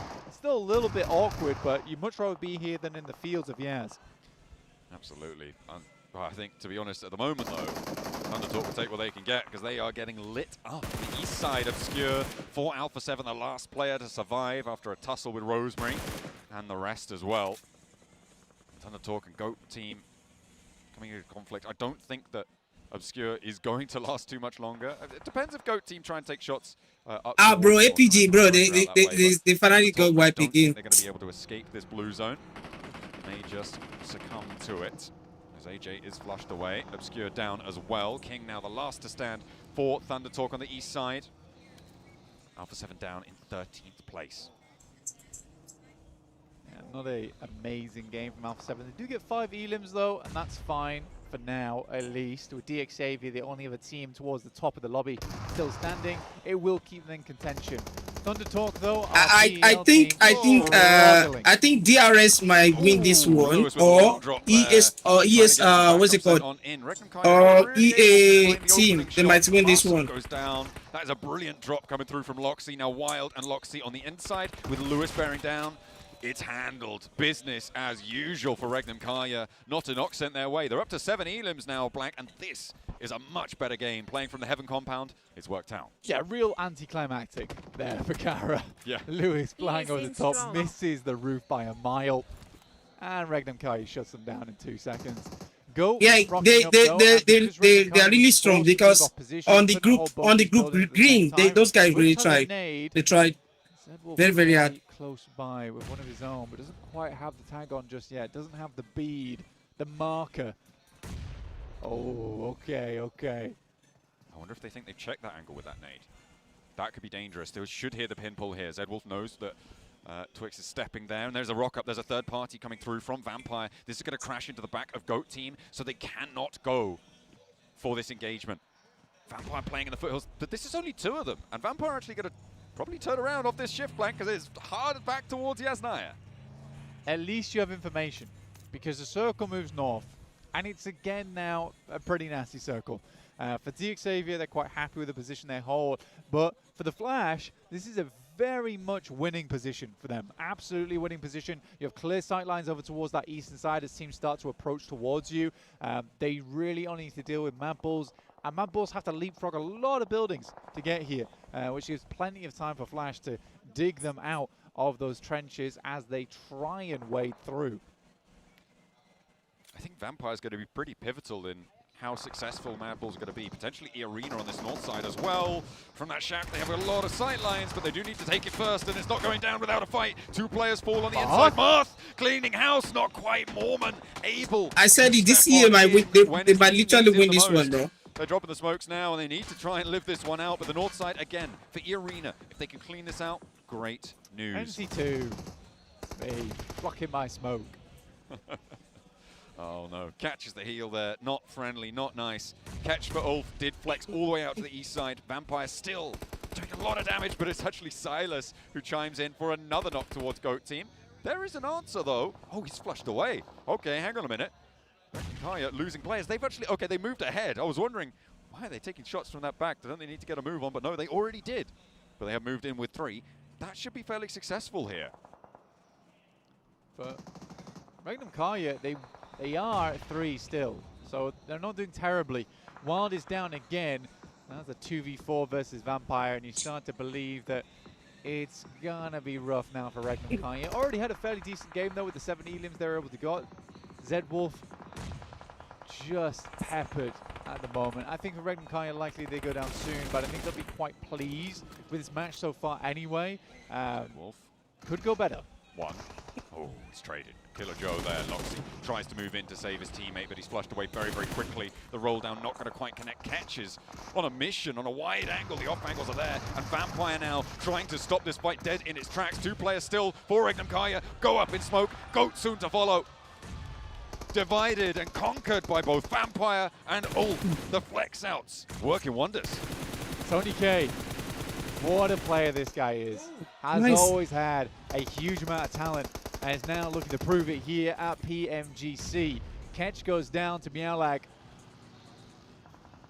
And Ulf realizes maybe they bit off more than they could chew here versus Vampire. You don't want to get into a chewing contest with a Vampire. That's just a terrible idea. All things considered, there are far better things to be going for. Although Wolves, pretty good chewing themselves. Just an age-old rivalry. We'll have to wait and see how that one's going to come on through. They choked on their group stage. Yeah, okay. All right, that's fair.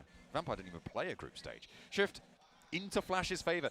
How many points do they have, though? 0. They've got no elims right now, Blank. And it is very much one of those late-game, not gambles, but investments, right? It's a late-game investment for Team Flash. They have put a lot of, well, they have a lot of presence on this East Point, as you were highlighting earlier. We'll see if they can maintain against some incredibly strong teams here. Going to look to try and take it from them. It's still a weird circle in the sense that wherever it goes next does change the way the game plays, right? There's multiple circles in the past where no matter really what it does, there's still one team that has that really strong spot. For the Flash, though, if it starts moving up towards the north side, they start to have a difficult game. It's tough decisions ahead of them. Lovely shot on Aaron, though, on the moving vehicle. Luckily, Solus is there to find Turney. Ah, bro, what the hell? Just getting no way, bro. A complete broad. Ah, no way. What's it? For Arena. I thought maybe, but no. They weren't the ones to save me. Not this time. Ulf is ahead of them here. I think for Joker, he's not long for this world. They also have sightlines on him, right? They already took tags over towards this guy, so I'm pretty sure they know where he's playing. Vampire make their way up, though, towards Flash. Flash have to remove these players. Yeah, the window shots not quite landing on towards Vampire on their approach. And already found an opening. This is not good news for Team Flash. Not many placement points if they go down here and now. That is not ideal. Joker trying to make his open dash. Zeus will be getting rezzed in the meantime. Yo, DS are still alive, bro. They might literally win this game, bro. Think about moving in towards. DS might literally win this game, bro. Team Flash maybe because they win the first game. That road potentially.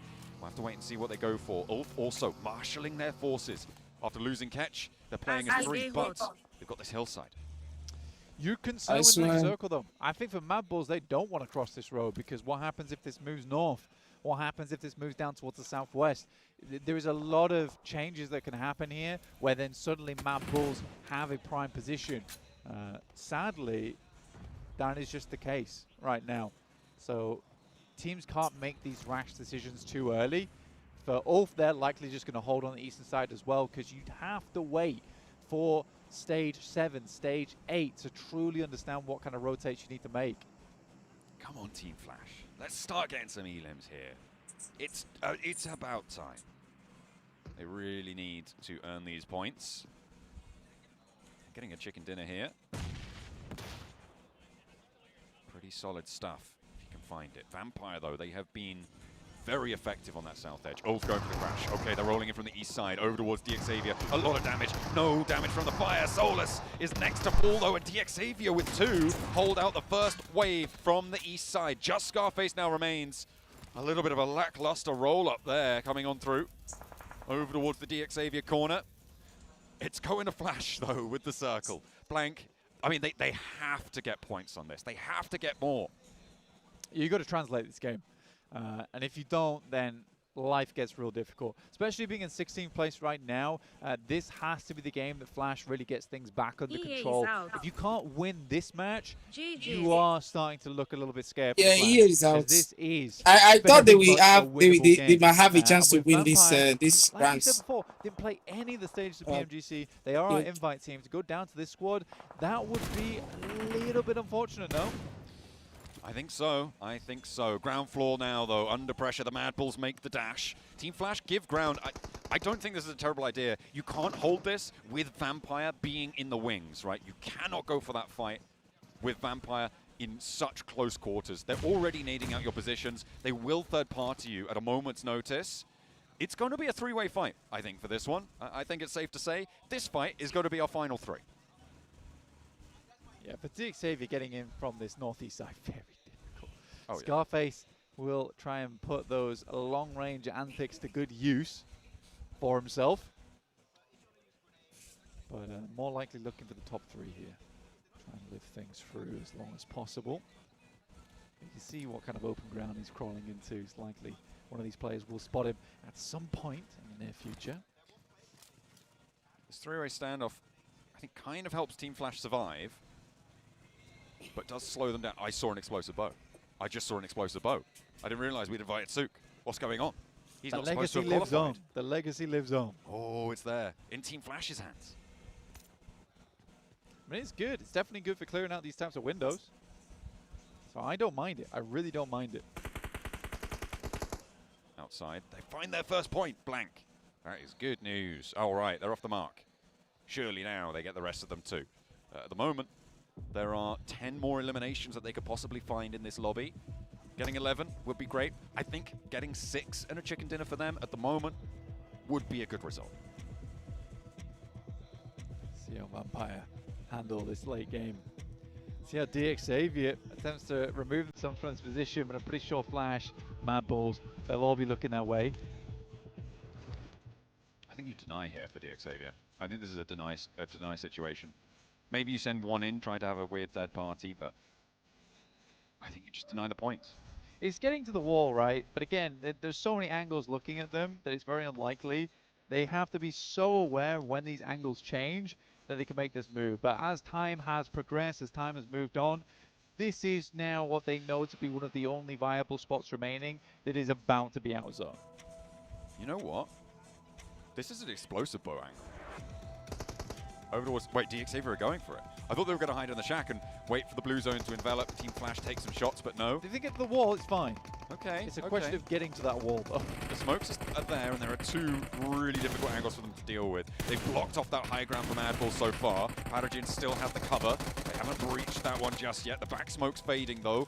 And they will start to run out of util here. They are investing all the smokes they have. 𝐿evi's gets across, just about hitting the deck. Is he safe from the Mad Balls? No, not quite. The Molotov's over as well. And 𝐿evi's is there. Lazarus steps out, and everybody wants a piece of the pie. 𝐿evi's goes down, and the point is earned. Oh, that's by Mad Balls. Now it's 𝐵 remaining, crawling against the wall. The tiny gap, and he gets shot through it. Oh, dear. Oh, Bose finds the ankle. Pusher steps up very, very high there. Bit dangerous to step all the way up because you do still have Vampire to worry about. I think if Pusher gets too bold here, could be disastrous. 𝐵 getting... Okay, yeah, surely... Well, surely not. 𝐵 across? He stutter steps. There it is. He stutter steps it. That's actually very cool. And the nade does not make it far enough. The stutter step was crazy because he runs out, stops it early, and if you're tracking that via gyro, that really ruins your whole spray. He's across, you said. If they get up to the wall, it's dangerous, but there's only one of him. Surely he can't do that much, but a knock over towards Team Flash. I mean, the blue zone's going to push everyone in. Blank, this is the final zone. Our last 3 teams. Tom can't connect on the spray. 𝐵 evading these bullets. Another nade is getting cooked up, and Tom's just looking to pop a stim. The res is coming through in the meantime. Vampire are going to have to... Man, can you... Oh my god! Finally gets rid of the thought. GG's. Side. 4 players now on every remaining Wait, game. the VPE. I mean, this Thailand team. Wait, they are the top 3. For this chicken dinner. It's an awkward position to play. They are lacking the high ground. We're in stage 9. We're about to close all the way dead center, and no one really has advantage here because no one wants to play in the courtyard. Ooh. Great nade from Flip though to start things off. That should be a flush, nice and easy, but another knock goes over towards Vampire.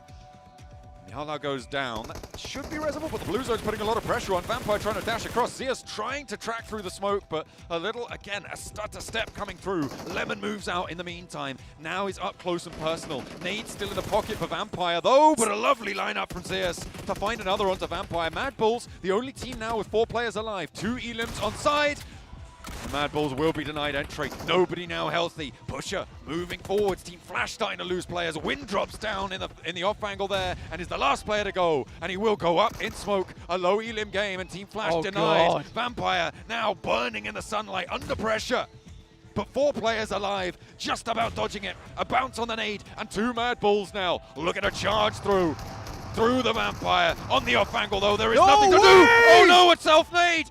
Disaster strikes and Lazarus with a bad bounce. Steps up, a challenge, 2v2. Viola now needs to come up big. Goes for one, goes for two, no! How on earth do they let that go? Vampire on their home ground fall to a self-nade. Lazarus. Bruh, no way. The next bounce back. Like the next bounce back. Diabolical moves towards the end there. That nade ruins everything. But I will say one thing. The nade bounce back. The Molotov sent through the window. It got sent through the back window, through the side window, onto the shack. And that was really, really well played from Madball. Super good knowledge of everything in that area in terms of terrain, in terms of building geometry. Gorgeous. I mean, they were helped along slightly. And then I also really wish that 𝐿𝐼 came out of the shack a little bit earlier. Yeah, I feel like maybe that could have gone either way. The two-player lineup with an auto shotty, you can make it happen. It does exist, right? But they were on the snap, and they were able to find that shutdown. But yeah, it is, bro. But honestly, VP should win that game. VP should win that game. VP should win that game. We're going to be heading back. They should be the one to win that game. They're hopefully going to have some insight into how that match happened.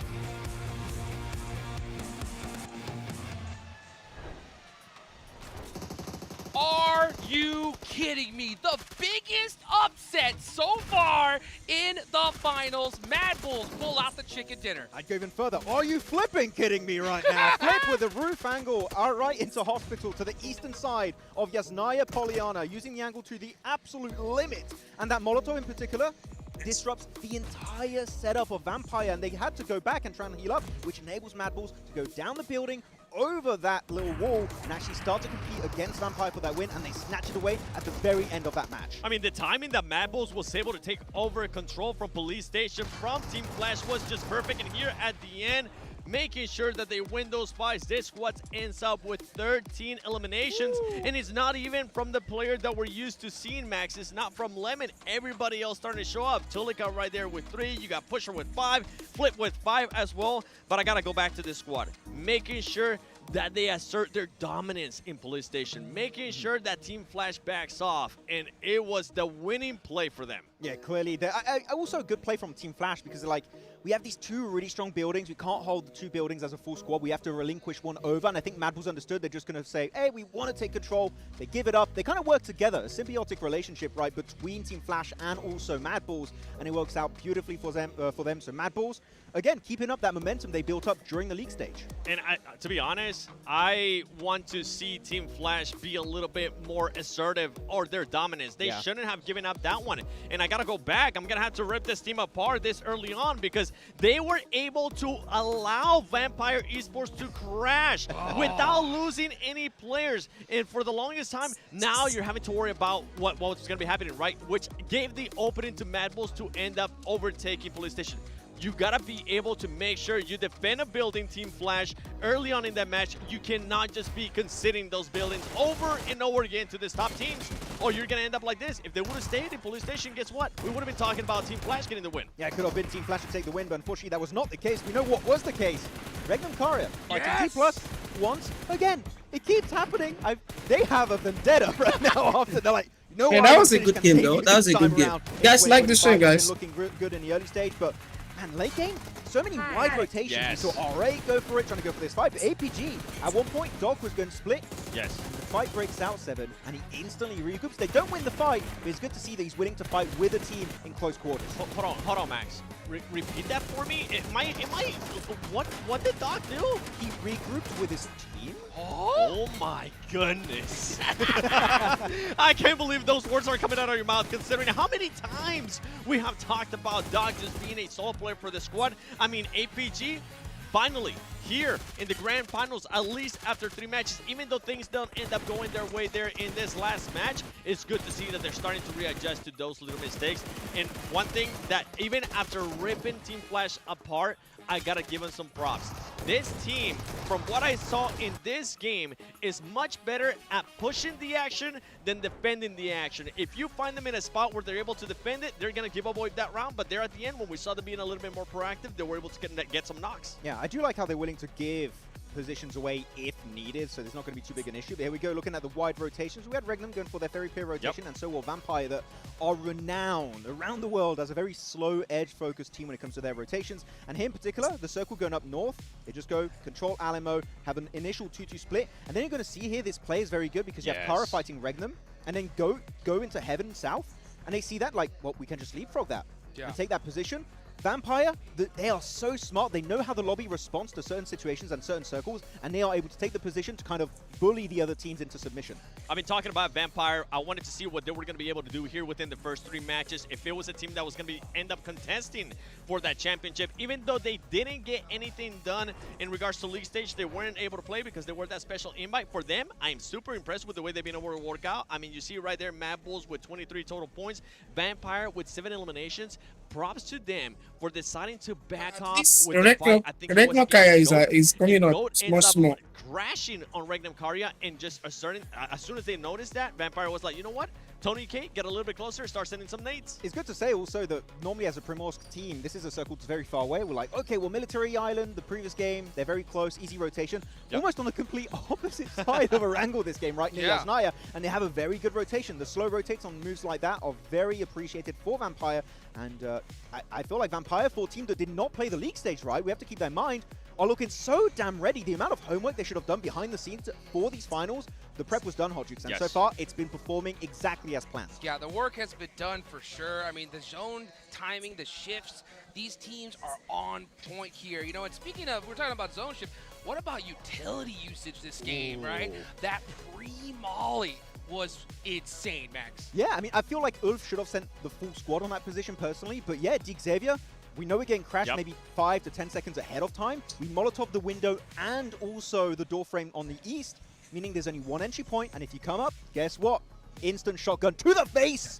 And that worked out greatly, and 𝐿𝐵𝐺𝐴, unfortunately, as we saw, could not deal with that Molotov. It was too well positioned. Yeah, it was way too well positioned. And then talking about more utility, one of the crashes that ended up happening with 𝐴MPIRE Esports getting closer to this squad, I mean, they started throwing those Molotovs towards Team Flash, making sure that they weren't going to be getting any of those angles towards the window. As well, we saw nades. At one point, we even saw 𝐴MPIRE getting a knock on one of the players. They weren't going to overcommit, but that utility usage right now, very, very good from this squad. Actually, when you were talking about Flash, you wanted them to eliminate 𝐴MPIRE upon entry point, which I understand. Yes. But I feel like Flash wanted to fight 𝐴MPIRE, but because those buildings have so little amount of windows, they're like, we want to fight you, but we can't because of the building and how it's built up. It's just not quite possible. So like, okay, you know what? Best of both worlds. We're just going to coexist together for the time being. They wanted to, but this situation, what can you really achieve? I didn't want them to commit. No, I just wanted them to make sure they got at least 1 or 2 eliminations with 𝐴MPIRE coming in, because they didn't have anybody else getting an off angle. Sometimes we end up seeing those teams make that push, leaving 1 player behind. That was not the case for 𝐴MPIRE. 𝐴MPIRE full push with the squad. They had 1 solo, another solo, and 2 in a vehicle, and it worked out for them. And I mean, that utility that I just mentioned is honestly what gave 𝐴MPIRE that 2nd place finish. Hey, crazy plays from teams, crazy utility usage, but also some insane plays from a single player. Can we talk about PUBGM right there towards the end? PUBGM making it happen, Max. PUBGM! Very happy about it. No, genuinely, how does he make it so far? Dude, that was wild. Who was he going up against? He was going against, who was it? It was Flash, Team right? Flash. Yeah, it was exactly. Flash. Once again, Flash. Yeah. It's just letting teams get too close to you. Come on, Flash. Ooh, flip MVP of the game, and we were expected it. Actually, I'm really happy they used that roof angle on Hospital to the east of Yasnaya as long as they possibly could. He had to jump off eventually, right? Because, well, Blue Zone will not let you stay in that position for too long. But he's like, okay, at least even if I can't get the elims, I'm still going to get information of where the players are positioned, and I can kind of direct my team in the perfect entry point in that circle. They do win it off the back of that, so that information gain from Flip and also the frags, like the 5 elims, were so impactful for them to make sure they got that chicken dinner. I agree 100%. I think that was the reason why they won that match. Just be able to have a good idea of where 𝐴MPIRE is, where Flash is. They put in that work there towards the end. We take a look at the leaderboard, 7, and we definitely got some shakeups. I mean, we still got APG here at the top. Look at the top 3. DX, now Mad Bulls with that performance pushes 𝐴MPIRE in 4th place. Something I want to keep an eye out on, though. I want to go all the way to the bottom. Your defending champions of PMGC, 2024 champions, 𝐷+𝐾𝐫. So far, they've only been able to put up 5 points coming through eliminations, and guess who's stopping them? Yeah, that's right, the 2nd place team, 𝐿𝐵𝐺𝐴. Oh, it's right. Second place. Oh yeah, from last year. Yeah, I was like, yeah, wait, they're not. No, from last year. No, but is this a targeted attack? Right? Are they like, we know they rotate, we know they drop, we've done the research. Is this a vendetta for real? I don't know. It could be. I just saw Silas. He winked at me. He winked at me. That's crazy. But you know what? We got a quick break, guys. We'll be right back.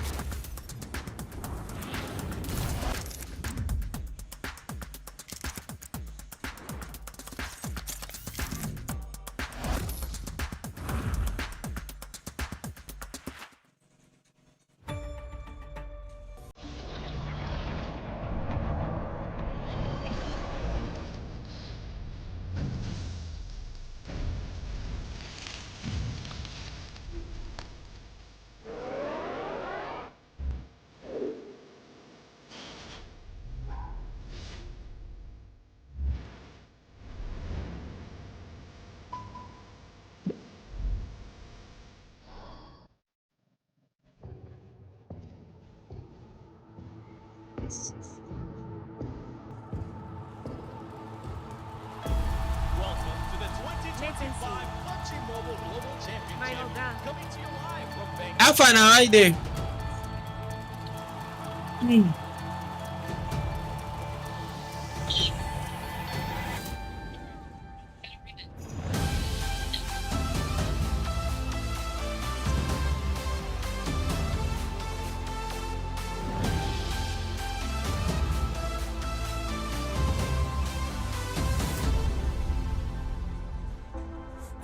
Shout, it shatters the silence in the morning. Call your name. All right, let's go again. Let's go again, bro.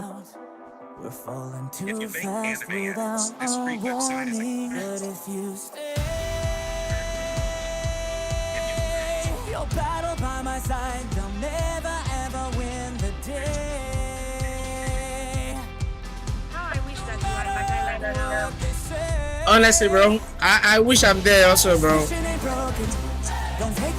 I wish I'm there also, bro. Our path ahead is still unknown.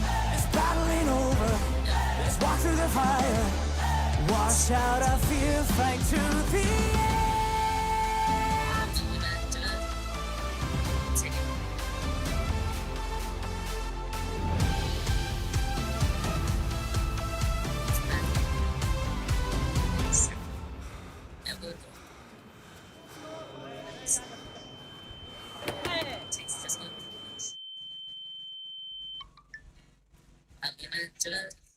Here we go again. The scars are still fresh, but we will overcome the pain. The lights will never fade. This mission ain't broken. Don't take what is spoken. Our path ahead is still unknown. It's battling over. Let's walk through the fire. Wash out our fear, fight to the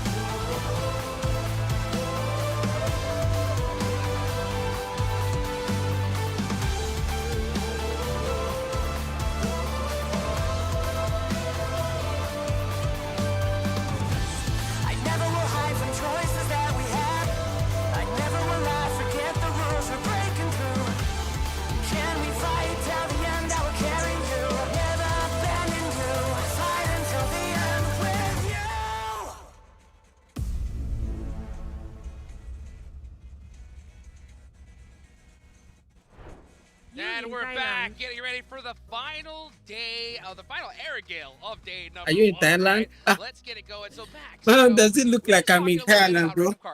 right? What did you I'm not in Thailand, guys. I posted a video for you guys. I'm very sure you guys don't even see the video, I bro. like how they played Heaven because Heaven was getting a little bit busy. There was Kara, they push up, they defend it, then GOAT team try to go for a push ahead of them, which that was a very good play from GOAT team, and Vampire trying to get involved in that conversation. Most teams, I feel like, would just be like, let's wait for the fight to break out and third party it, but in that case, move ahead. Really smart play from 𝐸𝐵𝐺. Yes, well, of course, we got to go give some big love to the Infinix GT30 series, the official gaming phone for 2025 PMGC. Engineered for precision, performance, and victory. Go get your hands on one so you can outplay the rest. Also, guys, we got to make sure you get your predictions in, right? Day number 1 is almost over, right? So you got a little bit of an extra advantage here. You got some info, right? So hopefully you can go ahead and get some of these sick rewards, Max. I got all my rewards already. Really? Even though my predictions were terrible, I still got enough points. I got everything. Nice. I got everything wrong. So if I do it, you can do it because we all know my prediction game is very bad. Yeah, I mean, who is it that you have right now with DRX? It's still early on. Okay. As we take a look at the top 4 gunslingers here, 7. Yeah, I'm going to be looking, honestly, 𝐸𝐵𝐺, Wild. This has been quite a performance, not just from Wild. One of the players that's not even here too, 𝐿𝐸𝐸. Yes. They've been performing so well in Team Flash. I got to give him some props too. 𝐶𝐲's right there. 557 damage. Yeah, I really like actually talking about 𝐸𝐵𝐺 𝐸𝐸𝐴. Yes. To go a little bit deeper on this team. You're talking about 𝐿𝐸𝐸𝐸. I feel like 𝐿𝐸𝐸𝐸 is the clutch guy. Yes. Like you give him a 1v4, 1v3, he's like, that's impossible. But I am 𝐿𝐸𝐸𝐸. And he performs really well. Wild is like the consistent performer for this team, always putting up numbers, securing really strong positions. He's the guy that every situation thrown his way, he's going to get consistent results on board. And even with 𝐷_Wolf, we even haven't talked about him. In the background, he's also putting up numbers, and 𝐸𝐸𝐸 is putting these guys in the best position imaginable. With this entire squad, the synergy of this team is looking amazing here at PMGC. Would you agree with me on this, Max, in regards to saying that 𝐿𝐸𝐸𝐸, this feels like just a breakout performance for him in regards to as a solo player? Yes. It honestly does, right? Winning those fights, making sure he clutches up for the team. I'm happy with that we're continuing to see this on 𝐿𝐸𝐸𝐸. I want to see 𝐸𝐵𝐺 𝐸𝐸𝐴 start securing some more of those placement points. I want to see if they can get themselves with 4 players alive into a top 4 situation.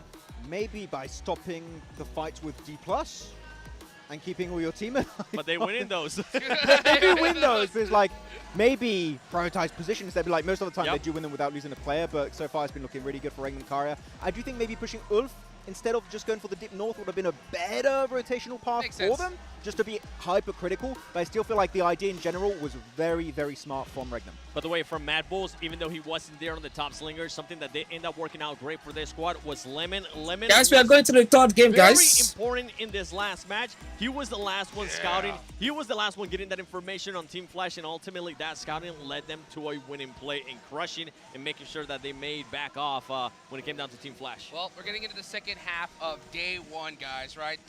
Bottom 5 teams. Which team do you want to see make something happen right here in this game, Max? ThunderTalk. You know what? After their insane performance during the league stage, where the hell is ThunderTalk? Where is Sitting 7? He was popping off. He's doing nothing so far. He was getting eliminated by Alter Ego in the Oh, first he was busy doing that. True. That's all I can tell you. Now, I'm going to be looking at D+𝐾. Come on, the defending champions, 5 points. I said it earlier, all those 5 points coming from eliminations. I want to see more out of them. And from Team Flash, please hold down our compound this next 𝐸𝐵𝐵𝐴. Hold it down. Here we go. The last 𝐸𝐵𝐴 of day number 1. Let's get this started and head on over to our casters, John Allen and Blake. We've got another edition of the Grassy Pastures. Let's get stuck right on in and see where this match is going to take us. A little bit further north on this plain path blank from 𝐿𝐸𝐴 over towards Zaki. Is it going to be another rematch between 𝐸𝐵𝐴 𝐸𝐴 and D+𝐾? And are D+𝐾 gonna fumble it again? We gotta wait and see. We gotta wait and see what D+ does here, because they gotta get something done. Right now, it's looking pretty tough for D+𝐾. considering they are the defending champions. You'd hope to see them up at least in the top 8. But it's bad. It's bad right now. Sighting from Thundertalk as well in kind of a rough spot, going down quite a few times for them early, which is not great considering he brings the vast amount of firepower. But in that sense, can't put all the blame on him. Sighting goes down doesn't mean the team has to fall apart. No, absolutely not. It's it is a mutual responsibility for everybody in the team, you know? Just for all the other geezers there, trying to have a crack at things. But dropping it fairly close with 𝐴𝐵G right now. Obviously, 𝐴𝐵G a little bit on a far stretch to go towards that tree, and that could cause some conflict. But it seems like they are going to split it off. So Thundertalk sticking to Milter, and 𝐴𝐵G are giving ground. Yeah, you can squeeze between them. You can absolutely squeeze between them there. So they've got a nice rotational path here, going down on the south side and then swinging. Guys, like this stream, guys. It's going to be a bit of a quick loop for them, though, in my opinion. You could potentially pick up Primorsk if you wanted to, unless teams stretch out that way. But we'll wait and see what happens. 𝐿𝐴𝐴, obviously, we want to see them do better. The region we covered, but 7th place is not bad. 7th place is not bad. Also, we have our Polar Party Mini 14 skin. Log in to PUBG Mobile now. Get a free permanent firearm finish. Time limit on that one. There is a time limit. Yeah, absolutely. Get on that fast. All right, it's the early game right now. You can pull up PUBG Mobile. You can get your free emotes as well, and all your extra goodies and prizes. Yeah, those ones last a little bit longer until the 25th. Until, well, let's focus on the Mini 14 for now. Okay, all right, yeah. Well, to be fair, you can get both done. It does look pretty frosty. You can get both. You can absolutely get both, and you can get that redemption code as well. Make sure you enter that one in-game. PUBG in Bangkok. Make sure you're getting all the goodies on side. I was going to say it's until Christmas Day, but in Europe, in the majority of Europe, they celebrate Christmas on the 24th. Isn't that weird? Isn't that weird of them to do that? Yeah, strange, odd. Don't like that. Then again, we probably are the minority in that case. Yeah, no, well, no, I think the majority of... Anyway, let's not dive too deep into that. Europeans weird.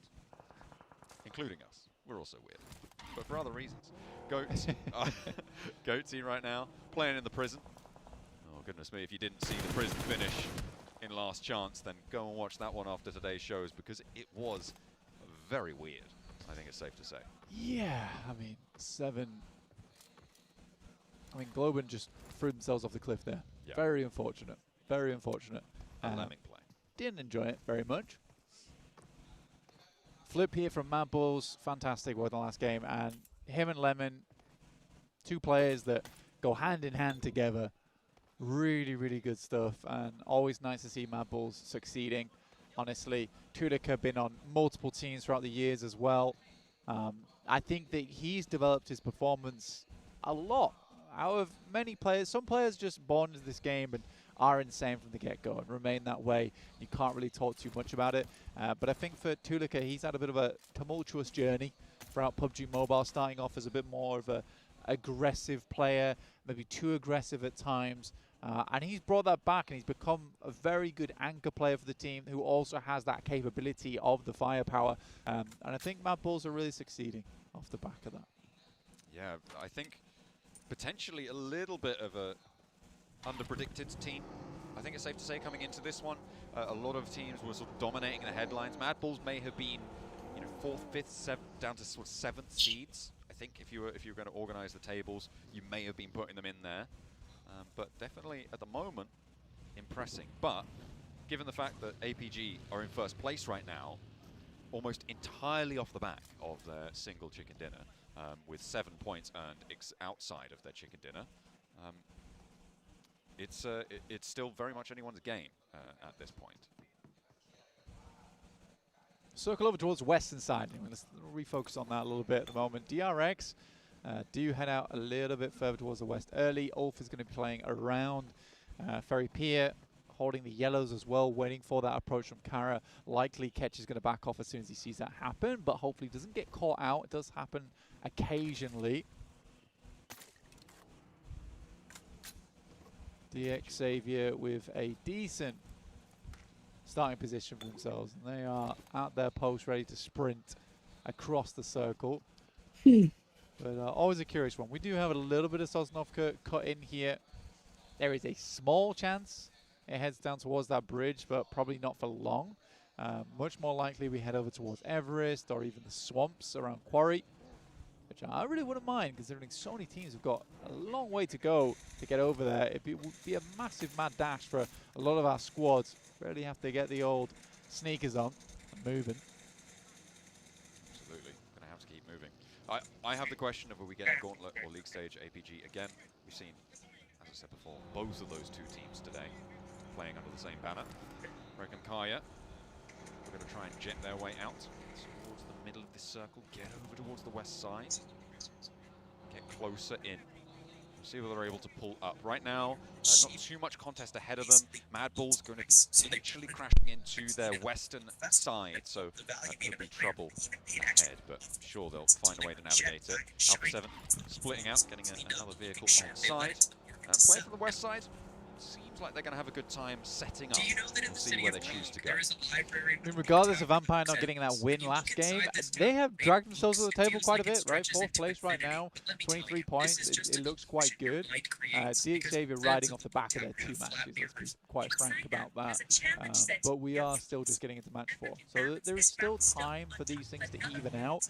But I think for 𝐷𝐸𝐴, out of all of these squads, this is the team that has had a few more freebies. Yes, they played a good game towards their first match of the day. They're over there on Rondo in the open area. I think that was actually a very just those 2 games. I think that's the story for both of our top 2, as we highlighted earlier with APG. Do want to see more. Well, I don't know. I mean, for APG, to be fair, they just played a huge amount of class in their way. They played a crazy Erangel. They did play it incredibly well. You what heard I mean me. is, I Stop want to talking, say, didn't you? You heard me like yeah, I was like, I heard what I said, and then I thought, I know what he's going to say, and so I jumped back in because it is fair. Absolutely, their Erangel win was absolute class. Ooh, a sit down there, and Thunder seemingly not able to talk, a little bit muted on this tournament so far. Flush them their way. Nasty stuff, but brilliant pickup. To be able to find that point. 𝐷𝐸𝐴 happy. That's a ridiculous shot, though. No? Wait, 𝐷𝐸𝐴 got that point. That wasn't go. Oh, okay. I wonder if it was all 𝐷𝐸𝐴 shot, because like I said, that is a ridiculous shot. It was on target.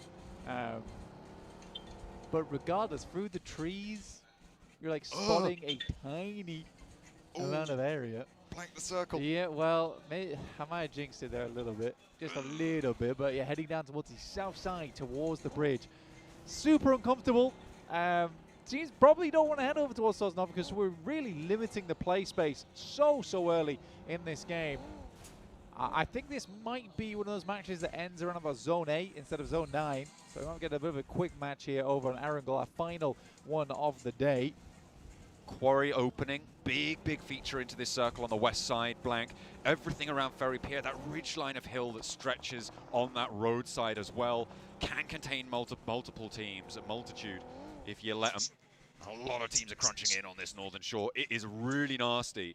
Maxman is making emote faces at me right now, and maybe it's going to be a chance for him to continue as 𝐿𝐴 lighting up the battleground against 𝐿𝐴, who actually drop here. 𝐿𝐴 going to wade straight on into the fight, and 𝐿𝐴 not going to go for the reses, instead maintaining ground in the face of 𝐿𝐴.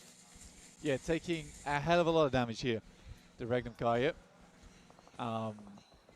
Smoke does work. You know, he gets the bounce. We'll try and run away from this one, but 𝐿𝐴, I think they do succeed on this. They get the majority of the ground taken over inside the building, and likely the 𝐿𝐴 is not going to play off the back of this. The crunch is insane, by the way. The amount of teams all in this area around Ferry Pier and towards the lighthouse on the eastern side, that is a wild amount of teams. They all make their way in. 𝐿𝐴 looking to pick themselves back up, though. They have one of the most central positions. They're one of the best teams at playing central as well. And they do get all 4 players back up against. This is a very promising start for the Turkish squad. There are teams around the mouth of Quarry, which I did expect, but there's really not that many teams still north of the road. Everybody's opted to get into, as you said, this crunch, right? Between, rather south of the road, and 𝐿𝐴 may be the team that feels the brunt of it the most. Finally, teams are starting to join the Mad Bulls on the ridgeline to the north of this. But right now, I feel like the Mad Bulls might have a pretty commanding spot here. Potentially difficult to transition away from, and there's still a lot of dangerous circles that sit in this future because a lot of it is still water, maybe up to 40% here. Yeah, it's a super grim circle. We'll put it that way.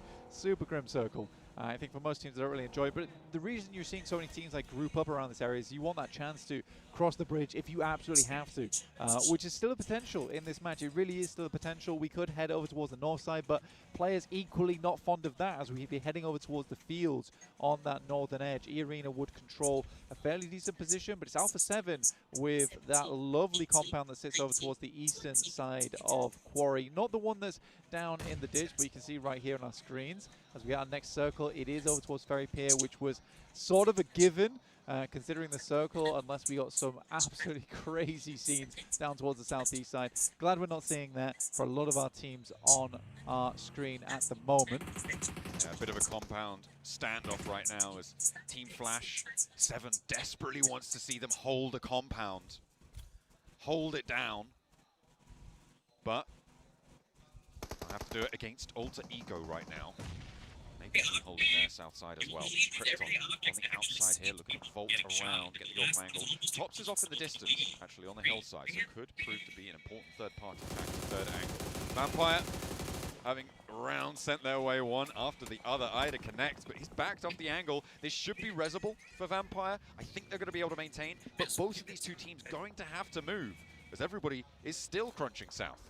Yeah, Thunder Talk. 𝐸𝐸's coming straight back in. Thunder Talk, yeah, they made this ramp, right? There's a weird ramp that they made down towards the southeast side. 𝐸 looking over towards Alpha Gaming, who were sent away from this position, playing a little bit split there. But if they can regroup, I'm not too angry about it. I'm honestly not too angry about it. They got themselves a little bit of early warning signs from teams starting to make their way in. They are very central as well, John. Very, very central indeed. 𝐸 went very quickly through the middle of all of that from the northern side. APG back off. They don't want to keep that fight going. So another team joins Ferry Pier. 𝐷Rx on that west side. He's really, really front to back on that little settlement there. And actually the fact that only Ulf has lost a player in Ferry Pier right now is pretty nuts. It is pretty nuts that only one team has lost a player in that spot. 𝐷Rx also playing as 4. So we have 4 4-player teams, 1 3-player team playing in the same settlement right now. Yeah, the old Regnum foresight there once again. Clairvoyant Silas kind of understanding where this circle probably will go. Looks to claim a position nice and early, it absolutely does, and that's where that Ulf elimination came from. Sighting up over towards the island. Sits between 𝐶𝐳𝐵𝐾 and Ferry Pier. Playable. Definitely playable. For how long is the true question of it all. Will give himself a loot crate, which is hilarious that that drops there. For Thunder Talk, they'll take it. They'll take it. They'll pull the tops on this one. Okay, all right. Yeah. Well, they are already down a player, so they do need all the help they can get. D+Kia, they are moving in from the north side and potentially looking to challenge Mad Balls, but they don't need to go that far just yet. 𝐷Rx should be aware of Thunder Talk. Guys, please like the stream, guys. On this south side. It's actually not too many teams that are going to be within render distance of Sighting's position. There are... Okay, no, it should be most of the teams in Ferry Pier. Maybe just about. Maybe not APG, but it's going to be a limited amount of impact. Okay. Hard east shift. 𝐸𝐸 slap bang in the middle on the east side of Ferry Pier. Yeah, this is big news for 𝐸𝐸. They're going to love this one. It's going to give them a massive opportunity for a big win off the back of this game, but they've got to hold out. They've got to hold on. They have a fairly good compound to do it from as well. Great shots from Weasel. Again, you are going to see this regularly over here at the PMGC Grand Finals. Players are getting so good these days. Players are getting insanely good when it comes to those long-range shots, especially just with the assault rifles as well. Very surprising to see, but they're happening more and more often now. Ooh, Team Flash on the north side are winning their fight with 𝐸𝐸, busting them down to 2. Haven't lost a player yet, but that could all change. And D+Kia in the meantime, by the way, off in the distance. Nice little pickups coming on through. 4 Team Flash go moving out in dribs and drabs across the open grounds here. Vampire making their crash in the meantime. Again, looking to join in on Ferry Pier as another team getting into the mix. Oh, needle threaded there. That should be reasonable as soon as the smokes bloom, but 𝐸𝐸 needs to be careful. Needs to be a little bit tentative. Come on. Yeah. Oh, come on. That's a little bit of communication is all we're asking for. Not much more than that. Okay. Looking towards the circle, though. Black Thundertalk have made landfall on that south side. Yeah. Thundertalk has probably the weirdest playstyle I've ever seen out of a single team. Their ability to go from tactical, aware, methodical to chaotic and just pushing teams like crazy. It doesn't make sense to me, but I love that they can just flip that switch on a dime during the game. It's really great to see. Not a lot of teams are able to shift gears like that quite as easily as Thundertalk are. Gives them a real advantage when it comes to those moments where they absolutely have to change that play style in the moment. Absolutely. D+, 𝐾𝐫, I mean, they've been able to patch themselves up, but will fully lose one now in their engagement. Guys, I'm not playing, guys. Like I told you guys, we are watching the PMGC, bro. This is the PMGC. To the south, to one of the peers. You're watching it, bro. Alpha 7. We're gonna play game, probably. I don't know. Look at her trying to push on through. Yes. 𝐿𝐴 is in Thailand, but he's not playing this one. He's not playing this tournament. A happy situation for Vampire. They may still be able to get that res. Back on, though, with Alpha 7. They have R8 to their south and 3 players from D+ to their northeast. We'll see who's going to go for that crash or if they're going to try and divert R8 and disengaging. They're going into the west side of Ferry Pier. In the meantime, everything's popping off on that northern side, or it certainly should be, as the south end actually finds 𝐴𝐞𝐸 coming a cropper. 𝐴𝐞𝐸 down, yeah, very surprising. But again, we're getting to that stage of the game now, into stage 5, where this circle can't really hold that many teams anymore. And it's going to get worse and worse and worse. For the time being, there is still compounds available, but as we crunch in, teams are going to start falling like dominoes into the future. Chips here, CQC for D+, but it's looking bad. It's looking very bad for D+ and their prospects. Looking to get toasted here. Alpha 7 rolling in as well, just over the ridgeline. Revo looking to heal. Mad Bulls, I mean, we've seen what they can do in close quarters. And Pusher, 𝐿𝐴 handling their business, moving up, playing now 2 versus 1 on the angle. Alpha 7 not with a backup on the angle just yet. 𝐾𝐫𝐸 maybe looking for it. And a good nade from Revo does bring things back into control a little bit more. These are the only 2 players for the Mad Bulls on the angle. And 𝐾𝐫𝐸 has found another. Last player to stand for Alpha 7, but the Flasher here. They flexed out from the northeast side. They've dealt with a majority of the damage towards 𝐿𝐴𝐸, a lot towards the rest of them, and they want to sweep through the rest of this fight. There are not too many remnants left to sweep under the rug. I mean, Flash gets a little bit out of this one, but they've already got 6 elims. Oh no. So they're kind of quite crazy with this one. Alpha 7, 𝐾𝐫𝐸 steps out, but as he walks back in, takes a bit of a tag. Wounded now is Alpha 7. 𝐾𝐫𝐸, that nade should do the trick when it pops, but not even required, as 𝐵𝐲 will finish the job with the DBS in hand. For the Flash, at this stage of the game, you know, it's still not too late. But playing in front of a crowd like this, it is nerve-wracking. Especially for a fresh team like this going through to PMGC. It is so, so different. They had nerves cold as steel over in the gauntlet, over in the group stages. But here, it's a very different story. But they do still now have a 4v4. They've managed to win some of the fights, and 𝐵𝐲 lands first knock on the off angle as well, stepping up on the side of that tank there. And 𝐼𝐸's not really super resable right now. We'll crawl down and let 𝐴MORI pick him back up. But in the meantime, Flash need to take initiative. They need to push forwards and use the time that's been allowed to them to look for the pressure on the back line. As soon as that res comes through, R8 start to re-establish. That will start to happen now, and Team Flash not really getting too much done. CS, though, moving into this angle, I think that might be the saving grace for them. Look at what he's been able to find. Prestige may be unaware.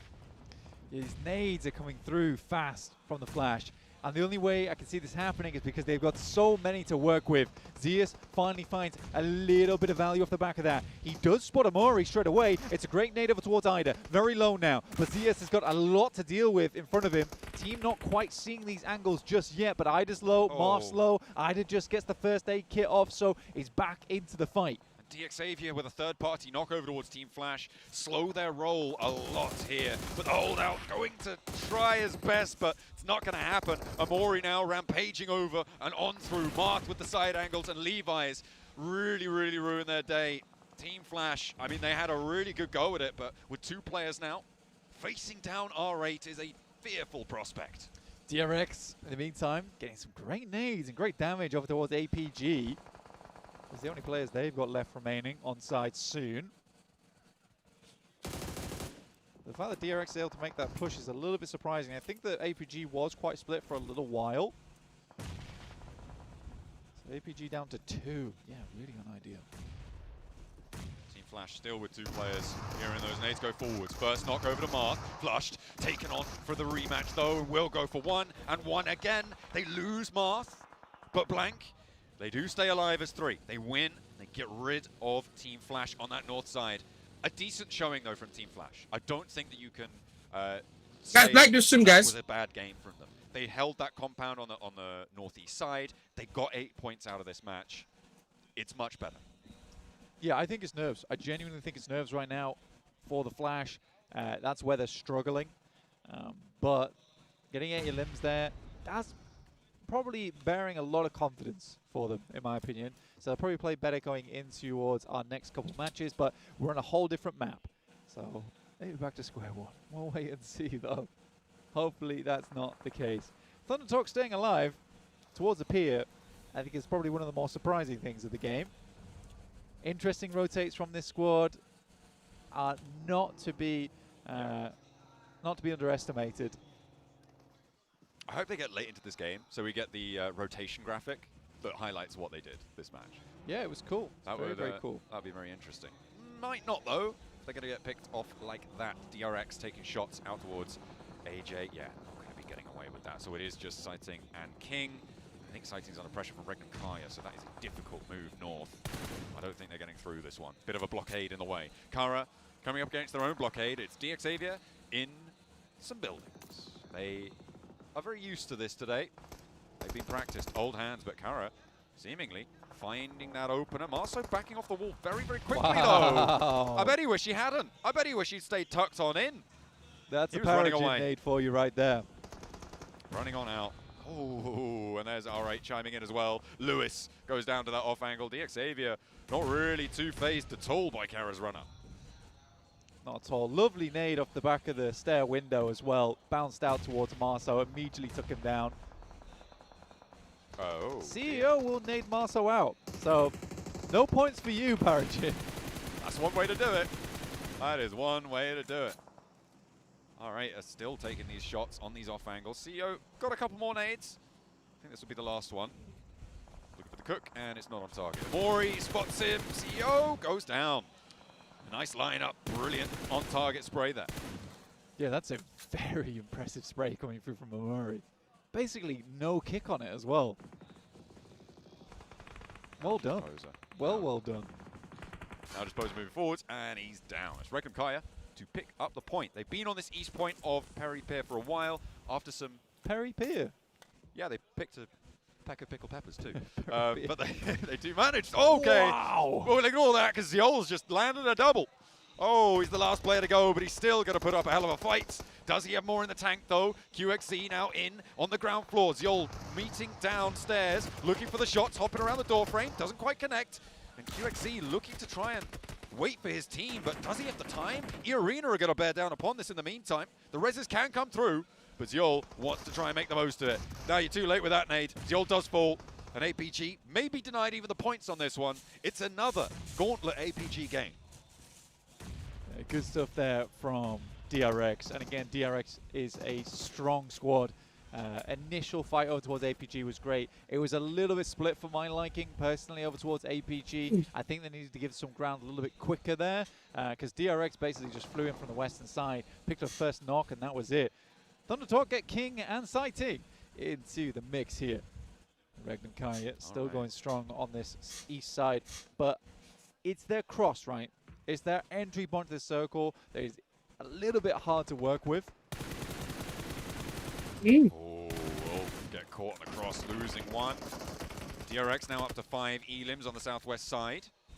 𝐿𝐴𝐴𝐵𝐴 moving in from that east point, going to have to condense a little bit more.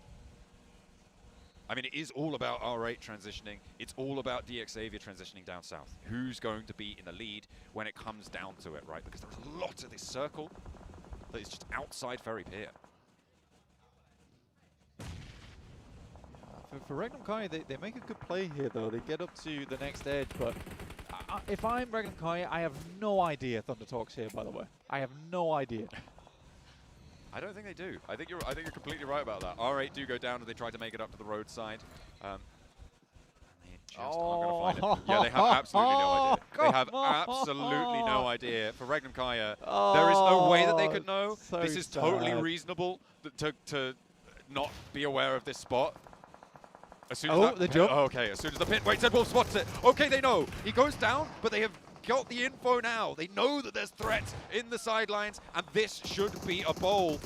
Just pour those bullets on down, but the nade is there, the answer. King goes, sighting now, steps up, goes for 𝐿𝐴𝐻𝐾. 𝐶ylas and Wild now need to hold their nerve. No third parties yet. 𝐷𝐿𝐴𝐴𝐵 have moved in the meantime, but I don't think they're looking at a third party. Not for the time being. They had a knock on side. Sighting goes low to another nade. 𝐿𝐴𝐽𝐻𝐾 now with 2 players. Will they go down to the wildest off angle we've ever seen here? Push this. Sighting looks for the push. The res is starting to come on through. He steps in. The smoke has bloomed. 𝐶ylas with the challenge, and he holds his nerve. Crazy, bro. 𝐿𝐴𝐽𝐻𝐾 need to put themselves back together because they are cracking. That's a gorgeous smoke from 𝐶ylas. GG's, But bro. more than that, 𝐳_WOLF. I love that guy.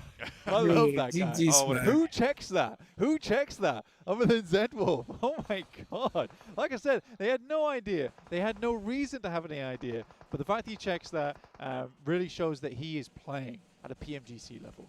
Anywhere there could be a player, I'm checking it regardless of whether it seems so silly or it seems so insane, which it absolutely is to check that angle, but he does it anyway. So very, very well done. Yes, he gets knocked off the back of it, but the information he provides is life-saving. Brilliant, brilliant stuff. For 𝐿𝐴𝐽𝐻𝐾 to be able to check that. Now up to 3 elims, adding those 2 to their tally. 𝐷𝐿𝐴𝐵 not quite able to push all the way across is brilliant for them. They can flex out to that east side, start to establish lines up towards the north. They're going to need in this next zone. We're into stage 8. You thought it might close down a little bit earlier, Blank. I think you might be wrong, given the Ferry Pier situation right now. Ulf very much on the ropes. The nades still finding their way into the ground floor of the Wizard Tower, but not quite getting the full job done. They're going to have to do the rest, maybe a little bit more up close and personal. Clash over to Scarface. It's found, it's traded. 𝐷𝐿𝐴𝐵, DRX rather, lose 1, lose 2 maybe.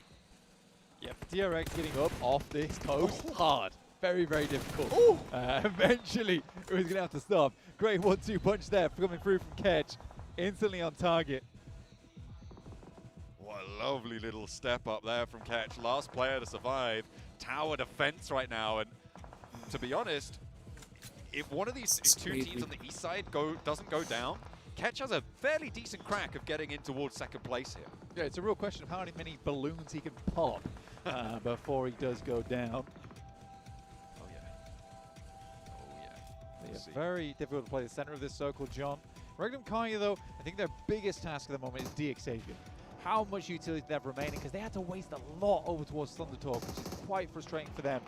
2 players in a vehicle that is smoking. This is a dangerous maneuver, but getting over towards the Wizard Tower, okay. The arena might try and challenge it. 𝐷𝐿𝐴𝐵, remember, they still have angles. That smoke to 𝐳_WOLF's right-hand side right now is so important.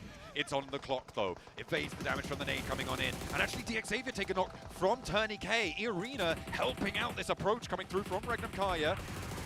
𝐷𝐿𝐴𝐵 now with a little bit of trouble. Wild spraying pretty wildly, but does connect a shot or 2. 𝐾𝐥 is still there on the ground floor as a nade finds its way on through. Everybody now looking to try keep the territory they've earned, because this zone is going dead center. 𝐾𝐥 now on the ground floor, looking to just try and last this one out. 𝐶ylas not connected with an 8. 𝐳_WOLF is, though, with a spray over towards 𝐷𝐿𝐴𝐵, and they hop out. But immediately it's 𝐾𝐥! No. Oh, 𝐾𝐥, no! You can't do it to him, not like that! 𝐳_WOLF falls too, and a nightmare lineup. 𝐾𝐥 with the catch out. The 2 turkeys take themselves out of action. Oh, it's a nightmare. It really is a nightmare. 𝐿𝐴𝐵 takes a nasty nade to the back of the head, but 𝐸arena looks to keep pushing right now, but it's looking too little too late as 𝐷𝐿𝐴𝐵, they step it up once again. The heat is in the arena for the Spiders. Hey, they didn't get the circle fully blessing them this time, but they are able to pull through. A 2nd chicken dinner for 𝐷𝐿𝐴𝐵 today. A great result for them. Real tough times for 𝐿𝐴𝐴 though during that match. Thunder Talk and 𝐾𝐥 both proving to be a little bit too much. The full force they can handle. It's those sneaky little solos, those duos, a little bit too hard of a hurdle. Yeah, this Vietnamese team has been in a lot of very, very big tournaments, and they are great at controlling area. They always have been, always will be, but it feels like they're really thriving under the pressure here at PMGC. I think it's always great starting on that chicken dinner because it gives you a huge amount of momentum to just keep going. And look at how happy these guys are. Just about that win. Fantastic. Brilliant, as they should be. A nicely controlled game there coming through from 𝐷𝐿𝴄. They have to win again. They still got decently into that match. I think it was fairly yes, low on they the did, Eclipse bro. flank. 𝐷𝐿𝴄 gonna take the top one now. They're gonna take the top one. Not great from them, but 𝐷𝐿𝴄 very happy to finally prove that they can go all the way when they don't get the blessing.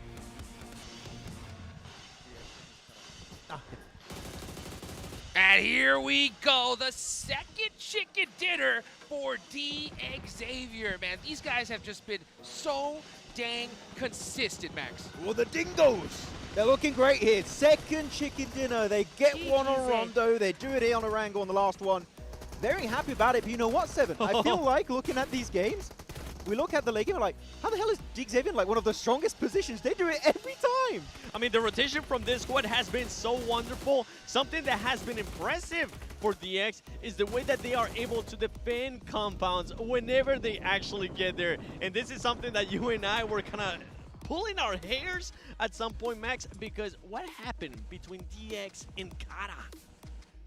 Not good things. Unfortunately, I have to be brutally honest. I love the play initially from 𝐴𝐴𝐴, which is you smoke out all of the windows of 𝐷𝐿𝴄, which makes it easier for you to push up, but they send it and then they don't go in the building, Seven? Why? Well, one thing that we got to call out for 𝐏𝐴𝐴, though, that we actually didn't notice is they waited a little bit longer because they knew that 𝐷𝐿𝴄 was going to be sending out those nades. True. First nades come through, and then they just don't fully send it. 𝐏𝐴𝐴, you got to make sure you end up sending it inside the building. You can't put yourself there in defense for the position to just get naded out. Yeah, exactly. I think 𝐷𝐿𝴄 were like, you're going there? Like, that's weird position. Okay, 2 nades, bonk, squad wipe, easy. So like 𝐏𝐴𝐴, no matter what your game plan is, fully commit to it. I feel like you crash into buildings. You know what? Maybe this is a 𝐏𝐴𝐴 win, but they fumble it. Yeah, and if they would have made that push, right, it would have been a 4 versus 3 situation, right? But that little lack of commitment really cost them there, right? But you know what? It's so crazy to just watch some of these individual plays as well, right? Yes. We gotta talk about 𝐿𝐴𝐴. I mean, I'm pretty sure we're going to end up seeing it on the highlights here. This man was able, I got to go back and see how many actual eliminations he was able to secure for his squad. Because not only was he able to eliminate some players there from 𝐷RX when 𝐷RX was having to go through everything, which we'll get a chance to talk about it in a minute, but on top of that, guess what? He ends up eliminating, I think it was maybe 2 more players from 𝐿𝐴𝐄 whenever they were just jumping out of the building. He's like, oh, Silas, hi there. Thank you for the elimination point. The 5-man Turkish team's like, it's kind of sus, this situation in this Harry Potter tower, and he does get himself the final word at the end. He does get out just slightly before 𝐿𝐴𝐄, so he doesn't get that extra placement point. But you know what? Playing silent in Harry Potter tower always works out great in advantage of these teams. Though, 𝐴rena, oh, there it is. That's what it was. Yeah. That was... Don't go on the walls on these little compounds, because again, they're so nadeable. Just get in the building. At least you're safe from those nades. And another performance that we got to point out is 𝐞𝐥𝐳𝐧. This man has also been a breakthrough performance, at least in my eyes, for the whole of 𝐷RX. Usually we're just talking about, okay, Cupid. All right, Cupid is going to clutch up. Yeah, guess what? Now it's another player that's able to get them points as well, and there you go. That's what I was able to talk about earlier in regards to 𝐾𝐥, just securing more eliminations for his squad, securing even more points. And for 𝐷𝐿𝴄, I mean, well played, great timing for them. And right here, perfectly, we'll get a chance to see in Max how quickly they were actually able to rotate there and make sure that they found a good spot. Yeah, look at phase 2. I want you all to pay attention. Pochinki, 𝐷𝐿𝴄, drop in there since like 1996, it feels like. Circle 2 pops very soon. Look at the speed of their rotation. Right in there. And they stick it until pretty much Circle 9, right? They're just holding down that position. Circle short is given to them, but you know, that defense against 𝐴𝐴𝐴 is super well done. So 𝐷𝐿𝴄, those early rotates are so impactful for the entirety of their game. And another one we got to talk about, 𝐿𝐴𝐄. I mean, at one point, it seemed like they were going to get 2 other players eliminated because it was, what, 2 players? Was it 𝐿𝐴𝐄 from Thunder Talk just surprising them? Yeah. It's crazy. It was crazy. And what was also wild was seeing so many teams go out early in the top. But let's take a look at the match rankings. 𝐷𝐸𝐴𝐸𝐴, another 17 points. They love placement points. They love the placement points, 𝐷𝐸𝐴𝐸𝐴. But you know what? I'm going to talk about another team that loves placement points. That's the Arena. No, I'm actually really happy with the way they enter into the circle. They were a team that was involved in Ferry Pay, but on the northern side, meaning you can third party, but because you're not in the deep, deep center of the city itself, you're not fully directly involved, and you can just take a few shots here and there, so they can leave the city, but then you go into the 𝐷𝐸𝐴𝐸𝐴 meat grinder, and that meat grinder was quite deadly, Seven, at the end of that match. It really was. I was hoping that we would get a better performance out of some of the other squads that we were talking about earlier in regards to the bottom 5. D+, I mean, ends up with just 1 point. They end up in Longwood and just getting attacked from everybody. And we gotta give props to the mayhem that was happening in Longwood between a lot of the teams. And before I even go into that, PUBG, congratulations on the MVP. Woo! But going back to Longwood, there was just so many teams going for that fight. We saw Alpha 7 being able to third party a fight there between D+ and some of the other squads. And then an aggressive team that I was happy to see, R8. R8 decides to push the action, and then they get put back on their heels because it was none other than Team Flash going after them. But we'll continue on because guess what? We have a new first place team, and it's none other than DX. Holy 𝐷𝐸𝐴𝐸𝐴, let's go from Vietnam. Not only that, sure, they got 2 chicken dinners. 29 placement points over the course of 4 matches is ludicrous. These guys are on fire. Unbelievable. More placement points than 6th place combined total points, right? Okay. That is unbelievable consistency. That is it for Erangel, though, right? We're gonna go into Miramar next, okay, guys? We talked about it at the start of the show, all right? A possible big hot drop situation, all right? Break it down. What do you guys feel about it? You got to tell me which teams. Oh, you're talking about Rangnam versus Vampire. Yeah. There you go, 𝐿𝐿𝐿𝐿𝐿. Before we go into that one, top 4 players, no surprise, both from Team Flash, as I was mentioning earlier. And then Amori once again. New star from Mina? Yeah. Yes. You had Ida, Marth, and now Amori added to the list. And 𝐾𝐞 actually ended up with 4 elims. You know what? I want to say, as in retrospective, looking at the entirety of 2024, it's been, 2025, not 2025. Yeah, behind. It's been really the rise of so many good, strong individual players, right?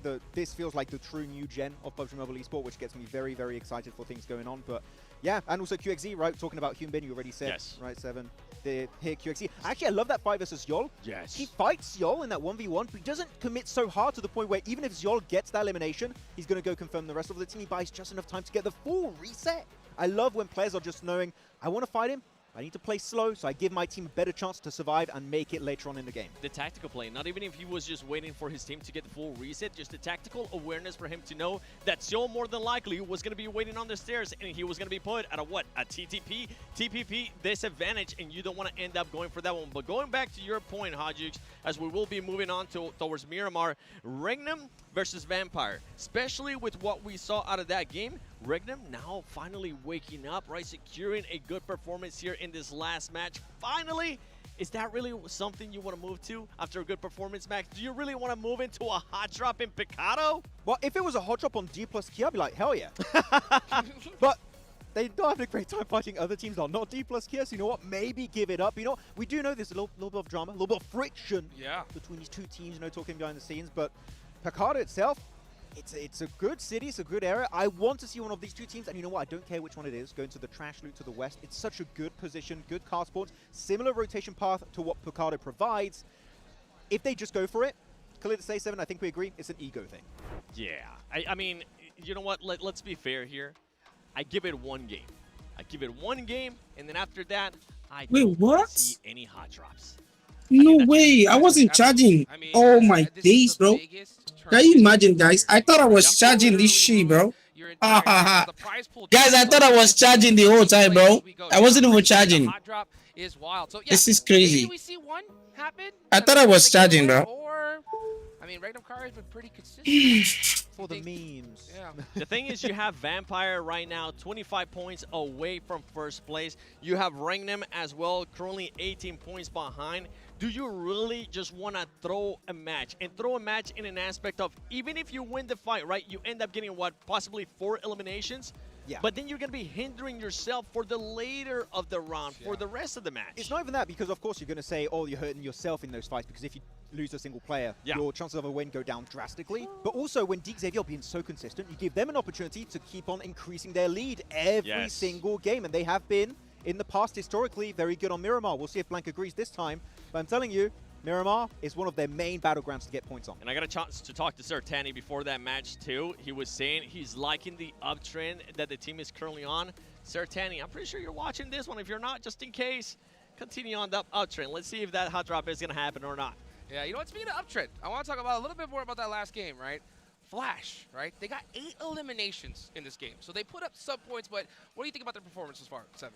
Their performance, I enjoy when they were being the aggressors towards R8, and then it flipped around back to what I was saying in the previous match, which when this team has to defend, they're just not able to react quite well on it. R8 was able to fully overpower it. That's why I was giving props to R8. R8 once again continues with the eliminations, finishes that match with 8 elims. But for Team Flash, if you're going to be the aggressors, you're going to have to commit. It came down to R8 just clutching up. Yeah, I think Flash played it very well up to the point where they were clashing directly with R8. And I think it's not an issue of the fight was taken poorly. They were very indecisive because they were thinking, Circle's not going to go longward. Do we maybe go into 𝐏𝐸𝐴's position? Do we fully command clear R8 and then move? They're thinking too much about it. Sometimes commit to a play, even if it's not the best and most optimal play, commit to as a full squad, you might have a higher chance of just coming out on top and maybe making it to the later stage. That's one of those chances when the first time at Grand Finals, right? You're having those little jitters. Okay, now maybe you end up downing yourself here and there. Maybe they'll be able to lock it in here in the final 2 matches of day 1. I mean, it makes sense, though. I mean, especially after that 𝐸𝐴 we saw before this one. You know, they had that hospital. They were splitting it with police station. And it's one of those situations where you kind of get a little greedy, right? Because you have so much real estate. You want to cover every angle. But I think you're right, 7, right? You just got to commit to one play, right? Commit to one spot and make it happen. As we go into Miramar, we have that hot drop happening, right? What else are your expectations going into Miramar, Max? I mean, when I think Miramar, internationally, the team that comes to mind for me is Alpha 7, but that was old Alpha 7. Yep. With 𝐏𝐫𝐴, 𝐷𝐿. How is that going to be working out possibly with a new roster? I'm very intrigued to see how they're going to perform on this one. I mean, if you're going to talk about Alpha 7, earlier we were talking about DX, how much they love those placement points, how they've been able to get those 2 chicken dinners today. Alpha 7, right now, in regards to points, they're only sitting with 5 placement points. I want to see Alpha 7 being able to get themselves in a top 5 situation. And you know what? D+Kia, even if we don't get an island finish to the east, please, we need to see points on board. Seeing a team at the bottom like D+Kia, they're currently, again, the reigning champions, completely unexpected. D+Kia, we know what you guys can bring to the table. The team is so strong, but right now they just haven't had that opportunity to show it. D+Kia, if you end up fighting 𝐸𝐴, make sure you win that fight. If not, you're going to end up still be in 16th place after this match. Hot drop 𝐵𝐵𝐴 with Vampire and 𝐸𝐴. Don't do that. Do not do that. Just stop Actually, that. no, don't do it. D+Kia, is it time for you to wake up? Yes. We are going into Miramar. Will they make it happen? John, Blank, what do you think? We go to the first Miramar, guys. It's always time for a chicken dinner, you know, no matter what. No matter what, it is time to get stuck in to Miramar. And as the desk alluded to there, or, well, kind of spelled out, Picado could be troublesome here. We hate Picado hot drops. Maybe we'll see another one in the year 2025. I don't want it, but it might be on the cards. We'll have to wait and see. Is the team going to back off from the angle? I mean, especially here on in PMGC, right? Grand Finals, do you really want to be hot dropping? It's a little silly, but it is still a potential. The D+, like the boys were saying, we can't keep saying this over and over, but it's not even just D+. It feels like it's every reigning champion and defending champion is just horrendous the next year. I think the only exception is Silas.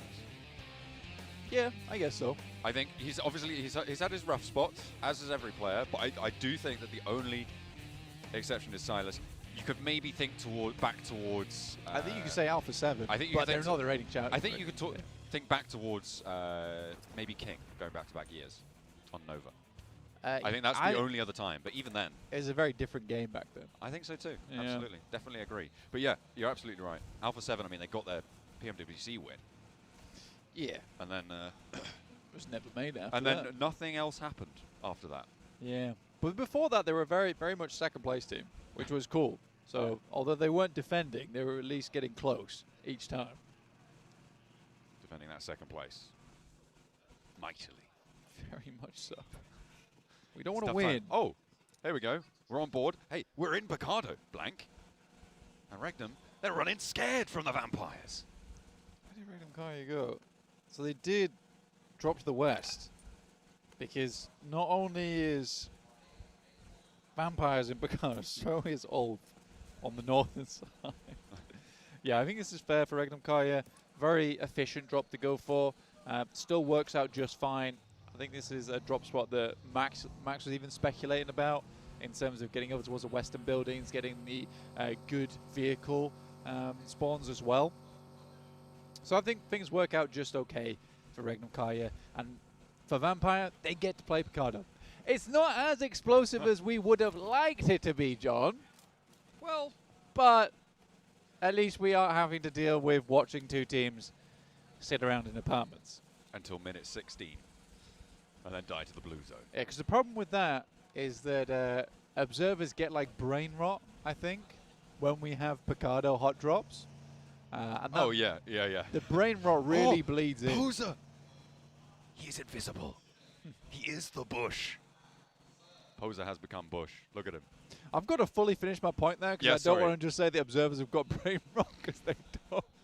Well, they did just then. It's just on. It's 𝐿𝐵𝐷𝐿 hot drops Hey, where we 6-7, am I right, observers? Yeah, that's right. That's right. Where the observers will just keep coming back to the 𝐿𝐵𝐷𝐿 apartments. It's like, please, we don't want to see 𝐿𝐵𝐷𝐿 apartments anymore. There's been so many great fights that you've been catching, but you just keep coming back to this, and we want to just leave it alone. No, it is true. It is absolutely true. It's such a horrible result for everybody if you stick to your guns on that 𝐿𝐵𝐷𝐿 hot drop. You can see it like once at the start of a tournament, and then someone has to move. Someone has to move, and the issue is ego gets in the way a lot of the time on that one. So it's good to see that teams have figured it out, and at the moment, the vampires, the alpha of the pack, 𝐿𝐵𝐷𝐿, tail between their legs, off to the west side. I don't think Vampire's done terribly, honestly. I'm fairly impressed with Vampire, all things considered. I think this is a good result. We have seen worse results from teams coming into PMGC as an invite in the past. But again, it sort of depends on where we end up after match 6 for Vampire. And even more so after match 6 for tomorrow. Because there's a big chance that Vampire drop down towards 16th place tomorrow because we haven't fully proven them just yet. Guys, Yes. at least you guys should like this. Let's get 5,000 You likes. do need to. I mean, you to an extent you need to prove yourself. I mean, getting here alone is already proof enough, I think, in terms of making sure that you're known, your name is firmly in the history books. But if you want to go that full distance, especially here at such an historic event here at PUBG United, 2025 being a brilliant collaboration coming on through. See if our teams can find that internal collaboration within their teammates. As 𝐿𝐵𝐷𝐿 looking to play towards the center of the circle. A lot of the south side of this circle blank is occupied right now, and very little of the north at the moment. We're coming up to 6th or 7th minute on that north side. Hey, that one just happened. You gotta stop this. I straight up didn't even expect that one. You really have to cease. Okay. It's becoming an issue. Probably, yeah. Yeah. You're going to have to avoid those 2 numbers for the remainder of the tournament. Which numbers? Thank you. Very well done. Great answer. But you are right. A lot of teams down towards the south side, purely because the playing path was so southern and on the horizontal cross. And we've had a lot of those. They're not fun to play. And I think if you've listened to any of my commentary over PMGC, you'll know that I dislike that playing path. The amount of times we've seen it is criminal for a lot of our teams.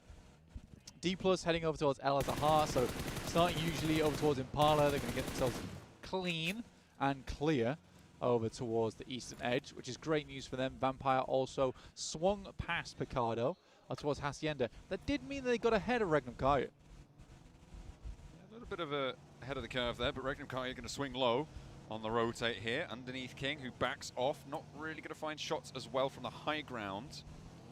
Yeah, Thunder Talk not really going to have an impact on this 𝐿𝐴𝐼𝐿 rotation from here on out as they divert further north. 𝐴𝐼𝐞𝐿 fairly split around this position. I think this could be a very dangerous spot. It's definitely getting more and more dangerous as Silas hops to the passenger seat, doesn't go for the spray down. 𝐴𝐼𝐸 going past all 4 of 𝐿𝐴𝐼𝐿's players and getting out alive is a wild achievement here. And 𝐴𝐼𝐸 is completely diverged from the rest of his team, which I think is what you're going to talk about right now. No, actually, what I was going to talk about is that I think for 𝐿𝐴𝐼𝐸, this is a fine play to go for because they want to confirm over towards Longhouse. And I think that if you see a play like this heading up the road, you're worried the rest of the team is heading towards Longhouse before you. Alpha 7 get themselves first blood over towards Ulf. Great news for them as they're crossing in from the western side. They clear out their competitors over towards that east edge, which is great. Makes their rotation a little bit easier. But for 𝐿𝐴𝐼𝐸 here, as a distraction play for 𝐴𝐼𝐸, that would make sense for 𝐿𝐴𝐼𝐸 to make that play to drag 𝐿𝐴𝐼𝐸 away from Longhouse so they can take it and backfill them. So I think 𝐿𝐴𝐼𝐸 just kind of ignoring them there and securing that position is the right play.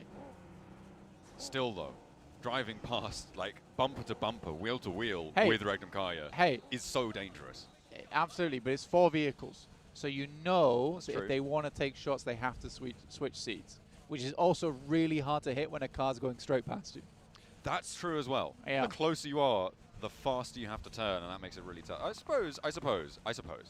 Either way, I'm certainly not doing it. That's not my job. No, it's scary. Ooh, big northeast shift going up to the north of 𝐿𝐴𝐼𝐸. That is scary. Yeah, 𝐴𝐼𝐸 now has eyes on down towards 𝐿𝐴𝐼𝐸, and they know they got to move. Because they're closest towards the northeast edge other than maybe D+ and E Arena. So 𝐿𝐼𝐸 wants to leave, but 𝐴𝐼𝐸 could be horrible here and just hold them out. I don't think 𝐿𝐼𝐸 do want to stay there because they know they can't hold this split with all the teams going to be approaching from that southwest side. We speak about finding a vehicle. To be fair, it wasn't at full speed, but we were just talking about vehicles. And he was driving away from him, so it made it easier. Yeah, that's true, that's true. But yeah, 𝐿𝐼𝐸 know that they can't hold that split on the south side with the number of teams that were playing on the south. That ground is going to get covered time and time again, so they have to go up further north. Playing 3 here on the gas station, out west of 𝐿.A.Z.A.H. I don't think that's terrible. 𝐿𝐼𝐸 though, they may lose one to 𝐿𝐴𝐼𝐸 either way. Silas will need a little bit of a pick-me-up though, and that could slow them down, maybe give the rest of 𝐿𝐼𝐸 an opportunity, but are they going to want to leave their current spot? Looks like they do. This is a fine position though to play, and again for Wild, this is not leaving, this is scouting. And make sure you see as much as possible around you, because you don't have a lot of sight lines whilst you're in that ditch, so you need to maintain vision, right? And so they maintain vision whilst getting the guys, like the stream, guys. From 𝐿𝐼𝐸. I like that 𝐿𝐼𝐸 tried to get a little bit aggressive with it. Weren't successful though. They did try and hold them out, but now there's more teams. Chips from D+. Oh god, these teams hate each other so much. Well, yeah, it's an rivalry. Old blood, new mutiny, you know the story. 𝐿𝐼𝐸 looking for the roll-up, they've lost Snape, but Mormon not able to find a knock on the approach, doesn't do the full Monty on the damage. Krypton now with a chance to nade him out of position. The first aid saves Mormon's life there. Able to keep him ticking over just about. Can look to regroup or just fade away, because at the moment, 𝐿𝐼𝐸, they're not going to be able to get up to crash on towards him. They do not have the power on their roster right now, with Snake taken out of the mix, and 𝐼𝐸 with that sideswipe angle on 𝐿𝐼𝐸.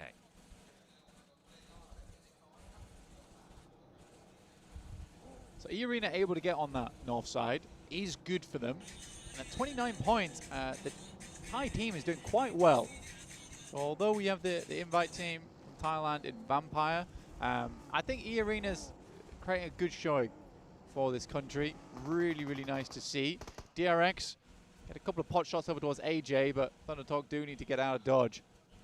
The Thunder has been relatively quiet today. Most of the loudness is coming through from this M249 from 𝐶𝐿𝐴𝐳. 𝐶𝐿𝐴𝐳 spray down towards King. Not quite connecting, but I mean, it is at range on a moving target. It's always tough. Next circle about to pop in just 2 seconds. Where's it going to go? Up north again. Oh, it's 𝐷Xavier in the middle. Okay, that's cool. That's fine. That's actually fine. That's actually fine. Well, I think at this point we need to admit to ourselves that maybe, just maybe, 𝐷𝐸𝐸 has some killer rotates. Okay.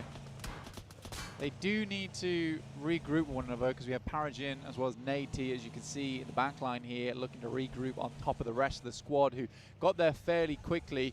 Wow, that's a lot of airtime. That is a lot of airtime. That's plus 800, bonus on the ×2, 1600. Fantastic stuff. Well done. Brilliant.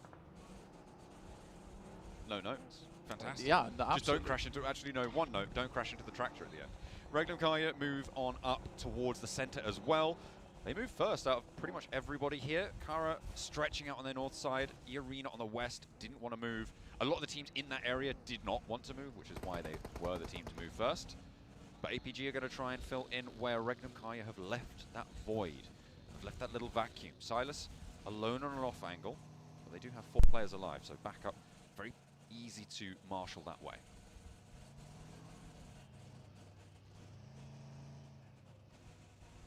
Lemon over towards Kara. Sylas down to Reefus. Goodness me. Bit of an unfortunate loss there, Sylas, on a very wide split. Pulling a dock, to which then Doc pulls a second dock. Pulls the original dock, and Sylas replicates the dock. Maybe? Hits him with the, oh yeah? Oh yeah, let me try. Yeah, what about if I do it though, huh? What are you going to do then? The answer apparently is get flushed. That is not fun for Sylas. But playing on a 3, they're fairly central. They do still have legs into this match. Team Flash did get a little bit hypier in the last game, and with 𝐿𝐴 losing a player, well, it's only fair that D+ lose 1-2. That point doesn't go to them though. It will go over towards Team Flash. D+ still rotating on the south side right now. Far away from a lot of squads. Thundertalk basically controlling the majority of the eastern edge alongside with DRX, but DRX has been a bit of a wild card today. A little bit of a dangerous team to be running into. Full of thorns and spines. Not a team you want to be getting close amongst the circle with. There is this very much defining horrid landscape over on the western side of this circle. Very rocky, a lot of defilades available. Teams could be hidden there quite nicely as 𝐴𝐵G rocks on top of 𝐿𝐴, and it is a bloodbath. All right, we're back to league stage 𝐴𝐵G. Nice to know. Nice to know indeed. And another nade, and another, and the spray. It's Kara chiming in as well. Trying to take a chunk out of them. Not going to leave him alone here now. Just the one player, and he's stuck in a ditch. Will go up in smoke. as 𝐸_WOLF to be the longest lasting, but it is not going to be a legacy to remember for them. Not this time around. And that will be 𝐿𝐴 done and dusted for their first Miramar. Didn't hot drop though, so that's good. No, they did not. And it is Vampire who outlast them down on the southwest side. Very, very interesting circle. 𝐷𝐸𝐸 basically want the eastern shift. If they get that, it puts them in really good stead with the double split they've got going on right now, holding both really strong compounds. Other teams don't really want to full commit over there as well because unlike some areas of the map, both these splits can quite easily cover one another with the open space that surrounds this area too, which is very, very cool to see. Maintain that space. Such an important position for 𝐴𝐵G that will be necessary. The fact that they held that as a 3-1 on 𝐿𝐴, I mean, that's their vulnerability, right? And that's why they couldn't quite condense that. Unfortunate. 𝐿𝐴 losing 1 to that split in the middle. That's all the way up to the north side. Shouldn't be too dangerous for them. It's really likely, I think, that they are going to be able to get that right. Guys, thanks for joining. I have no idea who's going to win this shit, man. But today, I think 𝐴𝐵G will top the table, then the DRX, then the 𝐿𝐴, but I don't know why they're dying so early, so I think they're off the table already. But the EA Sports, I mean, the EA team is going to come up probably top 3. Players left alive now, and probably top 3. Issue of playing around this terrain with Mad Bulls also starting to sink their teeth in. Alpha 7, though. I still rate their chances on Miramar. I think Revo is like one of the key factors, as well as 𝐿𝐴, to a Miramar game for this team. You add Obscure as well as 𝐿𝐸𝐳 into the mix. I don't think it matters too much. I think that still works regardless. APG's really on a tear this game though, aren't they, huh? I mean, they've either got it or they don't, right? We thought it was day to day. That change around seems like it's match to match, but ZS now with a challenge. They took down one of D+ earlier on, and now they've got a couple more bogeys on the radar. Apparently, just about dodging around that one on the buggy. ZS is so low, has to step back with the smoke blooming. It's not going to be enough to find the cover. Tops does connect though onto Fabian, which is going to give them a little bit more breathing room. Win hopping through that vehicle, dropping another smoke. 𝐿𝐸𝐳 trying to marshal his way on into the sidelines, and APG chime in with a third party down towards the off angle for Team Flash. That's going to hopefully, if you're a D+ fan, make it a little bit easier. But 𝐿𝐸𝐸 are clashing over on the western edge with, well, 𝐷𝐸𝐸 off of the distance, but it's 𝐸arena on the plate right now. As the nades start to fly, both teams looking to move eastwards, but neither able to make it without the other going down first. Now he's been sent in the smoke there, not finding quite as much value as 𝐿𝐸𝐸 might have hoped. They're going to keep pushing in here. I think for 𝐿𝐸𝐸, you want to get yourself back up to speed, but they're just going to crash it. Okay, I love this from 𝐿𝐸𝐸. Very dangerous, though. Oh, they don't love it. They're hating it more and more by the second. Another knock sent over towards 𝐸𝐸𝐸, and that's from Alpha 7. 𝐸𝐸𝐸 now, the last to stand. Does D+ 𝐾 go down in the meantime? Only one elim. Not a great start to their tournaments. Their first day not going well. 𝐸arena now swelling over the top. Alpha 7 marching forwards as well to third party. 3 players on 𝐸arena, but they're busted down to 2 as NC2 does fall to a nade. Alpha 7 really putting the crunch on this with another nade finding its mark over towards TinyK. Now just Mormon left standing as they keep continuing forwards. 𝐸𝐸𝐳 moves on in, steps in for the fight, gets the spray down. 𝐸arena pushed aside.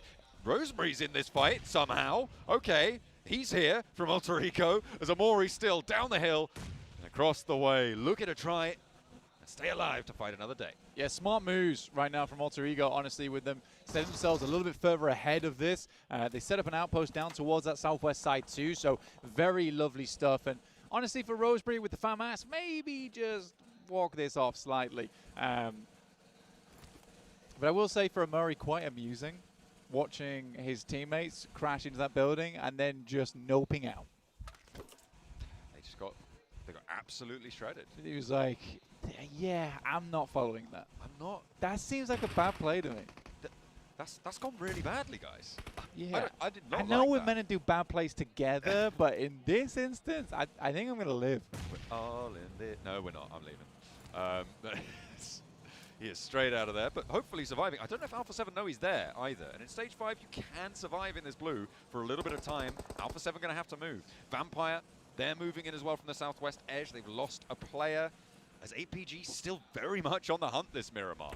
Holding a little bit of a split. It's much closer than it was before. They know at this point you do need to regroup. 𝐸𝐸𝐸, you need to get a move on now. He's got a vehicle, so he could very much get in on this one, but not too many options in terms of places to go is the issue. Yeah, he's got to be fast. And I mean, he's already got to hit another first aid kit off the back of this one. 𝐷𝐸𝐸𝐸's still hanging around here like a couple of sharks.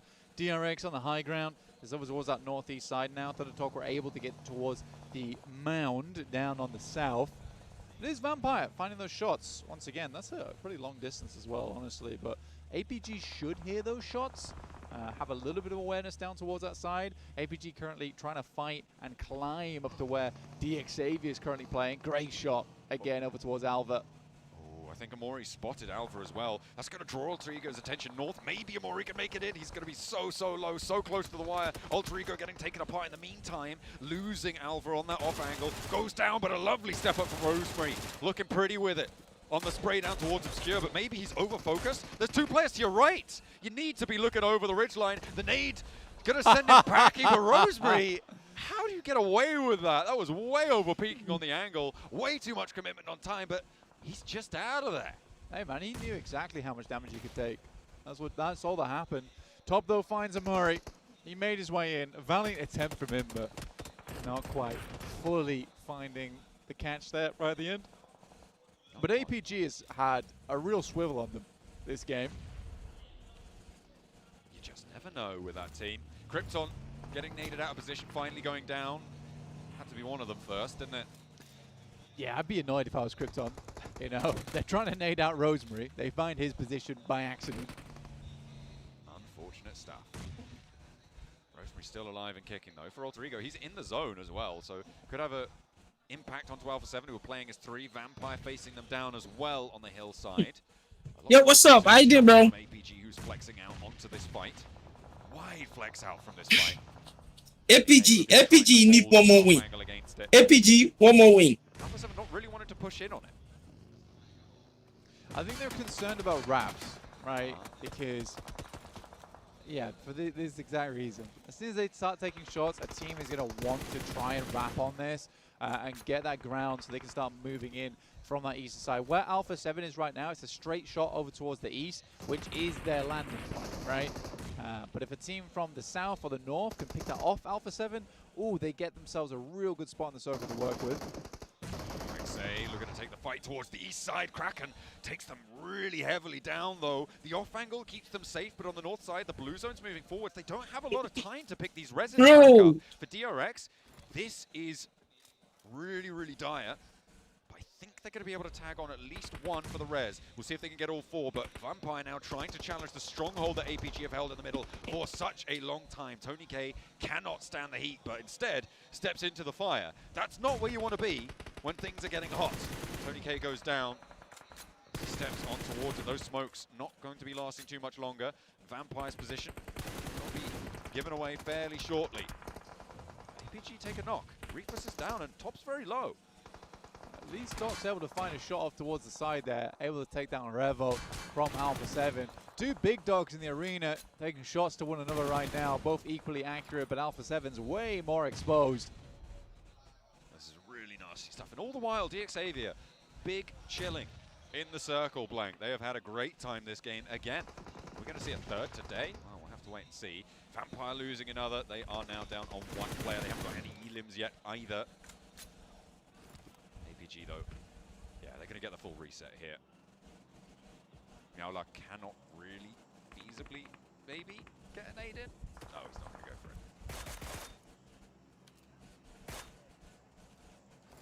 𝐿𝐸𝐵 takes a couple of hits there. Doc currently doesn't even have a vest, by the way. He's been taking punches to the chest, left, right, and center this game. Still continuing on. Definitely bruised though. 𝐿𝐸𝐵 with the nade over the top. Doc's trying to ascertain the position. And top punch. That was a swift execution there by top. 𝐸𝐵 knocked again.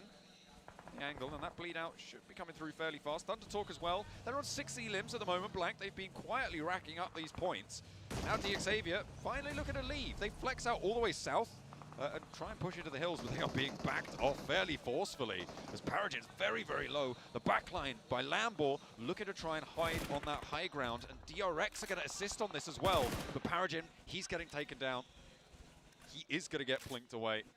𝐷𝐸𝐴𝐵 have to turn straight back to where they came from. 600 damage in the game for Doc is starting to be a real good one here.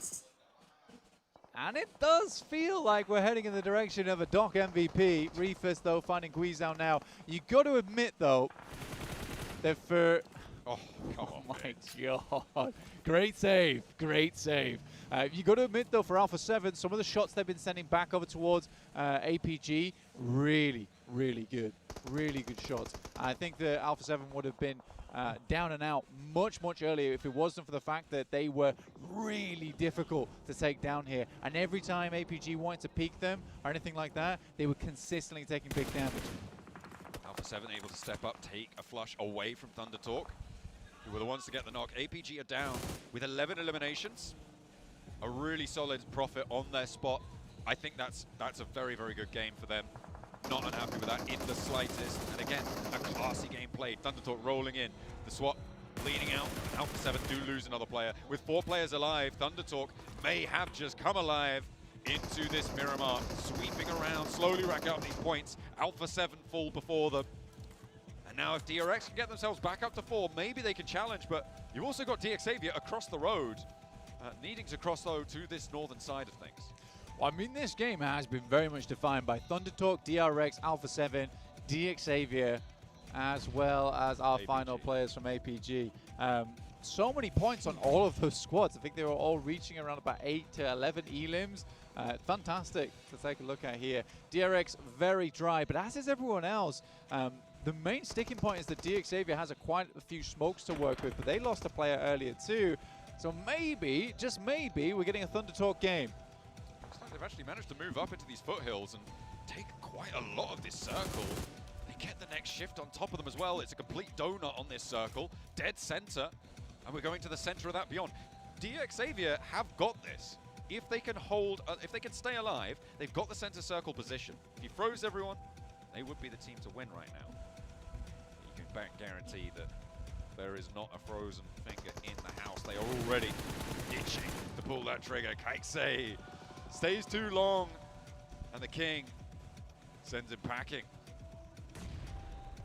Number 8 sent from Zing there in the back lines, looking for a little bit more damage.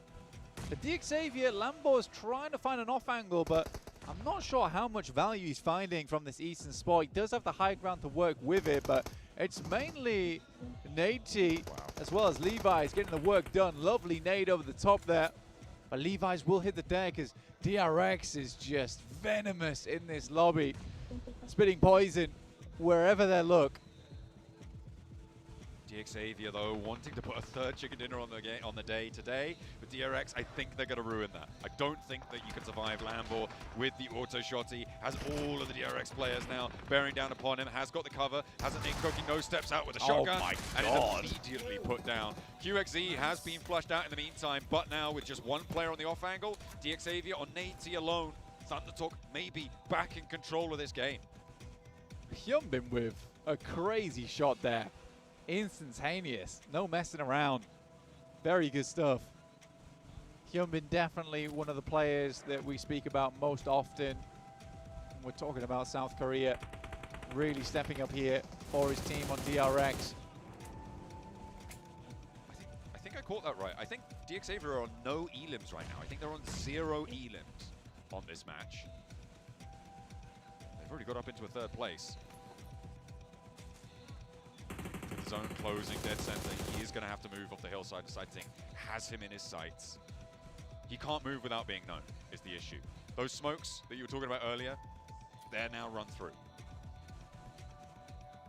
You have to chew through all of them just to get to this point in the game, and we're in zone 9, starting to close now. 𝐷𝐸𝐴𝐵 getting third place. I think even that is a fairly successful result considering the day that 𝐷𝐸𝐴𝐵 has had. Should keep them in the top spot. I think APG's very close though, but we'll find out later with the desk. In the meantime, 𝐿EVI'S would love this point over towards 𝐿ENCOOking. He continues to push up, spots vision, and we'll find it. And we're into a 3 versus 4. Thunder Talk, whose day has been lackluster, versus DRX, who were just getting started. Nades over. Currently a little bit more central, I think, for DRX. This flat ground that sits between the two teams. No man's land right now, but is where the circle is very likely to end up. DRX trying to keep those off angles. No, 𝐿ENCOOking actually folding back in towards the divot. The fact that there are no nades on Thunder Talk is so crucial here. Those 4 Molotovs need to be huge for them. Control that ground, control the approach, because the opening's now for DRX. It's coming now. 𝐿ENCOOking steps over, and Xing might be burnt away with this. Just a little bit. We'll bear them a distance though. That is the main thing. But no more nades for either team. Mano a mano. Just the weapons in hand. M79s laying down the smoke, denying the entry, allowing Thunder Talk to get closer towards the center of the circle. 𝐿EVI'S, maybe looking for a shot here. It's getting tough. All of the players are still alive and looking fairly healthy. I think that's going to change soon though, Blank. That smoke train has allowed DRX to keep this one going with a full flash. What the a full stun! white out there. The stun is on. The king goes down first. And Hyunbin with a huge stand up on the off angle. Looking for more. Oh my God! DRX! How can you make DRX! that happen? From down beneath. They dare them. Step over that ridgeline. DRX! Thunder caught in a bottle. DRX! And the talk is in the Hyunbin.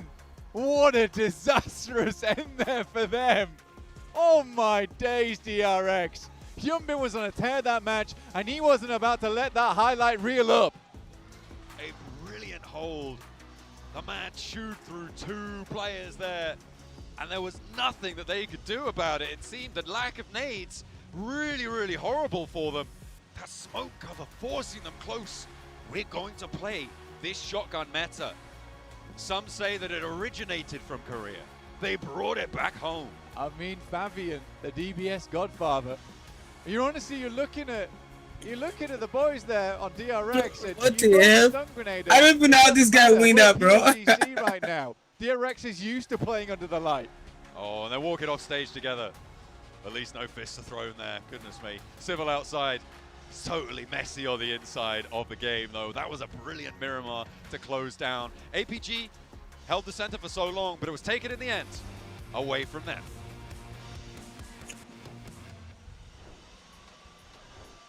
DRX finally get their chicken dinner here in Miramar. Max, I know you love this one. I've been waiting for DRX to get the big game that they were going to eventually pull off. And this was the one on Miramar. Love to see it from Korea. But man, Hyunbin, I keep saying it, MVP contender. Oh my goodness, his shots in this time of need against the entirety of Thunder Talk was so impactful, Seven. And using these smoke streams to make that transition to this small ridge was even better, in my opinion. It really was. And I mean, in this scenario right here, so it's too, making sure that he knocked off King and providing that extra support too. I gotta go back to this squad though. I gotta back it up a little bit. I was really impressed with the way that they were able to rotate north. They were a little bit north where DX was earlier in the match. They decided to go and hunt down and just clash Goat Gaming, winning that engagement, giving them pretty much all of the north for free, and that was the setup play, I feel like, Max. Yeah, not even that. Also, I think it was 𝐶𝐥𝐳 just setting up the entirety of ult for failure. He just completely clutched up in that situation. 𝐶𝐥𝐳, MVP contender alongside 𝐶𝐨, Hyunbin, even says he's doing so good for 3 eliminations. I feel like I'm saying every player on this team is an MVP contender because I love DRX so much. You know what, chat? Yes, I am biased, and I'll keep being so until the end of these grand finals. But not only just their fight and clone the northern side you're talking about, Seven, it's also making sure that if the 𝐿𝐴𝐳 do a mistake, which they do make eventually by Levi's getting knocked, they capitalize on that literally instantly. The moment Levi's is down, they rock up, they take the ridge, the little dip, and that is not only just a position to get eliminations onto 𝐿𝐴𝐳, but also to start fighting Thunder Talk because you have that really strong dip to fight them with. You're talking about 𝐿𝐴𝐳 once again in a top 3 situation, making sure that they find themselves always, early on too, Max, always finding themselves in a position where they're going to be able to challenge. Now, I don't want everybody at home to be thinking that DX is just getting lucky with the zones, because that is not the case. Something that DX was able to do quite great was the splits that they had in 𝐿𝐴𝐳. They had 3 players in 𝐿𝐴𝐳 and some as well towards the north. That was the winning play. As soon as they realized that this squad, you know what, circle closes, with how much room they have to work with, automatically go towards the compound where they think. So it's just the awareness for this one, and also with a little bit of luck from the circle. I was going to say, I wanted to have a small counter. There is definitely some circle luck at play with 𝐿𝐴𝐳, which, you know, you always need a little bit of luck when it comes to battle royales, especially for PUBG Mobile eSport. But guess what? If you're a center team in the mid game, chances are, a lot of the time, the circle is going to go your way. And 𝐿𝐴𝐳 know that. They're like, we go center very early on. We take the compound. We hold it down. We saw them, especially, I think, Seven, you mentioned it a few times, their utility game with the grenades, with the Molotovs, has been standout this PMGC so far. They can defend the position. They can make it very far. And I want to see how many placement points they have after this game because, oh my goodness, their survival time must be through the roof. It's going to be insane. And something that 𝐿𝐴𝐳 was able to do as well is they were making sure that they backed off Thunder Talk at one point. Because Thunder Talk had a 3-1 split where I think it was 𝐿𝐴𝐳 was on the other side of the road, and Thunder Talk realized this is not a fight we want to take. Guess who we're going to go take a fight with? They went and took a fight with APG, which absolutely caught them off guard. Yeah, definitely did catch them off guard. That was a bit of a tricky fight, but here we go looking at the rotations of these teams. We can't see 𝐿𝐴𝐳 𝐿𝐴𝐳. I wish we could. They didn't drop Ricardo. That's a conversation maybe for later on. We'll see how that goes. But Alpha 7, this circle, we had a very southern playing path. Yes. Right? Yes. Very northern. Phase 1, especially Circle 2, keeps going towards Tierra Bronca. And Alpha 7, dodging literally 100% of the lobby with that rotation alone, getting them very far in the game. The later fights are a bit tough, but that early rotate from Alpha 7 is played to perfection. It is, and for Alpha 7, one thing that we got to point out for that squad is the way that they were able to third-party the fight between RA and E-Arena, because once they were able to do that, it just clears up all of the ease for them, and then they have to start worrying about other squad. Luckily, I mean, if for non-Alpha 7 fans, they ended up running into APG, and APG was starting to just pick them apart. Yeah, though looking at the teams also did really good at the end. I love that split from Thunder Talk over the road, really trying to make sure they can clear all of that southern edge, making sure 𝐷𝐸𝐴 also don't push them, which you already referenced here, Seven. So Thunder Talk, we said it just before this game, right? We want to see some presence from the only PL team, RIP Weibo. And you know what? That was definitely a good game, and Sitting in particular, getting a few limbs, which we love to see him do well in these matches. Yeah, them being able to adjust, like the 3-1 split, realizing the 𝐿𝐴𝐵𝐴 was coming for them and saying, you know what, let's take a different path, let's take a different route, ends up working out wonders for them, Jukes. Yeah, beautifully done from them. And you know what? I love to hear, you know, that some teams will take a little bit of circle luck, but sometimes you got to make your own luck. But as we look down at the bottom of the leaderboards, I see a lot of teams with some low numbers. 𝐿𝐴𝐵𝐴 with 1, DK again with 1, Max? No! No! No, that's quite unfortunate, but again, for 𝐿𝐴𝐵𝐴, I'm not going to be too harsh. I still think the idea of going for the trash to the west of Picado is the best decision ever. It was a bad game, 1 point, but you know what? I'm not going to be too harsh. Still the very good decision that could reward them heavily in the long term, though so easy. Keep talking about 𝐶𝐥𝐳, we keep talking about Hyunbin. This time around, it's so easily being the MVP of this match, and DRX, I want to see this game for the rest of their matches because it was clear, concise.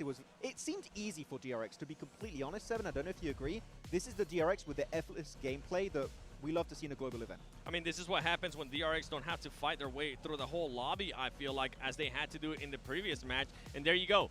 DX still first place. And who's that in second place, Max? Yeah! Yeah! Again, hella biased. DRX second place, tied up here with APG.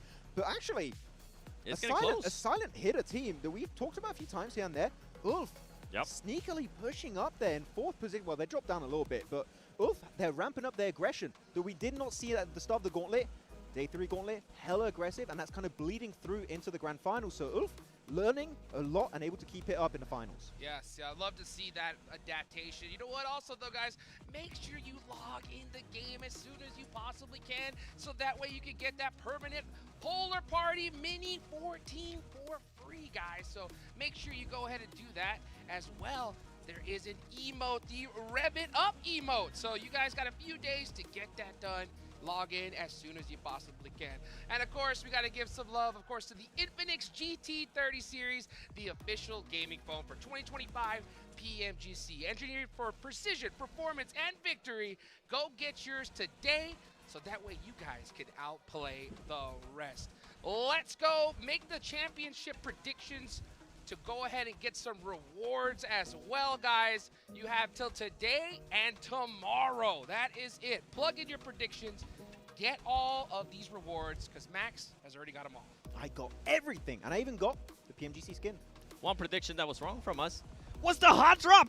We didn't end up getting the hot drop there in Picado. Actually, as soon as I saw them not hot drop, I ran, and I mean, I ran to the coach's room. He did. I went and talked, and I sat down, and I was like, 𝐿𝐴𝐵𝐴, coach, when did you decide that it was going to be a bad idea to hot drop with Vampire Esports? And they were like, you know what, we actually decided today, and it wasn't the coach, it was the players that decided to not go for the hot drop, go for that trash loot that you were talking about. And it just goes to show the maturity out of this squad, especially when you have Silas in the squad, especially when he's been in this situation.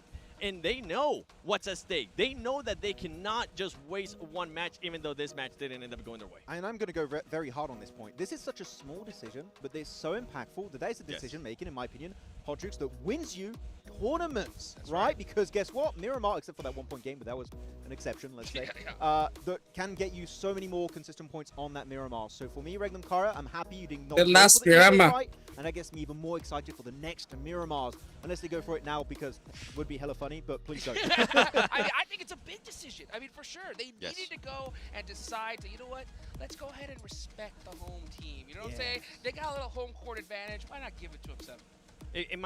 Sorry, I'm always over here thinking about the overall Are we being spoiled right now by what 𝐷𝐸𝐴𝐵 is currently doing in regards to those placement points? Because you pointed that out to me earlier, Max, and this squad right now is sitting at 34 placement points. I want to see APG pump it up in regards to the placement points. This is a squad that's currently sitting at 14, but they have been fragging out, 𝐿𝐿𝐷𝐿𝐿. Yes, they have. 10 eliminations in Zone 7 in the last one. How many will they get in this one as we head for the final time to the beautiful hot desert of Miramar? Let's go ahead and take it to our casters, John and Blake. Oh, you love to see some maturity on the desert. The players will call it quits over on the Picado hot drop. Well, we'll not see that one again, hopefully. But if things get tense, you know, maybe it could break out again. We'll keep an eye out, but I'm hoping that it will continue. Plane path for our last match today will take us along the west side of Miramar, from Bartona up towards La Cabrera. Much nicer plane path, though. I'll tell you that right now. Very true. Way easier to work with. Most teams get themselves over towards the west and the east side fairly handily here. Los Leones is open, as is La Tierra. But it's likely going to be Monte Nuevo, El Pozo that you might clash over. We know Picado right now is kind of solved. I'd say it was solved at this point. I hope so. Although, there was Ulf in the wings as well. And so a readjustment from them, maybe target towards 𝐿𝐿𝐷𝐿 if they're feeling cheeky. Could be difficult on the outside. It might force them to go, oh, you know what, let's fight for Picado again. Things like that can start to have an impact. Thundertalk going to try and go long over this one. Potential for some air shots here from Vampire. If they spot Thundertalk going long over their heads, if they touch ground first, they get some weapons early on a rooftop, definitely could try and find a shot, but I think Thundertalk are now out of danger. Circle breaks out to the east side blank, and terrible. Zadu is not playing yet. He's right there, but he's not playing. He's not playing in this tournament. He's not in this one. They're gonna play the superstar side with GOAT team. tournament. Yeah. But very playable right now, I'd say, for both squads. 𝐿𝐷𝐿𝐷 got very split on that last match. They were in my opinion, right now they're trying to do a little bit too much, potentially. That's how I feel about it. I think there is a fair few times where I look at 𝐿𝐷𝐿𝐷 and I think to myself, it's a wide split. It feels unnecessary. That play, if sometimes Rosemary will send out, but more often than not, it's like all the team. Like Alvaro will make long rotates out to the side, and I'm like, yeah, I don't think you needed to do that. I think you were totally okay to keep just playing your game. As you saw there on the screen as well, for the next few days until the end of the PMGC, you can get your Polar Party Mini 14 skin. Make sure you're logging into PUBG Mobile to claim that one, as well as the MO up until the 25th of December. So not long for that one, but even shorter of a run back on that Mini 14 skin. So make sure you're heading on over to claim that with the PUBG, the PUBG Mobile PMGC. That's the one. Redemption code that you can see on your screen. PUBG in Bangkok. That's where we are playing. We're in Bangkok right now. Oh yeah. It's also cool that it's PUBG in Bangkok because PUBG United. It's PUBG United right now. We got PUBG next door. We got PUBG Mobile going on right here. Very cool. Very, very cool. PUBG guys have finished though. We're still trucking on. They're already at dinner. All right, we're trucking on though. Ah, yeah. We'll be here as long as these games keep going. Don't you worry. 7th game? Yeah, all right. Yeah. No, you meant to say 8th game? I'm 26th game? I think I'll call it a 6. quite like the 6 match format. I think any more than that does make the players go a little bit delirious. It's very nicely divisible. 7's a prime number, so you can't actually do that. No. On a day. It's not all right. No. Yeah. It's like volume on a TV.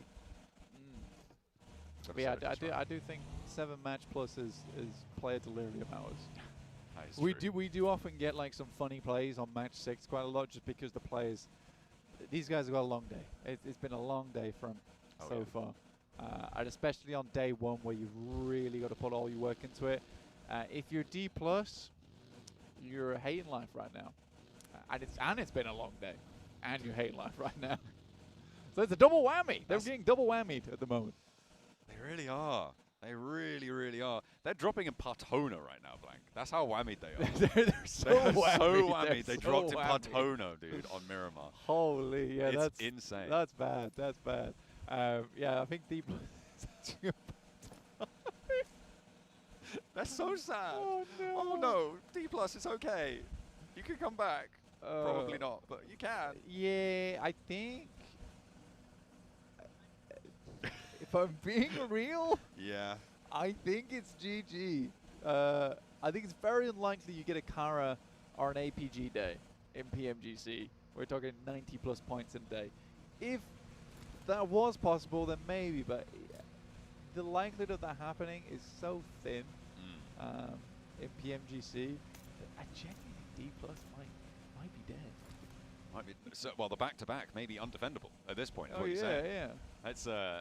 That's not. They could certainly work their way up the tables, but yeah, you're right. The back-to-back, it might have been zapped day one, tasered.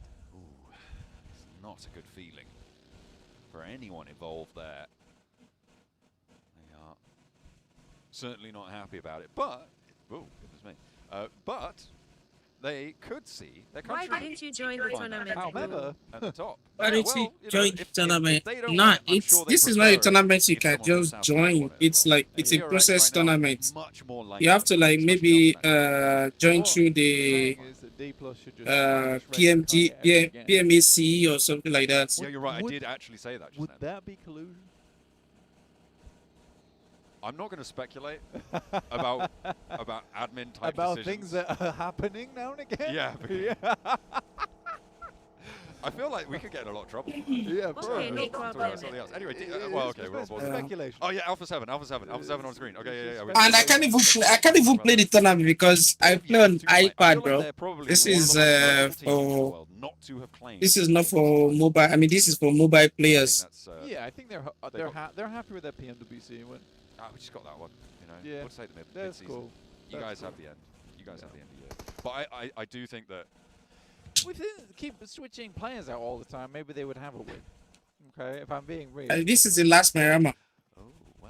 Bro, DRS They really do. and DS, bro, and APG on the same point. Imagine APG same point with DRS, bro. What the hell?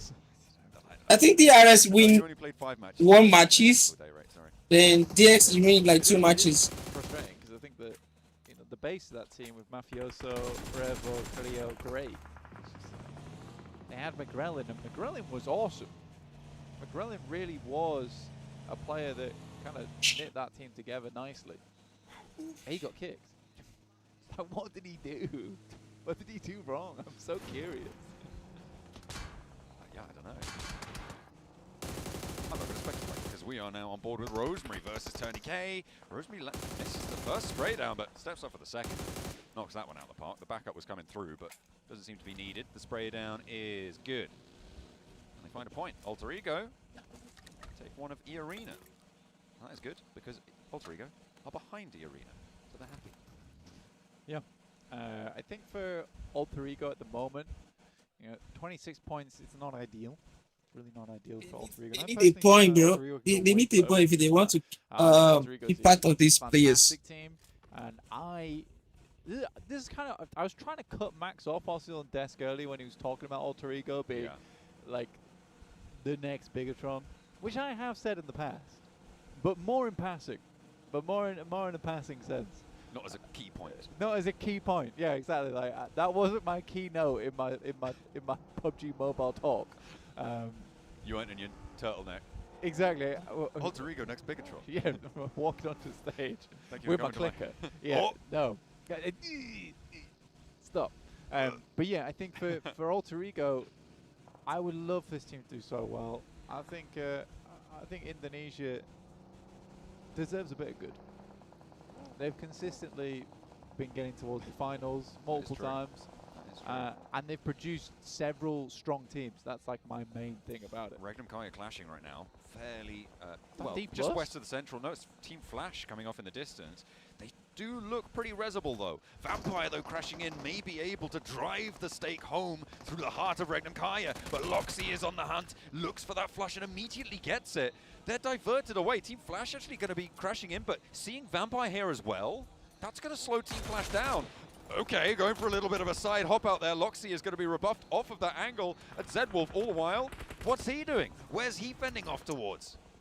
That vehicle just fly over the top of his head. Where did he come from? Win! Oh, he's actually got him. 𝐳_WOLF's found it from the sidelines. Fantastic news. Yeah, that vehicle went over his head, grazed him, gave him a buzz cut. Okay. There we go. Finally putting that fight to sleep. Over the trick jump. Over the ramp. Will be shut down. 𝐿𝐴𝐾𝐲, they like to play that spot, but they had two teams rolling up on them simultaneously, and they end their day on 35 points blank. That's not a tournament-winning performance right now. Their Miramars have gone fairly poorly, all things considered. They definitely needed a little bit more, considering that they're going down first in this match. What's up, bro? How you doing, bro? Oh, wait, I can get some comment right there. They're not in a losable position. I'm not getting some comments right here. We know that 𝐿𝐴𝐾𝐲 can put up big points. Obviously, 35 points is a little bit lackluster, considering where 𝐷𝐿𝐴𝐵 are in Impala. It's like slightly tough, right? With 𝐷𝐿𝐴𝐵 consistently being in these central zones. Vietnam wants this win. They really do. Oh, yeah. Their split, though, I think is going to start to get dangerous fairly soon. Yeah, I hate that. They're wide, Yeah, I didn't wide see split. that. Didn't see that. Okay. See that now? I hate that. Yeah, okay. They do have the north side of Impala, but it's only being native. greedy. It's only native. You're being real greedy right And then now. Paragin's up the top of the mountain. And then they've got two players up all the way up to that north. They're split over about 600 meters blank. They can't see each other. Theoretically, great play. Okay. Because you're maintaining basically all of the really important parts of this zone. Okay. Other than off towards the western side. All of the important parts of the zone on the east side, let's say. But it is so greedy. Don't need to go for this one at all. Spooky. Oh. Very spooky. No, it can't happen. Oh. Okay. No, surely not. It's teasing. That surely can't. Yeah. Way. It's impossible. Even if it does, at this point, it's not going to be the same sort of mad scramble. No. Maybe. Not a lot of space over Okay, there. it's not happening though. Don't worry, it never goes out to the east islands But on PMGC. the thing is, this does like elevate 𝐷𝐿𝐴𝐵's position a lot. Yeah, that wide split may actually come back to do some good. Although trying to careen into this, not going to go well. It gets messy. Aaron, the casualty that they will suffer. Now it's just the one player to stand. Solus is the last player. He's got an umbrella of vehicles, though, to sit underneath right now. A UAZ, a buggy, both littering above him. It's, a nice little shot in response for Solus to be able to hop back, and that's going to give him a lot of breathing room. Okay, Solus might be able to survive for quite a while as a solo in this. Doing well. I think that for all, there's been some sloppy plays, Oh. but that has been backed up by the fact that they're kind of killing it right now on the leaderboards, 4th place. What a nade from Pusher. Lemon is usually the nader on the team, but that one looked nice. Maybe he's been taking some cooking lessons, obviously of the grenade kind. Yes. Chef Ramsay. Lemon's there Hitting like, with the knowledge. that nade's raw! It's raw. What are you? I'm a Cara sandwich. A Cara mincemeat now, though. That is for sure. CEO gets away with it, though. Will survive for just a moment longer. And play again as a solo. Quite a few solos, in fact, making their way in. 𝐷𝐿𝐴𝐵, blank. They regrouped.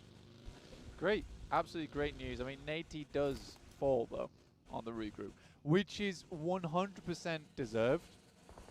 He's but not out yet. No, he absolutely is. He's not out yet. They're not getting him.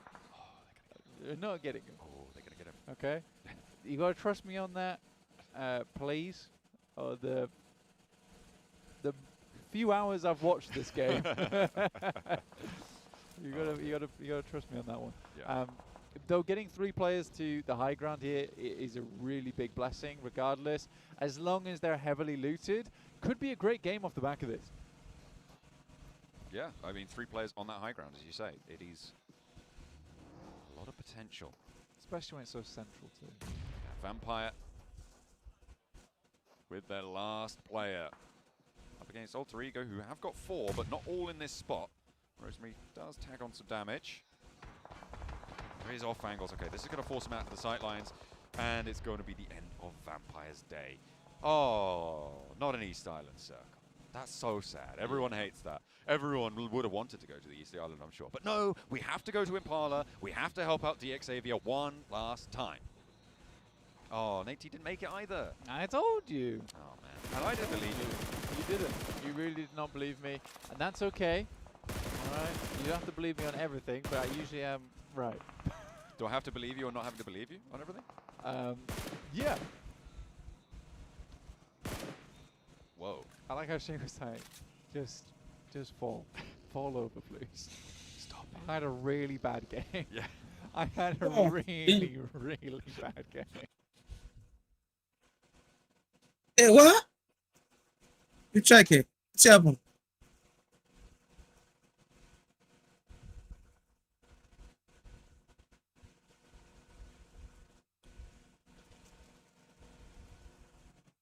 Hey, what's happened to the internet, bro? Man, I hate this Wi-Fi, bro. I don't know what's going on. They will just cut it off.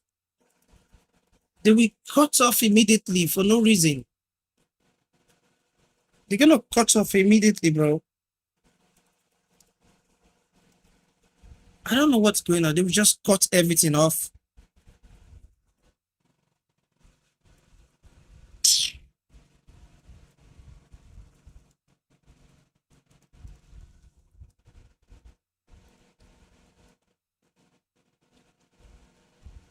Everything will just cut off in a blink of an eye, bro.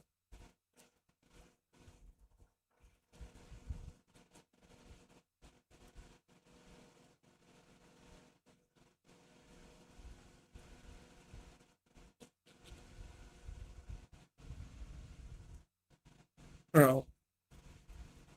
Okay.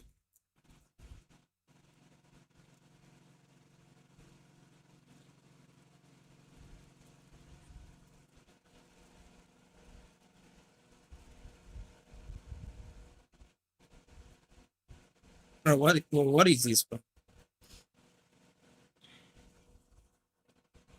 I don't want to use the Wi-Fi because if I use the Wi-Fi, it will make my stream lags. For no reason, the internet just stopped. Bro. The internet just stopped for no freaking damn reason, bro.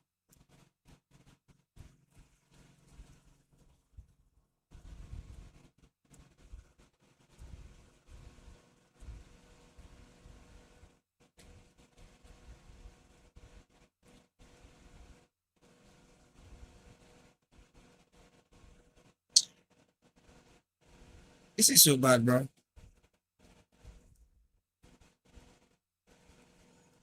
Guys, I hope this stream is still okay.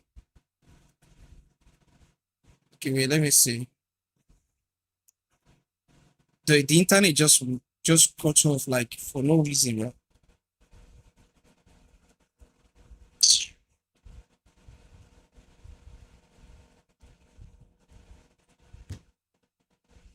Ah, Nigeria 𝐾𝐸𝐶.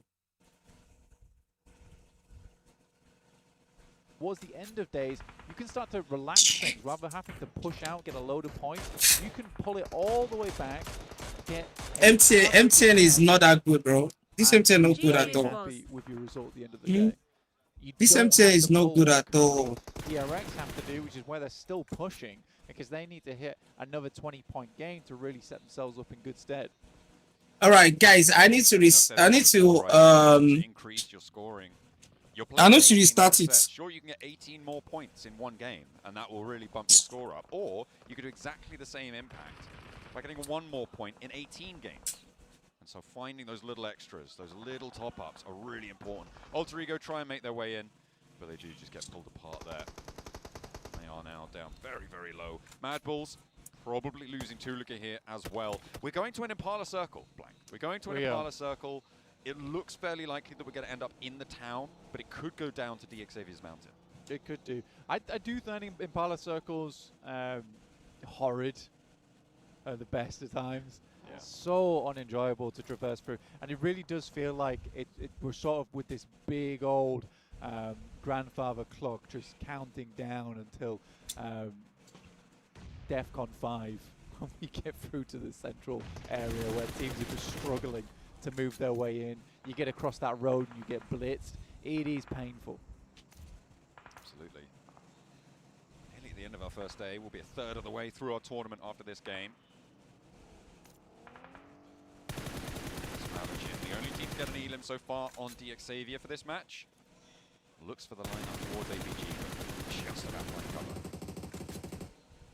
Yeah, Paragin, a little bit difficult to find any value. Like, give me a second, so guys. far. I need to. It will I'm pick up restarting the there for Wi-Fi. a little bit more once we get an eastern or a southeastern shift on the circle. But right now it's tough. Right now it's very, very tough. Go in a good position. I'd be quite happy to see Go do some good here, but DR. Rex, one player. Over towards Reefus. Ooh, I hear the desk oohing and erring over there as well. Bit of a horror game. Yeah, I mean it will be. Oh, he peeked up there. So easy. I don't know if Reefus clocked it. 𝐿𝐸𝐶 could really pop this one off, right? If he starts taking shots or like gets a little bit too bold, bait Reefus over. We've seen a lot of overpeaks here. Yeah, this is it's diligent from Reefus. I'll give him that. Continue to watch this angle. He's kind of playing Five Nights at Freddy's at the moment. Just making shots at keep eyes on everything. Is that Markiplier? No. That's the only person I know who play. I'm really lacking on that on the lore. Don't you play your game, bro? I don't know when I'm gonna play. So easy still. Because I'm tired already and I don't think I can continue the stream. Tomorrow we go again. We have to stream the we have to stream. Okay. We have to stream the tournament till the end, and we have 3 days to stream it. So after the tournament, then I can play games. Unless maybe I have more fuel and lights. I don't have lights. That's why I'm not gonna be coming online again. It's not easy, bro. Every time I come to stream, I'm buying fuel. Every time I'm buying fuel every time, bro. It's not easy for me. And often it pays off with 2 elims there. It's not easy. APG, and it does cut DRX short in terms of the chaser just behind them. Currently now it's in not third easy, place, APG jumping into second. Kara losing CEO and their match. Well, really horrible.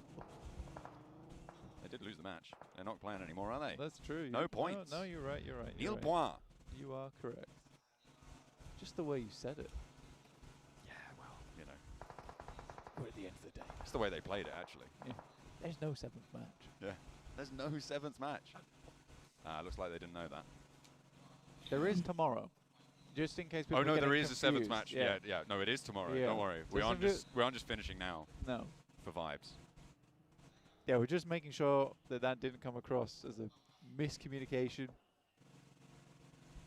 Okay. Yeah, you're welcome. Team Flash as 2. Just there isn't going to be a 7th match. Try. Not right, but like later. No way. Like not right, but like later. But like tomorrow. Hopefully Thunder Talk will be there, because right now it's looking less and less likely they're going to be in the rest of this one. They do have King on the inside of Impala. Well, Crazy. inside just about in Impala.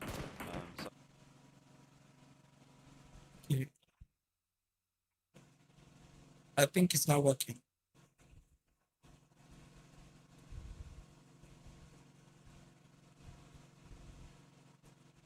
The network is off. I don't know.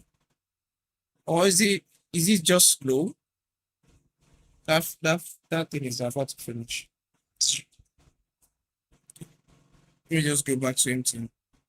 We are about to finish the stream though, so I don't even need to stress myself. The stream is about to finish. And then it all happens immediately. And that The stream is about to finish though.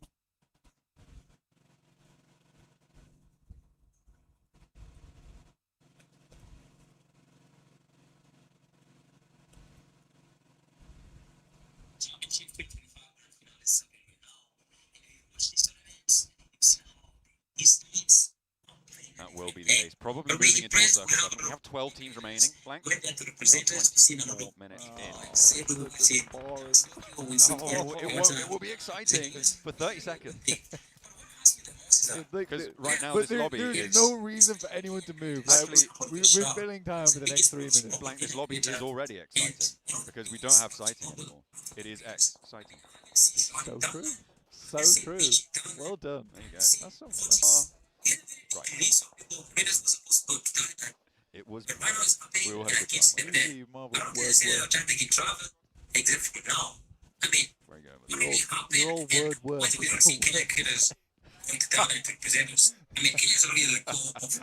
Oh, it's been a long day for us too. I'll tell you, nothing ever happens.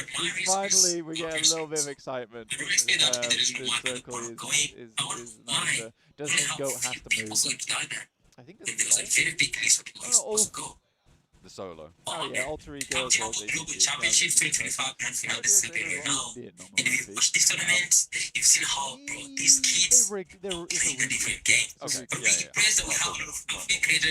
I'm analysing this stuff a little bit more because the bad is that 𝐿𝐸𝐾 likely in their to drop down either on the north side or down the west. They could hit up the southern buildings here.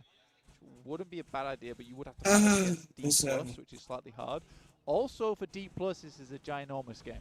This is a ginormous game for D+. It's a really good chance to get quite a few eliminations, get yourself a chicken dinner. I think if they get themselves up towards the middle of the pack, there is hope for tomorrow. I don't know why Doc just went down. He was trying to reverse a vehicle or something, maybe climb up in the vehicle to the top of the hill. But APG, that was a completely unforced knock and flush. Coming through for that one. And APG will be playing on us too. They're going to have to drop down. They do not have an option. Fortunately, D+ not really watching this angle. Solus might catch them though. As they try and drop down, they will start to cross into sight lines. Teams will start to take shots. Blank. We're into minute 27 now. And there's still 11 teams alive. It's a good wrap from GOAT as well, by the way. It's a nice wrap from GOAT. That's on the southwest side. They were at the back of the queue here, but they're able to get in. Not too much shots taken back towards them because the team that would be holding them out is King, and he is a solo there from Thunder Talk. And there's no team that is across the road either.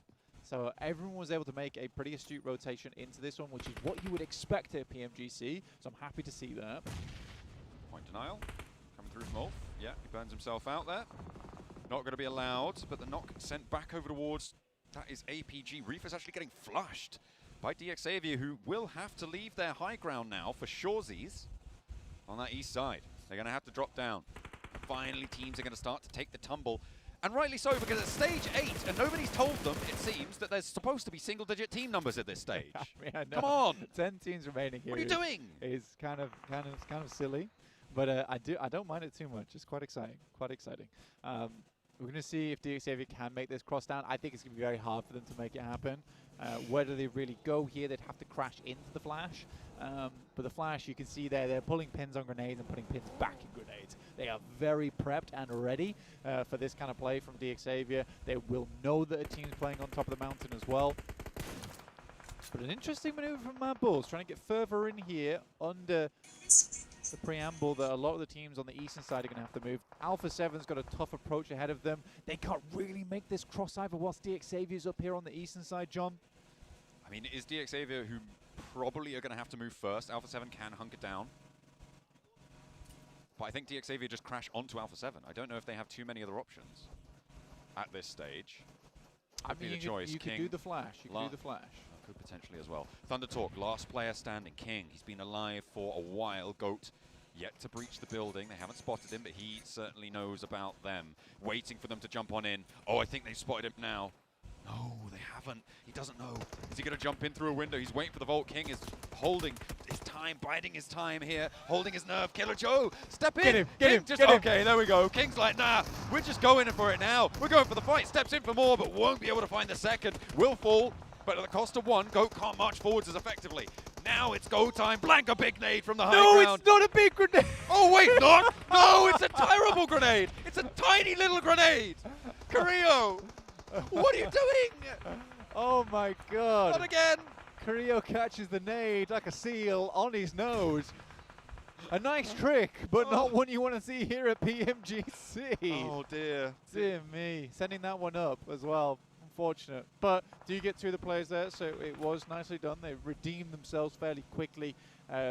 King is dethroned from inside the building, but I'm glad at least he was able to find the one knock and a flush. Go can't really get cracking back. Where do you put your phones before? Blue ocean for him. Now the teams are really going to start to suffer because it's stage 9 with 7 teams remaining. Alpha 7 getting naded out by Team Flash, who have 4 elims. Now 𝐿𝐴𝐴 is pushing up to the wall side. 𝐿𝐴𝐴𝐴 on the back lines. Maybe looking to pick 𝐸𝐸𝐸 back on up, but it's not to come through just yet. The nade goes long. That is a brilliant little flush out coming through from Win, but he gets caught. There's the burnout on the sidelines as well, and now it's just 𝐶𝑠 left standing. Alpha 7 may be able to make this cross. So many teams still left in this one, but for D+, Blank, this is what they needed so desperately. With 4 elims on the cards, they want more, they need more, and it has to come through now. Amori doesn't want to let that happen. Come on, Amori, get those shots in.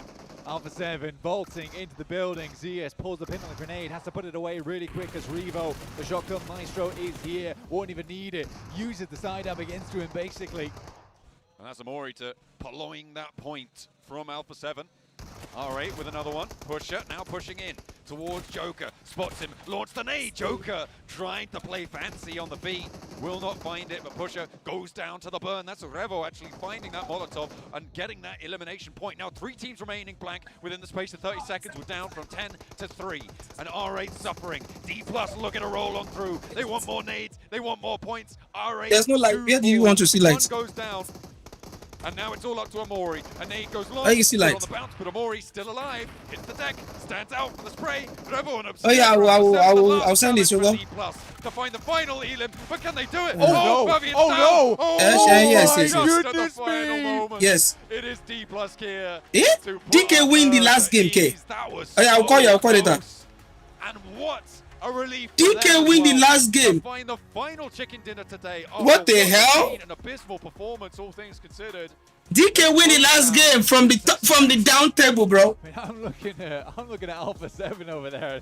Bro, that's crazy, bro. DK So from the insane, down so table, bro. insane. What a play there. I think they got 3 of them total, and it was one player from D+ able to bring it back to action. But yeah, you can see Norbu actually looks sadder than usual. That is saying something. Yeah. That is saying something. And it was a very low elim chicken dinner, is the thing. Yeah. I think they can't have got more than 3 or 4. Like maybe It was 6. 6 elims? Oh yeah, no, they had 4 at the 7. start. 7 elims because they're 4 at the start. They got 2 onto there. Yeah. Okay, yeah. 7. Still. I did not say 6, 7. 6. I did not say it. So about 6. About 6 maybe, or 7. Maybe one more or so. It could have been. We just don't know. 7 on 8.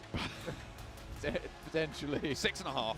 Something like that on average. And we are going to be closing down the day with a chicken dinner coming through for the defending champions. When they needed it most, from the bottom of the tables, they find a little step up. But will it be enough? Let's head back to the desk. Bro, at least they get 1 game, bro. 1 game win. They have 1 game win. Man, a sigh of relief indeed. Our 2024 champions have been in trouble all day long, but finally here in the last match, they put something on the board. In the weirdest way possible. In a city finish, D+ are like, we got this. And actually, it was initially because of a setup they had in the mid game. They had this 2-2 split. They held Church and a position in the center of the city itself, over to the east of Miramar. And later on, as they know, okay, this is 100% his 7 going to be a city finish, they fully regroup in like 2 buildings max, meaning that whatever fight they take, they're fully stacked together, ready for any fight coming their way. And even then, a sketchy finish. Honestly, the player that I've been talking about this whole time, not usually Nobu, 𝐿𝐴𝐴 clutches it up for the squad. And I mean, a great bounce back for D+, a much needed to finish the day. If not, it would have been a completely different story for this squad. Good to see. Hopefully they can continue on tomorrow, and hopefully it's not when a crazy circle like this happens. I have to give props to one player though. Who's that? At the end. And it's not going to be 𝐸𝐸𝐸, because 𝐸𝐸𝐸 ended up nading himself, even though he got picked up by a teammate. It's going to be 𝐸𝐴𝐴. 𝐸𝐴𝐴 was absolutely popping off throttle. Then you had the other player from Alpha 7, which I can't currently remember the name. He kept going after 𝐿𝐸𝐸, picking him up.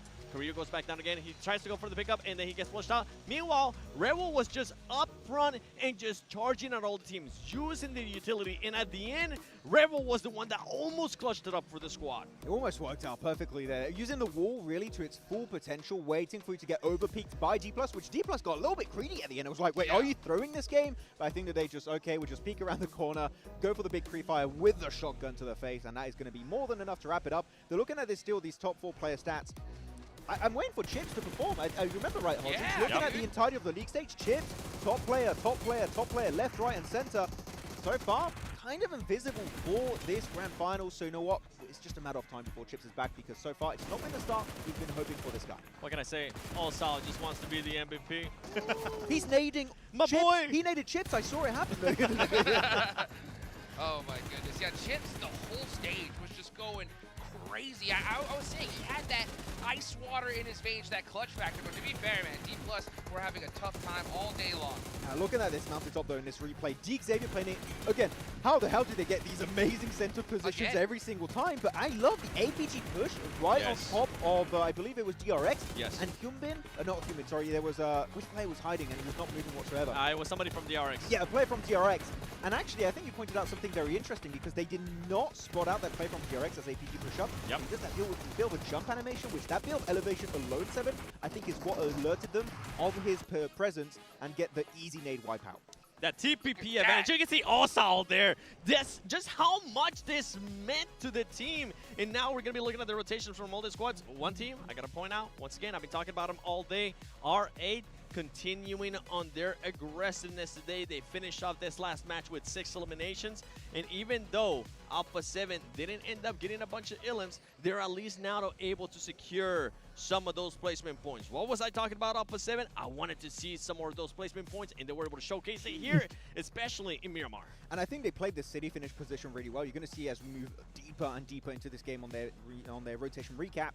Here, playing next to the water. It's not going to be an island finish, but here on this circle, they go next to the cliff, which keeps them safe away from 𝐿𝐸𝐷.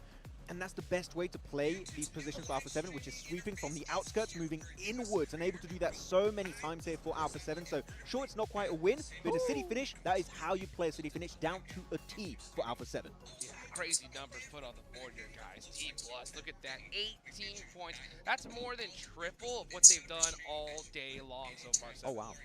It has been. I mean, for this squad, I'm hoping it can, as I said earlier, I'm hoping it continues on until tomorrow, and I'm hoping it doesn't come because of a crazy, crazy circle that we ended up getting.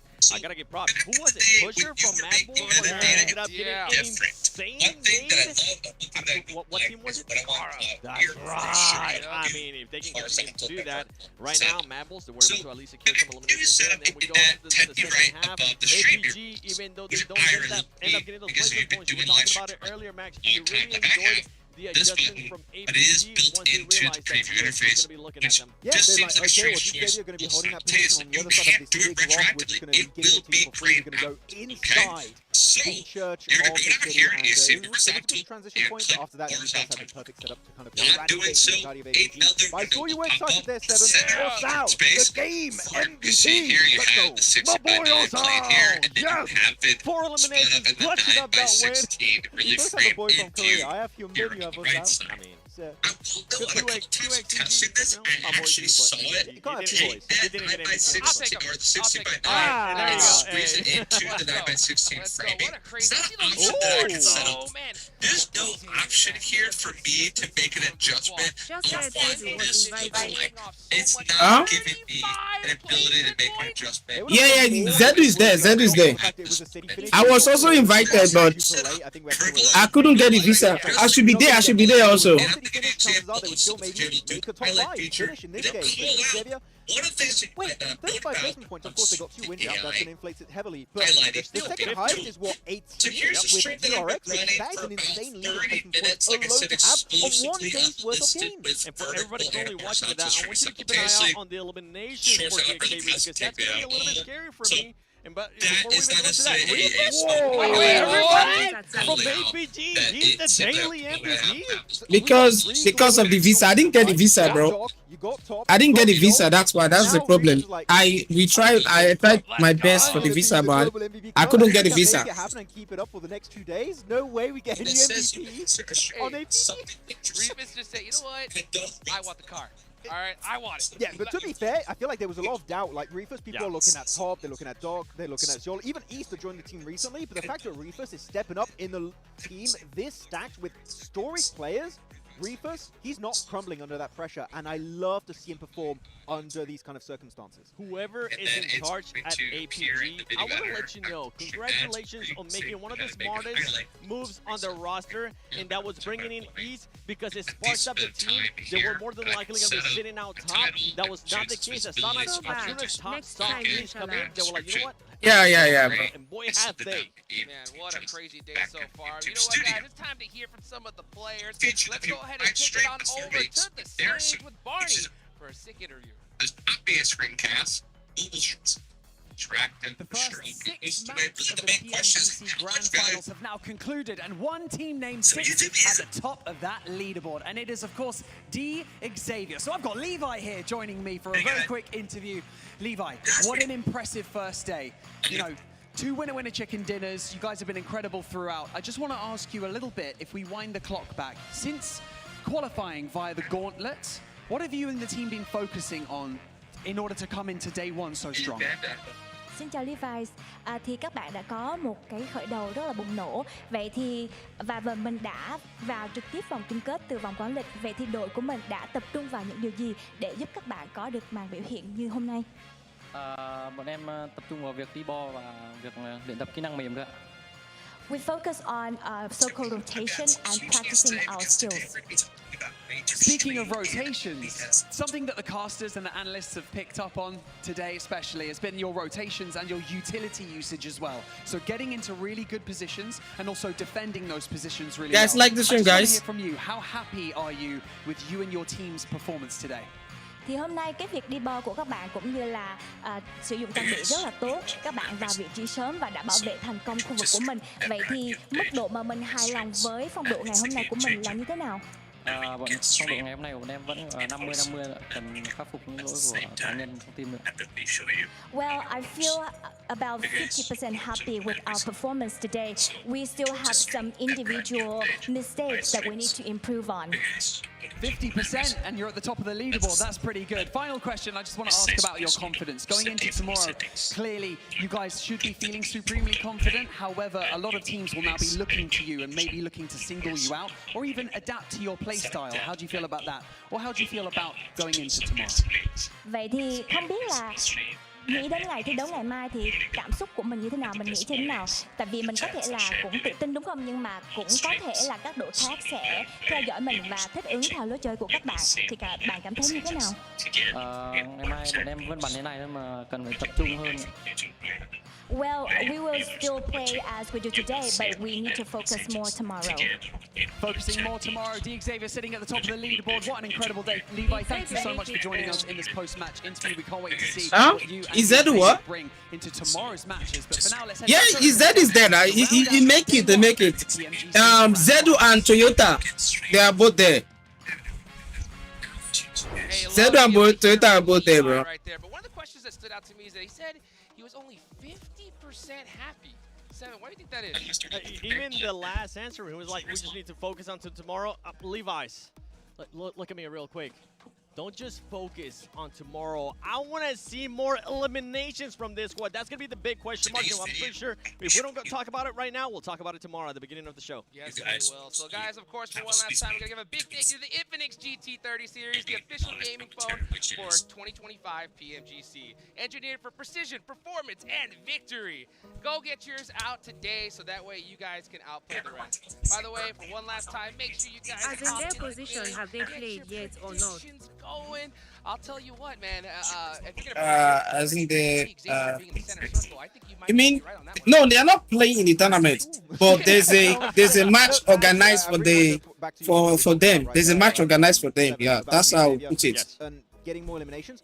that Miramar game, I feel like you need to understand when not to peek too much. Don't get involved in the fight you're not willing to take at that point. You're not ready to take at that point. That is one thing that if we can see fixed tomorrow, that could heavily increase the amount of elims they can get per game. And now that I have a little bit more time to actually talk about that point, it has to come down. What happens if I'm sending it. over and over again? They need to find ways to get those points. I Besides got just it now. every point, I want to see them be able to do that. Well, guys, thank you guys so much for watching. We'll see you later.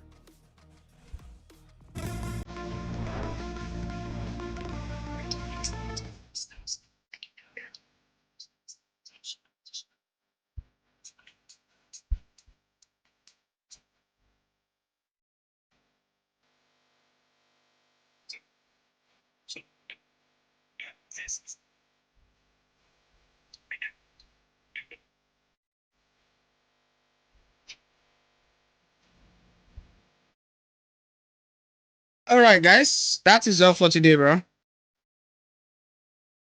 That is all for today. Let me just play maybe one game or two, so before we quit, because I need to go relax as a day. There's something I need to check on there. I want to test on this stream. Something I want to test.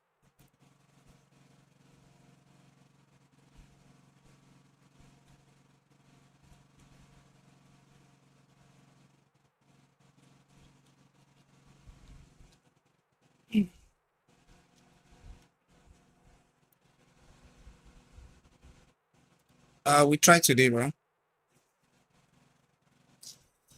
I just need to relax, eh?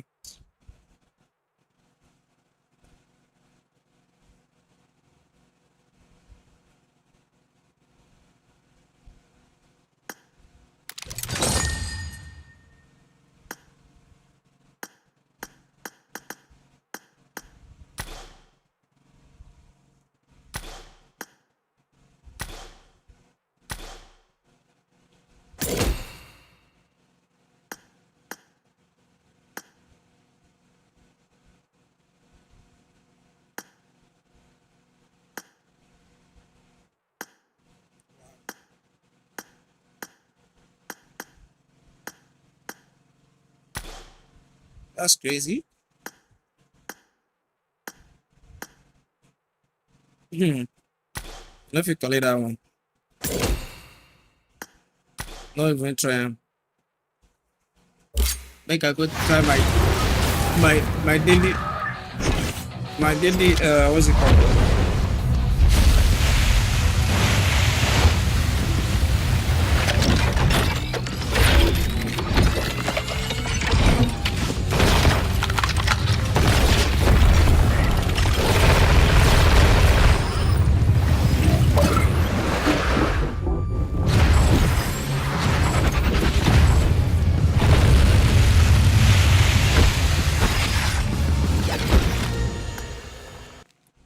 Guys, I'm gonna play one game. I can run away from here. Make I go do other things. I need money for December. We need money for December. We need money.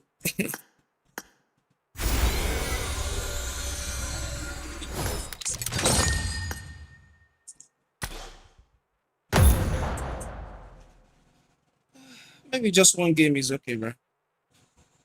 Then I will test this to us straight, sir. Find a way to do it, sir.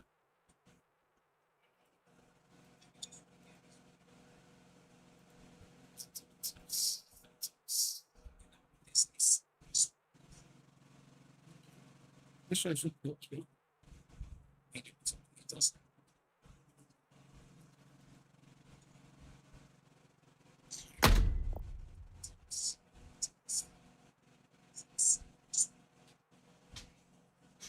Guys, I'm gonna play one game. I don't even know what happened to my TikTok. TikTok and YouTube. Oh no, I don't tire. Hey, gotta miss. So now so things they be like this. Now so life be like this for this thing. So life be. Big section.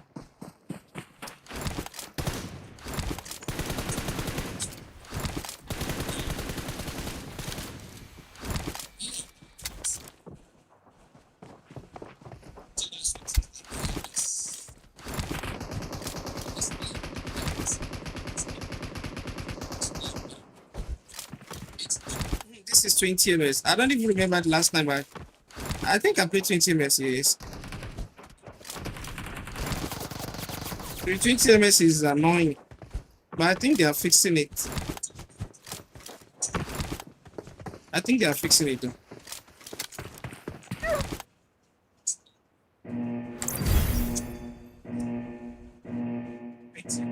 Guys, just this game. I'm playing just one game.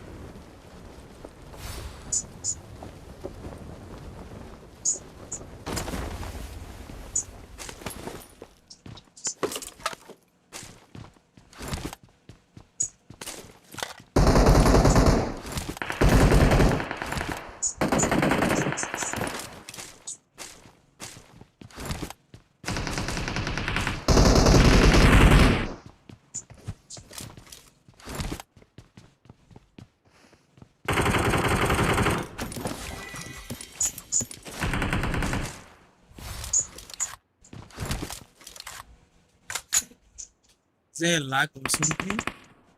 Listen, a lag. Guys, give me a second, guys.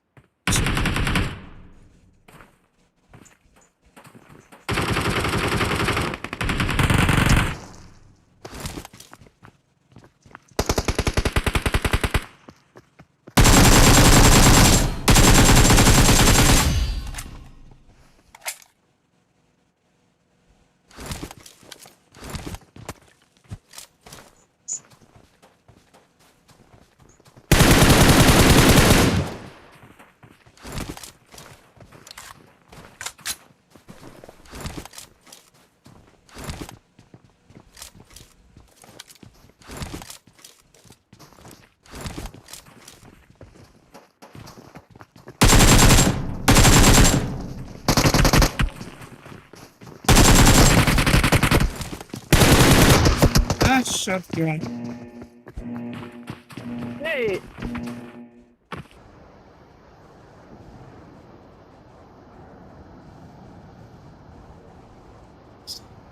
What's going on, bro?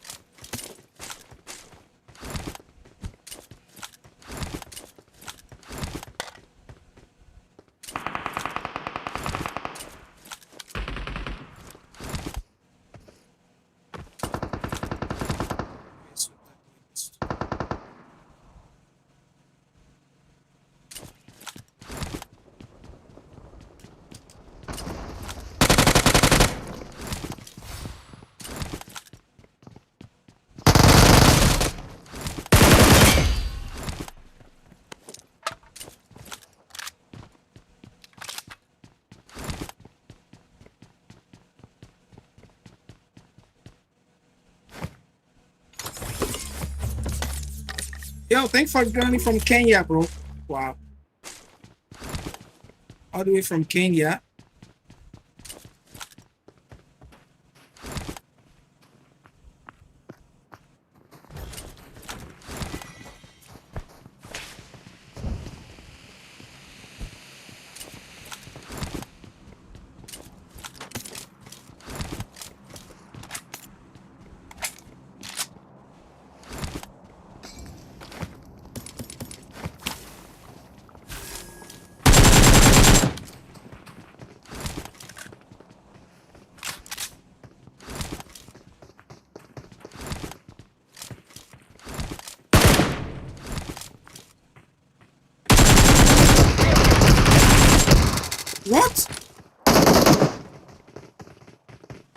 What?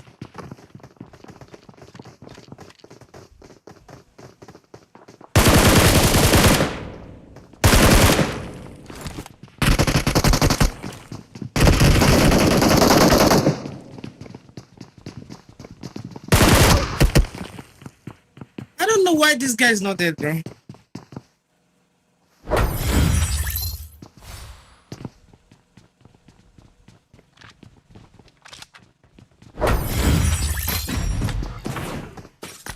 Bro, how that guy is not dead, bro? Like, for real. The guy with the shotgun, how did he live?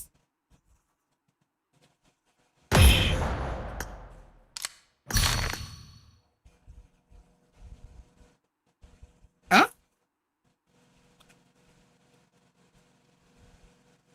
What? What's it with this? Bro. Not a joke. I don't understand, bro.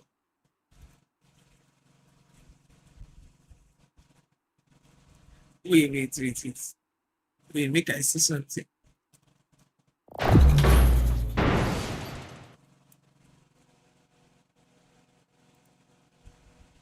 I don't understand. Wait.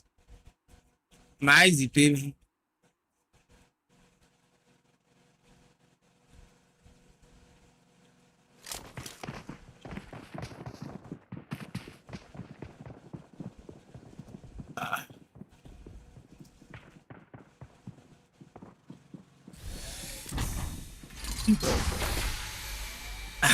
I never get this thing.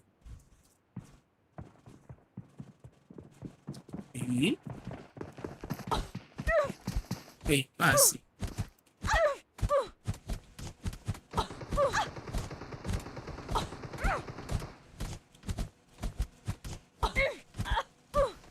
Nah, these people must be joking, bro.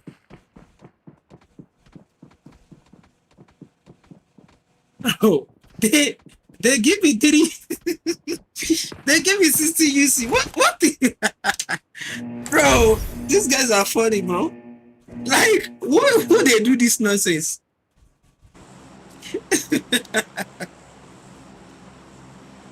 Where's this shit, bro? For real, for God's sake, where's this shit?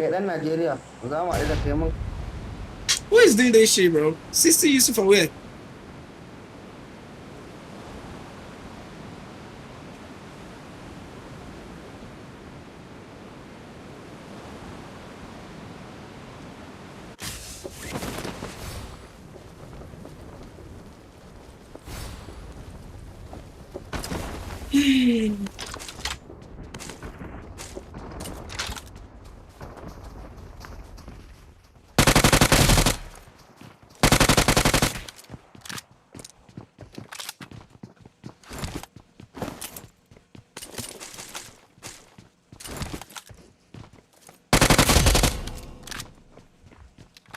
Guys are out. This is why I don't like playing bot lobby. The lobby I played, the last lobby was okay.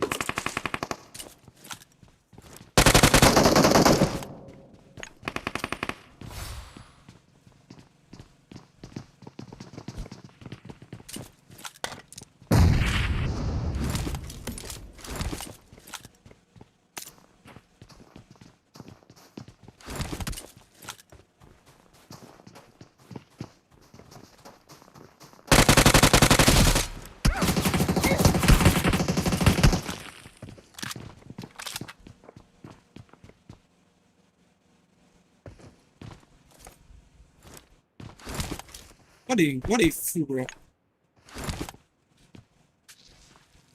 What a fool. They love camping.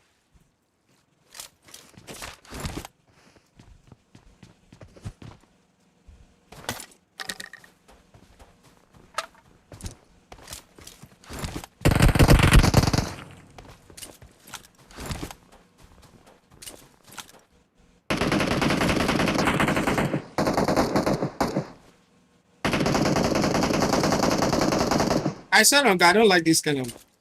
This is why I don't play this. This is why I don't play this kind of play. This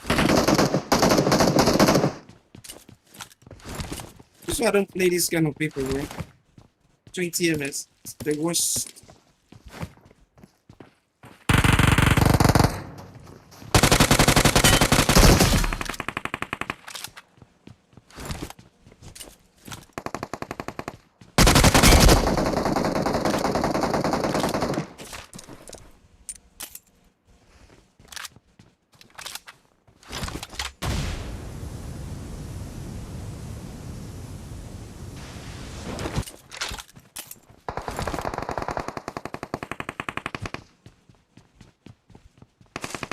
I don't know why everything is that so much.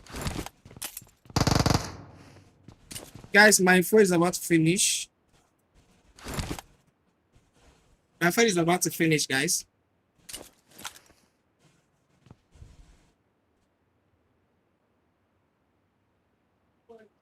My phone just finished.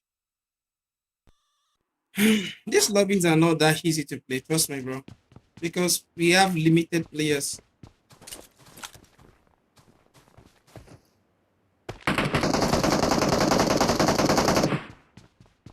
We have limited players, and those guys will be camping as well.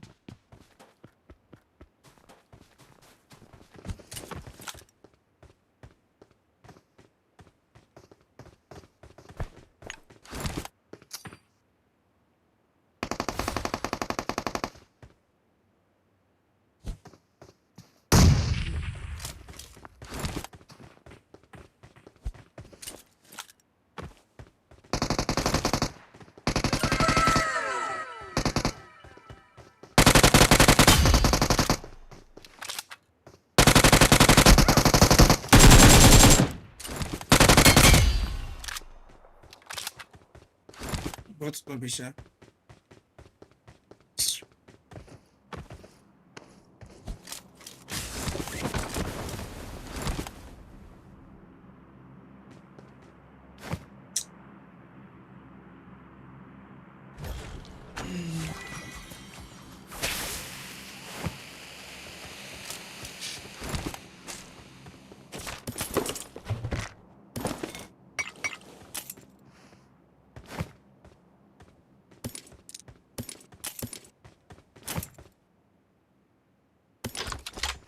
I just feel like playing the Nigerian lobby.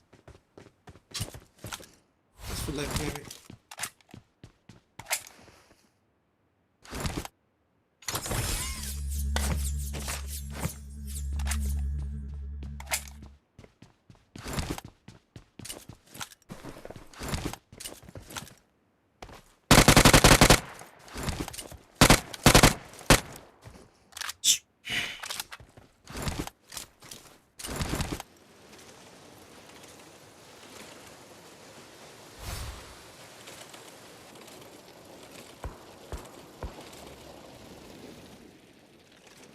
Alright, guys. Like this stream. Yo, Dangerous, what's up? Hey, dude.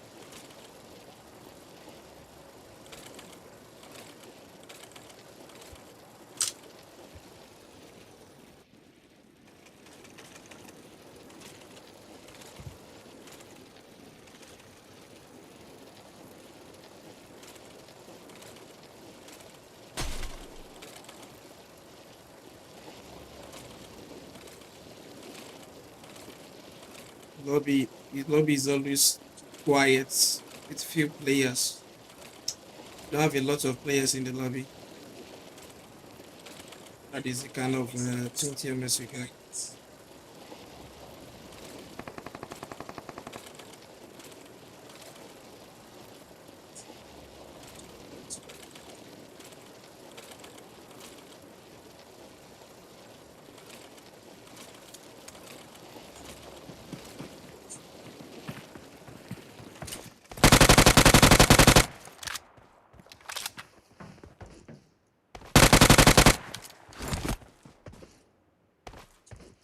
Fly now.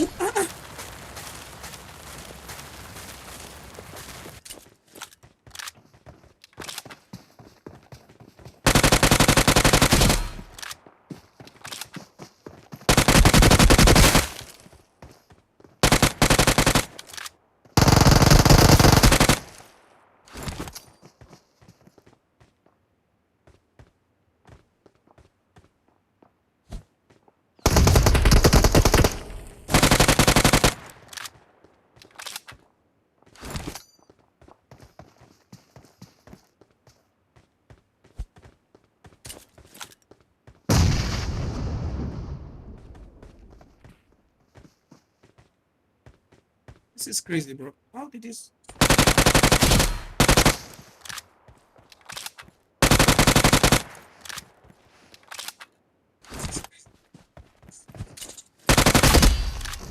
Akong manet sa ito. Net.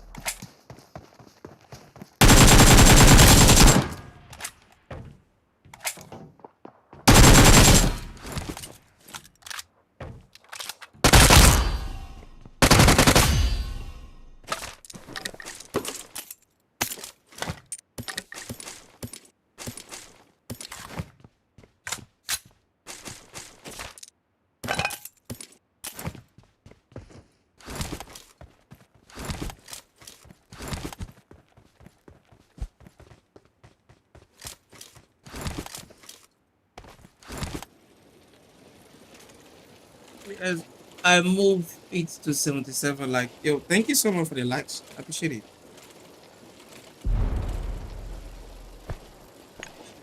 When I play, I get views, but when I don't play, I don't get views. That is the logic of my stream. I'm good, bro. What's up, Thursday?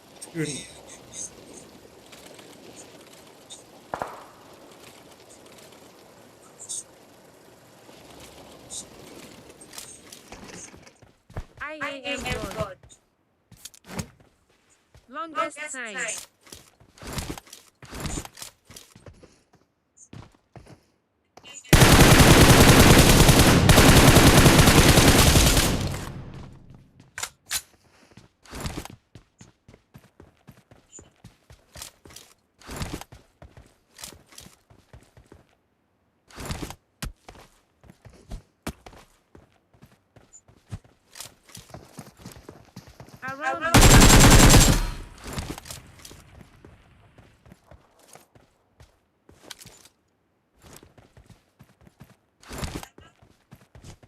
Run away.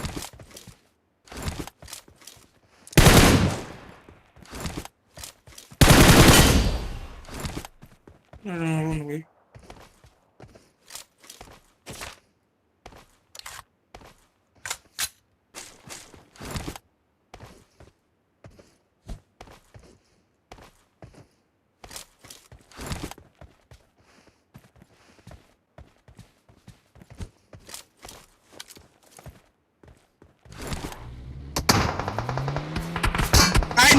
I knew someone is waiting.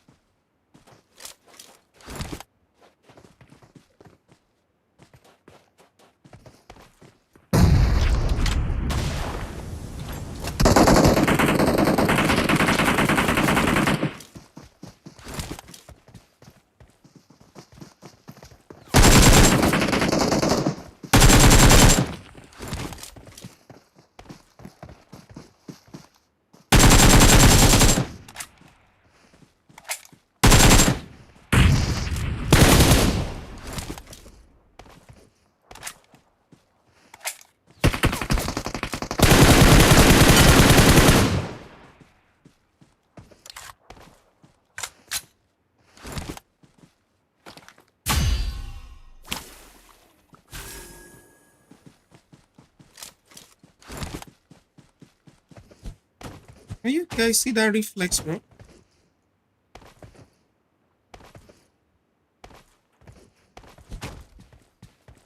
Can you guys see that reflex?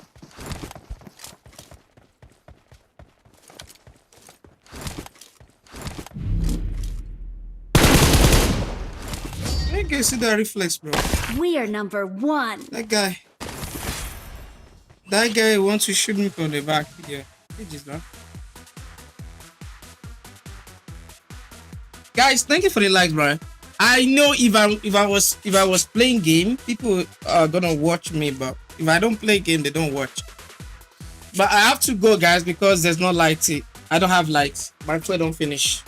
Ginger, welcome to the stream. So, guys, I have to go offline now. I'll see you guys later. Probably tomorrow. Yeah, we are streaming this tomorrow again.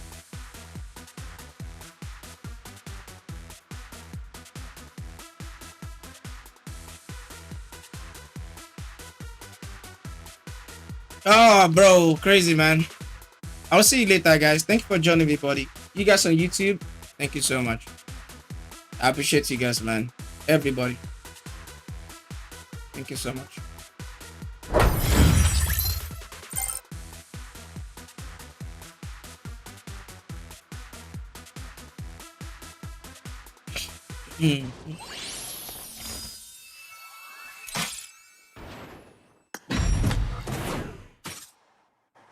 See you later, bro. Afolabi, wow, you're just Johnny, bro. Damn, you have been streaming for a while. But thanks for Johnny, bro. Maybe tomorrow. My friend don't finish, so I will see you guys tomorrow. My friend don't finish. I will see you guys tomorrow, babe.